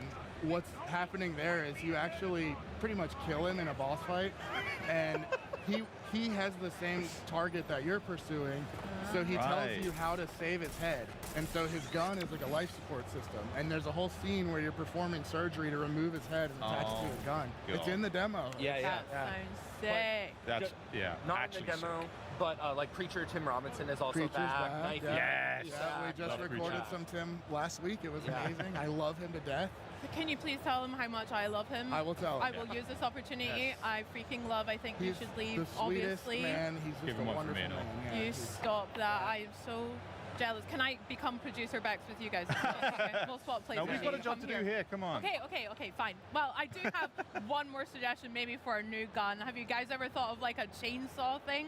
Because I could do it for you if you want to go like. We actually in our DLC we had a knifey focused DLC, and one of the first things that we did in it is give him a chainsaw. Hell yeah. So he's basically a chainsaw knife, and you could even use the chainsaw to sort of climb walls and stuff. I don't know if you guys ever played Duck Game, but you know, you can use the chainsaw to kind of ride up walls. Yeah. We had that in the DLC, so we had all these weird little paths you could ride around. I need to go back and check it out. Yeah, it was like the early iteration of the skateboard, right? As soon as we started moving fast like that, I feel like you guys were like, oh, we got to get a skateboard. Yeah, the skateboard is like next level chainsaw riding. Very cool. That sounds sick. We touched on it a tiny bit, but let's talk about boss fights, please.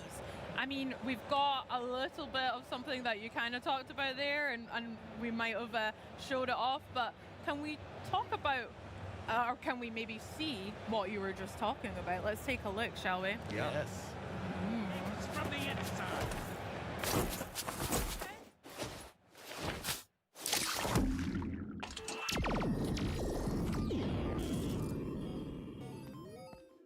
Control yourself. What's gotten into you?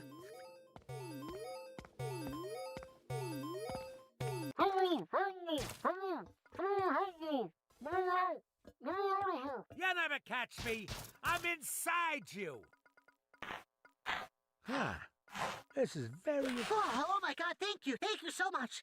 Okay, we gotta stop Muppy Doo. He's in your inventory. Let me fix this up real quick so you can go after him. I got free reign of your suit. Oh no, Muppy Doo went into your inventory. Follow him quick. Oh man, he messed things up pretty bad already. He can't navigate the menus like normal anymore. Hey, here, use me. Pseudo time. I can be a weapon too. Punch out, Pseudo. Let's fuck shit up. Come on, he's in the inventory. He's getting his nasty hands all over all our precious stuff. You gotta squish him or something. I'm touching all the circuitry in here. What are you gonna do about it? Ah! Ow! Leave Murphy alone, please. Ow! Come on! Hit Muppy, not me! Ow! Ow! Leave me alone! Ha ha! Try harder. Ouch! Ouch! How am I getting hurt? Is this really me? Ah, God damn it! Just make it stop! Make it... Ow! Ah, all right, fine. Fine, I'm done here anyway. I'll mess up the stuff that really matters. Yoo-hoo! Oh no, he went into the system tab. That's the worst place he could have gone. We have to stop him. You'll never stop the mighty Muppy! Ow! Stop it! All right, fine. Gotta find a new spot. Funny stuff in here where you can accidentally punch stuff. You can get knocked out of the menu or change settings accidentally. It's really funny. So meta. I love it. Oh my gosh. So good. It's not the best part yet, though. Yeah. Look at this. I heard you guys haven't seen it yet, so. Yeah, No, yeah. it's very cool, honestly. I don't know how you guys get much done with like all the voice talent you get access to. Like, just like a who's who Yeah. of all the funniest people, like in gaming, in animation, and everything. It's so sick. Richard Kind's performance is just incredible. Yeah, Like, Richard incredible. Kind, yeah, amazing. So here you can see Oh no. Muppy Doo has broken into your BIOS, and so you're chasing him down into the BIOS of your suit. And so there's some of Pseudo's fan fiction he was working on. I'm like, maybe we should pause it and just do like a dramatic reading. I really wanted to, please. So This is Henry and I's audition for Gatlin. Yeah. Come on. So here he is messing with some of your sliders to make your bullet damage less, or changing the composition of your oxygen. And you have to kind of hit him with the slider. This is one of my favorite right here, where he jumps on it. This is like where my he favorite. rides it. When he rides it, yeah, right It's so cute yet so annoying at the same time. Like, come on, just stop. But also pretty funny. So if you saw in that build up there, Muppy has this shrinking technology, and so he has this fanny pack on, and it's full of his like Secret Service agents. Right. And so in the fight No just way. before this, he's throwing handfuls of Secret Service at you to fight, and then you beat him, and he runs up your arm and into your suit. And so that's what's happening here. And so now he's forcing you to reset all your suit settings. And there's no way around it. And Watching people play the game this week, where they're like, they actually are like, should I? Like, do I? Yeah. Like, is this for real? You know? Oh my gosh. That's so So funny. you're the one that actually has to make that choice as well. It's not like staged. Oh, And you so guys are sick. He's like doing a deep dive into your BIOS to the point where he's found something else, and that's what you're about to see here. Okay, cool. Ooh. Let's see. Very exciting. Wait, BibleAdventures.rom? Wait. No. No. Oh, yeah. You are kidding me. Fully playable, all three. Oh my god. You are joking. Bible Adventures game inside the game. You know, game in the game. We had the movies in the first one. We were like, what do we do next, right? Oh my god, look at And this Yeah, was you actually play it, and one of our newer employees, someone I've known for a long time, had great connections and was able to get us licenses for a bunch of ROMs that are actually playable in the game, like fully playable, not just for little moments like this. You can actually collect little JAMA boards for cabinets and stuff. It's really cool. Yeah. I'm slightly concerned now because I really suck at platformers. So. Oh no, this is meant to suck. This part right here. Okay, good. All right, I won't feel too bad about how bad I am at it then. Dude, this game is terrible, but that's what makes it so fun. It's like, it was my first choice when we talked about like licensing some of these older games, and I was like, my dream is Bible Adventures. I know it's never gonna happen, but that's my dream. And he found it, he got it, and here it is, and it actually like it's amazing. I feel so lucky to have the team that we have that I can say I want Bible Adventures, and we get Bible Adventures. I'm going to tear up. I'm so happy for you. So Your cool. dream Living realized. the dream, I know. I am, but I also think we need to get you some bigger dreams than Bible Adventures. No, there is no we'll bigger work on that. dream. What are you talking about? A terrible video game based on the Bible is like the best thing I've ever heard in my life. It's so painful funny, and it sucks to play. It sucks so bad to play. It's great. Amazing. And so now you can see here, you make it back in your suit, Oh, God. and it's trying to boot up. And all the only assets that Pseudo could put together for you to help visualize where Muppy is in your suit, he pulled some sprites out of the Bible Adventure game. And so now you'll see on the bottom row there, Muppy is trying to get up to Pseudo, who's up there at the top. Oh, yeah. And so Knifey, of course, is really excited because he just loves stabbing everything. And so he pitches the idea that you might accidentally stab yourself, but he can help you stab Muppy as he's trying to get to Pseudo. So, and you definitely stab yourself a lot. Oh my God. Yeah, this looks tricky. Knifey is ecstatic. Nice, another hit. Looking good. He's been waiting for that for sure. Yeah, he's That's a very long time excited. coming. Yeah, that one you don't have a choice. He pitches the idea, and you're like, I guess you just got to do Gotta it. go with it. Yeah. It's very funny, and this is the end of the demo here. After this, you know, not to spoil it, you stab yourself to the point where you're not, I don't want to say dead, but you're hurt. You're not in a good way. You're not in a good way, and that's the way we try to end all of these in an unexpected way, where the player kind of loses but doesn't really lose. Yep. And so we kind of have this recurring theme of you just getting your butt kicked. I don't know what we can say on here, but yeah, like you're not this perfect character, right? You make mistakes, you do stupid stuff, and I think it's really cool. Yeah, like stab yourself in the face. Like stab yourself in the face to fight a little guy. Yeah. I think it's definitely the first game ever to try and do that to me. So Yeah. you're setting records at least. And in the demo too, I don't know if many people have found it yet, but there's an area called MurderCon where it's kind of like a laser tag arena. Right before you go in there, there's a Radical Rex arcade cabinet where you can fully play.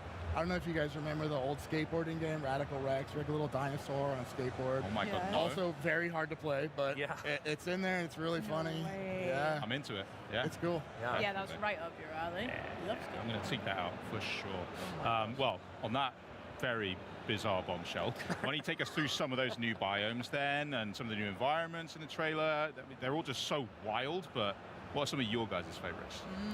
It's hard to choose. I really do love all of them. My lead artist is right over here. Oh, yeah. He's absolutely indispensable for getting all this stuff working. And so usually I'll pitch a crazy idea. This time around, I wanted to go cleaner, more like Sid Mead style, sci-fi, Blade Runner kind of vibe. Cool. So we pushed in a direction of these big, clean, white structures as the hub. And to offset that, it's a big ring. And on the bottom is a city. If you look up, it's a big, beautiful tropical harbor. You can go up there, and then that area is all tropical, bamboo, a lot of fun colors, and so it's kind of a nice contrast. And then outside of the hub, there's a bunch of areas that I won't spoil. And unfortunately, one of those is my favorite. Even have their own unique jewelry It's crazy. It's if you are lucky enough to encounter but genuinely, and the kill art team is so good. Like it's just everything looks amazing in there. I mean, so in the demo, you're actually on a planet of conventions. Like, I don't know how much we dug into that, but so maybe like the favorite convention that we have in there is like the Hall H-Con is still like my absolute. It's so funny. It's so stupid. Yeah. And the Pool Con is really good. Pool, yeah. So there's like, you're skateboarding, and so we had the pool convention, and then the rail convention, and they get in a car accident. So you have pools and rails that you're skating on to do some of the traversal throughout the game. It's really funny. Hell yeah. That's sick. How fitting that we're speaking about it at GameStop. It's funny because I did not think about that, and someone was playing and was like, "It's so cool that you guys did that." And it's like, you did it just for GameStop. We totally did it on purpose. We totally did it on purpose. Locked in. Very nice. I would just love to sit in your guys' like writing room or art room, be a fly on the wall, and just see what the heck you guys are up to. Oh yeah, I mean, most of the stuff is like, wouldn't it be funny if we did this? We can't do it, but wouldn't it be funny? And then we're like, actually, we probably can do it, and then we end up doing it. That's literally our whole writer's room process. And then we have amazing writers that take these dumb ideas and actually write them in a funny way that makes sense. So we're very lucky to have the team that we have. I bet. Speaking of dumb ideas, some of our favorite parts from the first game as a team, we freaking love the ads that you guys do. Yes. Our favorite one, probably our most quoted anyway, was the guy, I can't remember what it's for, but he's like, help me, help me. Yeah, the guy with the Help peas and me. he's on the ground. He does it, Yeah, I love that guy. So funny. The avoidable void, I love it so much. Yeah, he's very funny. Can we expect some of those in High on Life too? Some new ones? Yeah, so many. I mean, we're trying, the goal with the sequel is to take everything that worked and just like do so much more of it. So we already have a ton of, you know, it's such a good excuse for us to work with. We have a bunch of people working on the commercials internally, but for artists and animators that we really dig, that we like don't see on Instagram or just see on TV, it's our opportunity to like work with people outside as well, right? And just like bring them in. And so we have a bunch of those going right now. And we've also, along with the license of the games, Ben, our biz dev director, was also like, hey, I can get like 10 80s and 90s commercials for like these weird games as well from Pico. Like, what do you think about that? And we're like, okay, like our game is 100 gigs right now, but like, you know, like, Bring sure, it. yeah, Pile it up. It's already too big. Add it on. Who cares? Why stop? Yeah, exactly. I love that. I hear you might have a little bit of an example to show. We Shall do. we take And a honestly, look? I haven't seen this one in a while, and I remember it being funny. I hope it's still funny. Oh God!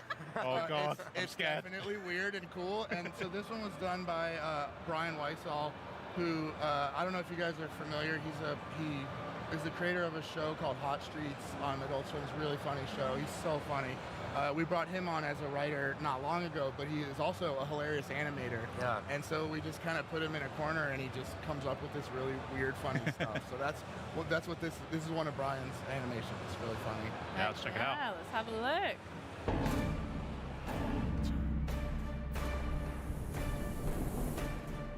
The Dangerfields are ready to debate.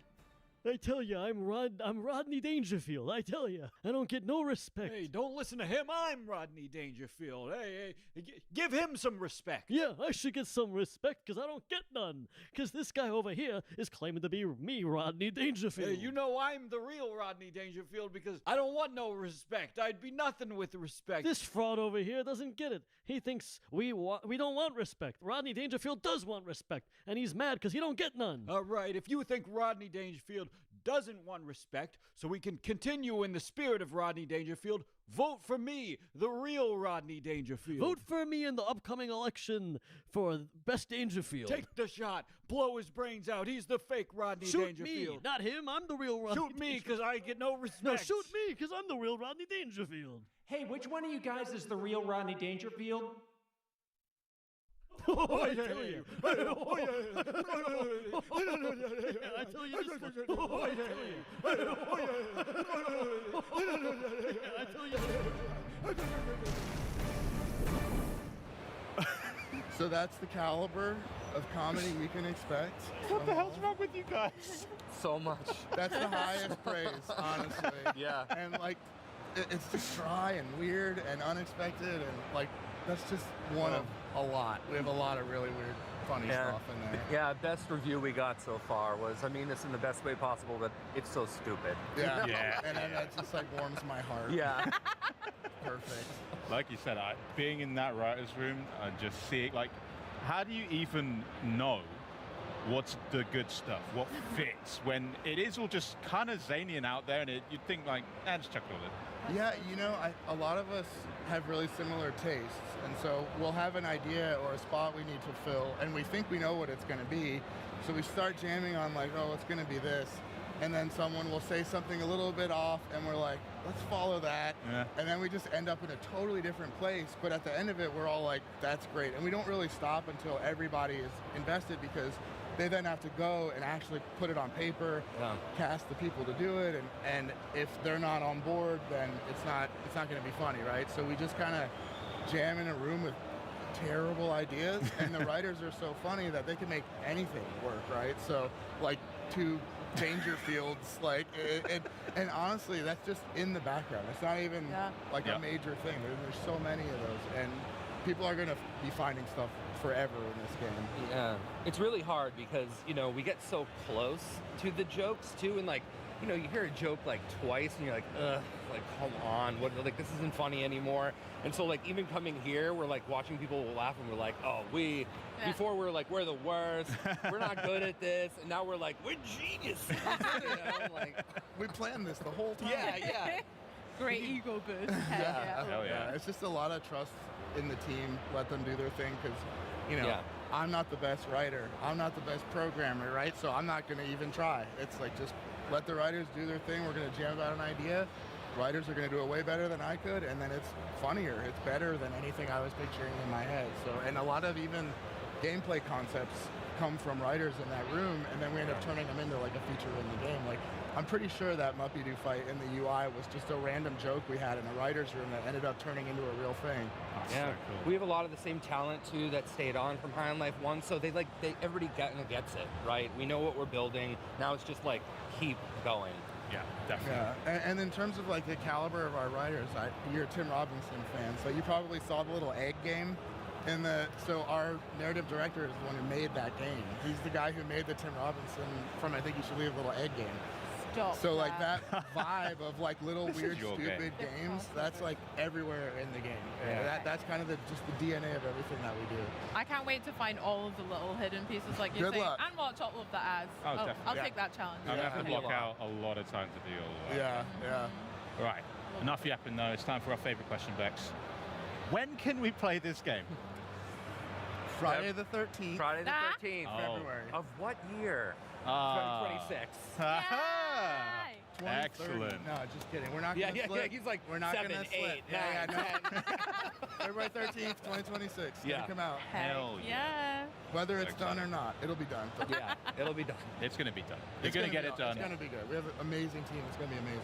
Hell yeah. We really can't wait to play, honestly. Matty, Mikey, thank you so much for joining us. Yeah, thank you for having us. Yeah, thanks for just letting us say dumb stuff. Yeah. Right, yeah. Oh, well, I asked you several times to change that line, but that's fine. Sorry. Well, Bex is clearly high on life, and on February 13th, you can get high on life too.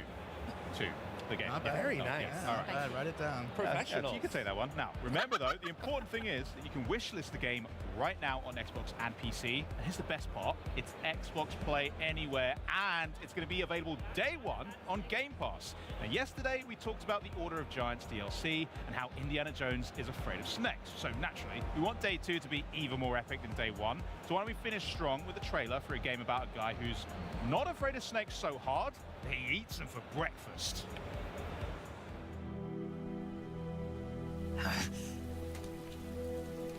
Why'd you defect? I didn't. I'm loyal to the end, to my purpose. Snake, I know how you're feeling. It's hard for me to believe, too, that a legendary hero like the boss would go over to the Russians. She'd double-cross us like this. We will use the legacy to heal that rift and make the world whole again. To do this, we need strength, an unstoppable trump card with enough power to bring order to the world. Do you love her? No, nothing like that. Do you hate her? For 10 years, we lived and died together. You couldn't possibly understand.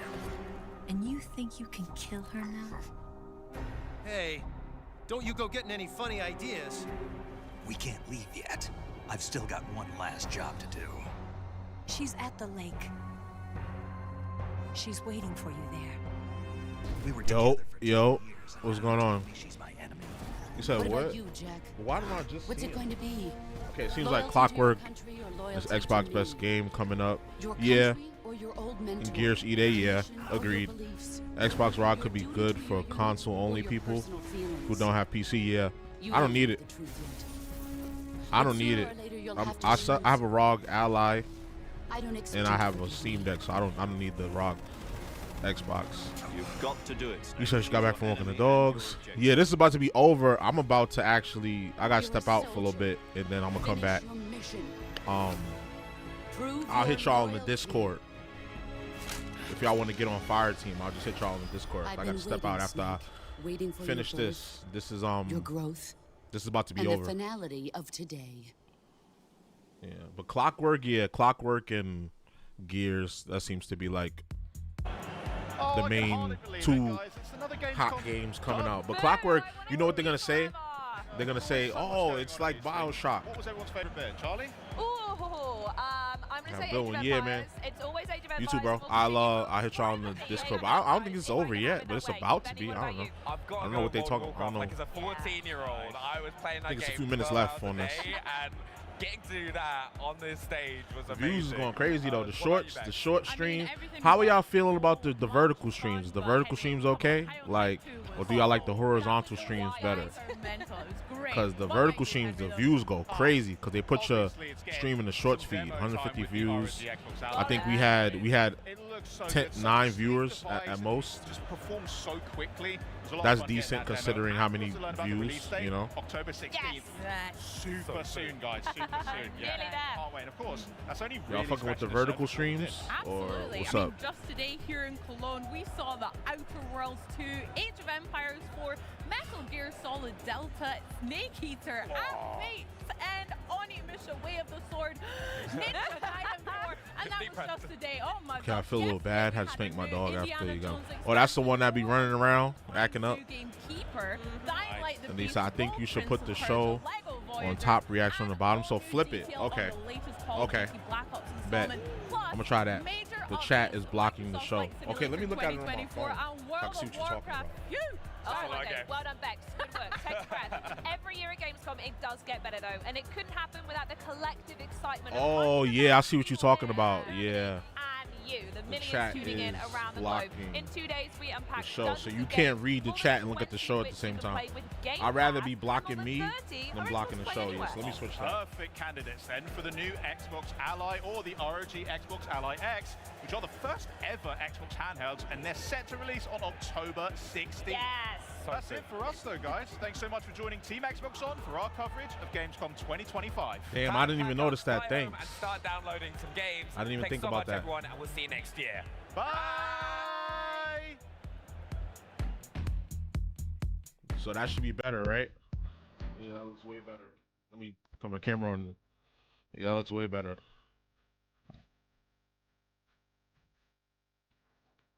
I fixed it when it was too late. Yeah, that's way better. Cause when I post clips, hold on, let me see how it looks in my when I go pull up a short on my phone. Cause this is what I use. I use this orientation to clip shorts, to use shorts as well. I didn't even think about that. Damn. Good thing I asked.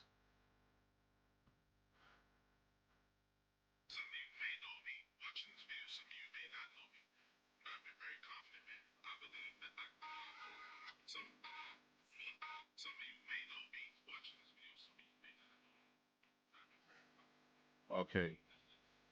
So yeah, when I stream, I'm gonna flip it to this orientation. So look, this is what I'm gonna do. I'm gonna duplicate this scene, right? And I'm gonna put live scene. Live scene. Boom. And then this scene, I'm gonna switch it back.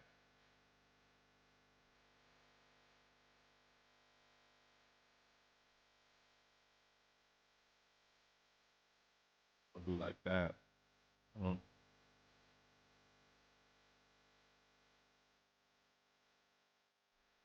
Do like that. And then I'm gonna rename this one Shorts. Shorts. Boom. And then this one, okay, that's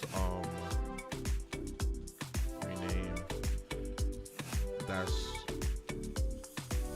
stream starting /BRB. Okay, I got it. Hold on, I'm gonna get to the comments in a minute. Okay, so boom. This will be my live scene. This will be for clipping shorts. Obviously, move the picture out the way. Move the picture out the way. And then this is gonna be my, and then that one's gonna be my starting soon BRB. Thank you for that, Crow. I didn't even I didn't even think about that. I didn't even think about that. Like people who watching on mobile, the chat is gonna be blocking. The chat is gonna be blocking the show, so you can't even read the chat while you watch the show. You have to move the chat out the way.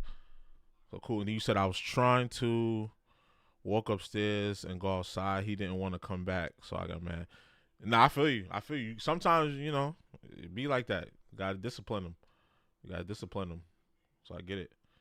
All right, we good? Bet. This actually looks way better for the stream because I'm looking at it on my phone, and now like you can still see me. Yeah, you can still see me above the chat, and then you can still see the chat as well, and then you won't miss any of the show. It looks way better on my shit now. Okay, cool. So we valid.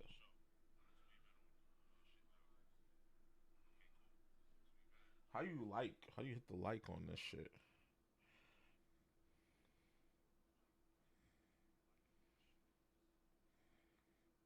There we go. Cause like if you was on desktop or a tablet, it looks like this. So I was thinking about it looking like this, and I didn't even take into consideration how it looks on phones. But cool. But yeah, I gotta step out real quick. Plus I gotta go for my walk as well and do my little workout, and then I'm gonna hit y'all in the Discord if y'all still want to play Fire Team by the time I'm done with all that. I should probably be back in like an hour, maybe 2 hours. So if y'all still, I'll hit the Discord to see if y'all still want to play.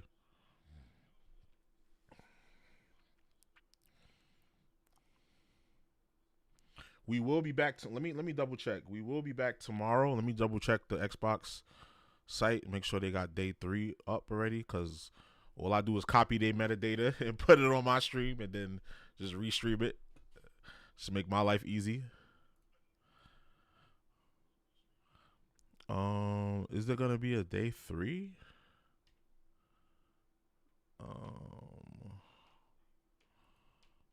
Let me check. Okay. Xbox Gamescom. How many days?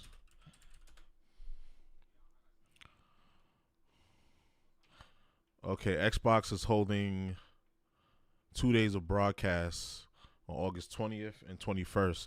These broadcasts will feature deep dives, gameplay. A third day of broadcast from Bethesda, a part of Xbox, will also be available starting. Okay, so we got a Bethesda broadcast tomorrow. Starting on this day, there will be 3 additional days of broadcasts featuring content from Bethesda side of the Xbox division, according to Xbox Wire. Okay, so let's look for that, because they should have it on their shit.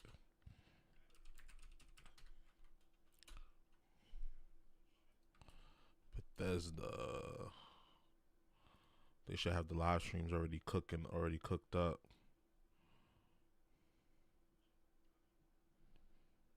Okay, they don't. All right, well, expect the stream tomorrow. Whether it's this Bethesda shit or not. It could be me playing Astro World, because I got to finish Astro World. I'm really about to really grind out Astro World so I could get to my 2025 games. But yeah, but y'all, yeah, I'm gonna hit the Discord. I gotta step out real quick. I gotta hit the Discord. I gotta do what I gotta do, and then I hit the Discord. So I'm holla at y'all. Appreciate y'all coming out for the stream. Whoever's lurking, appreciate y'all. Appreciate the 153 views in the live, in the vertical feed. And I'm gonna get up out of here. I'll see y'all tomorrow.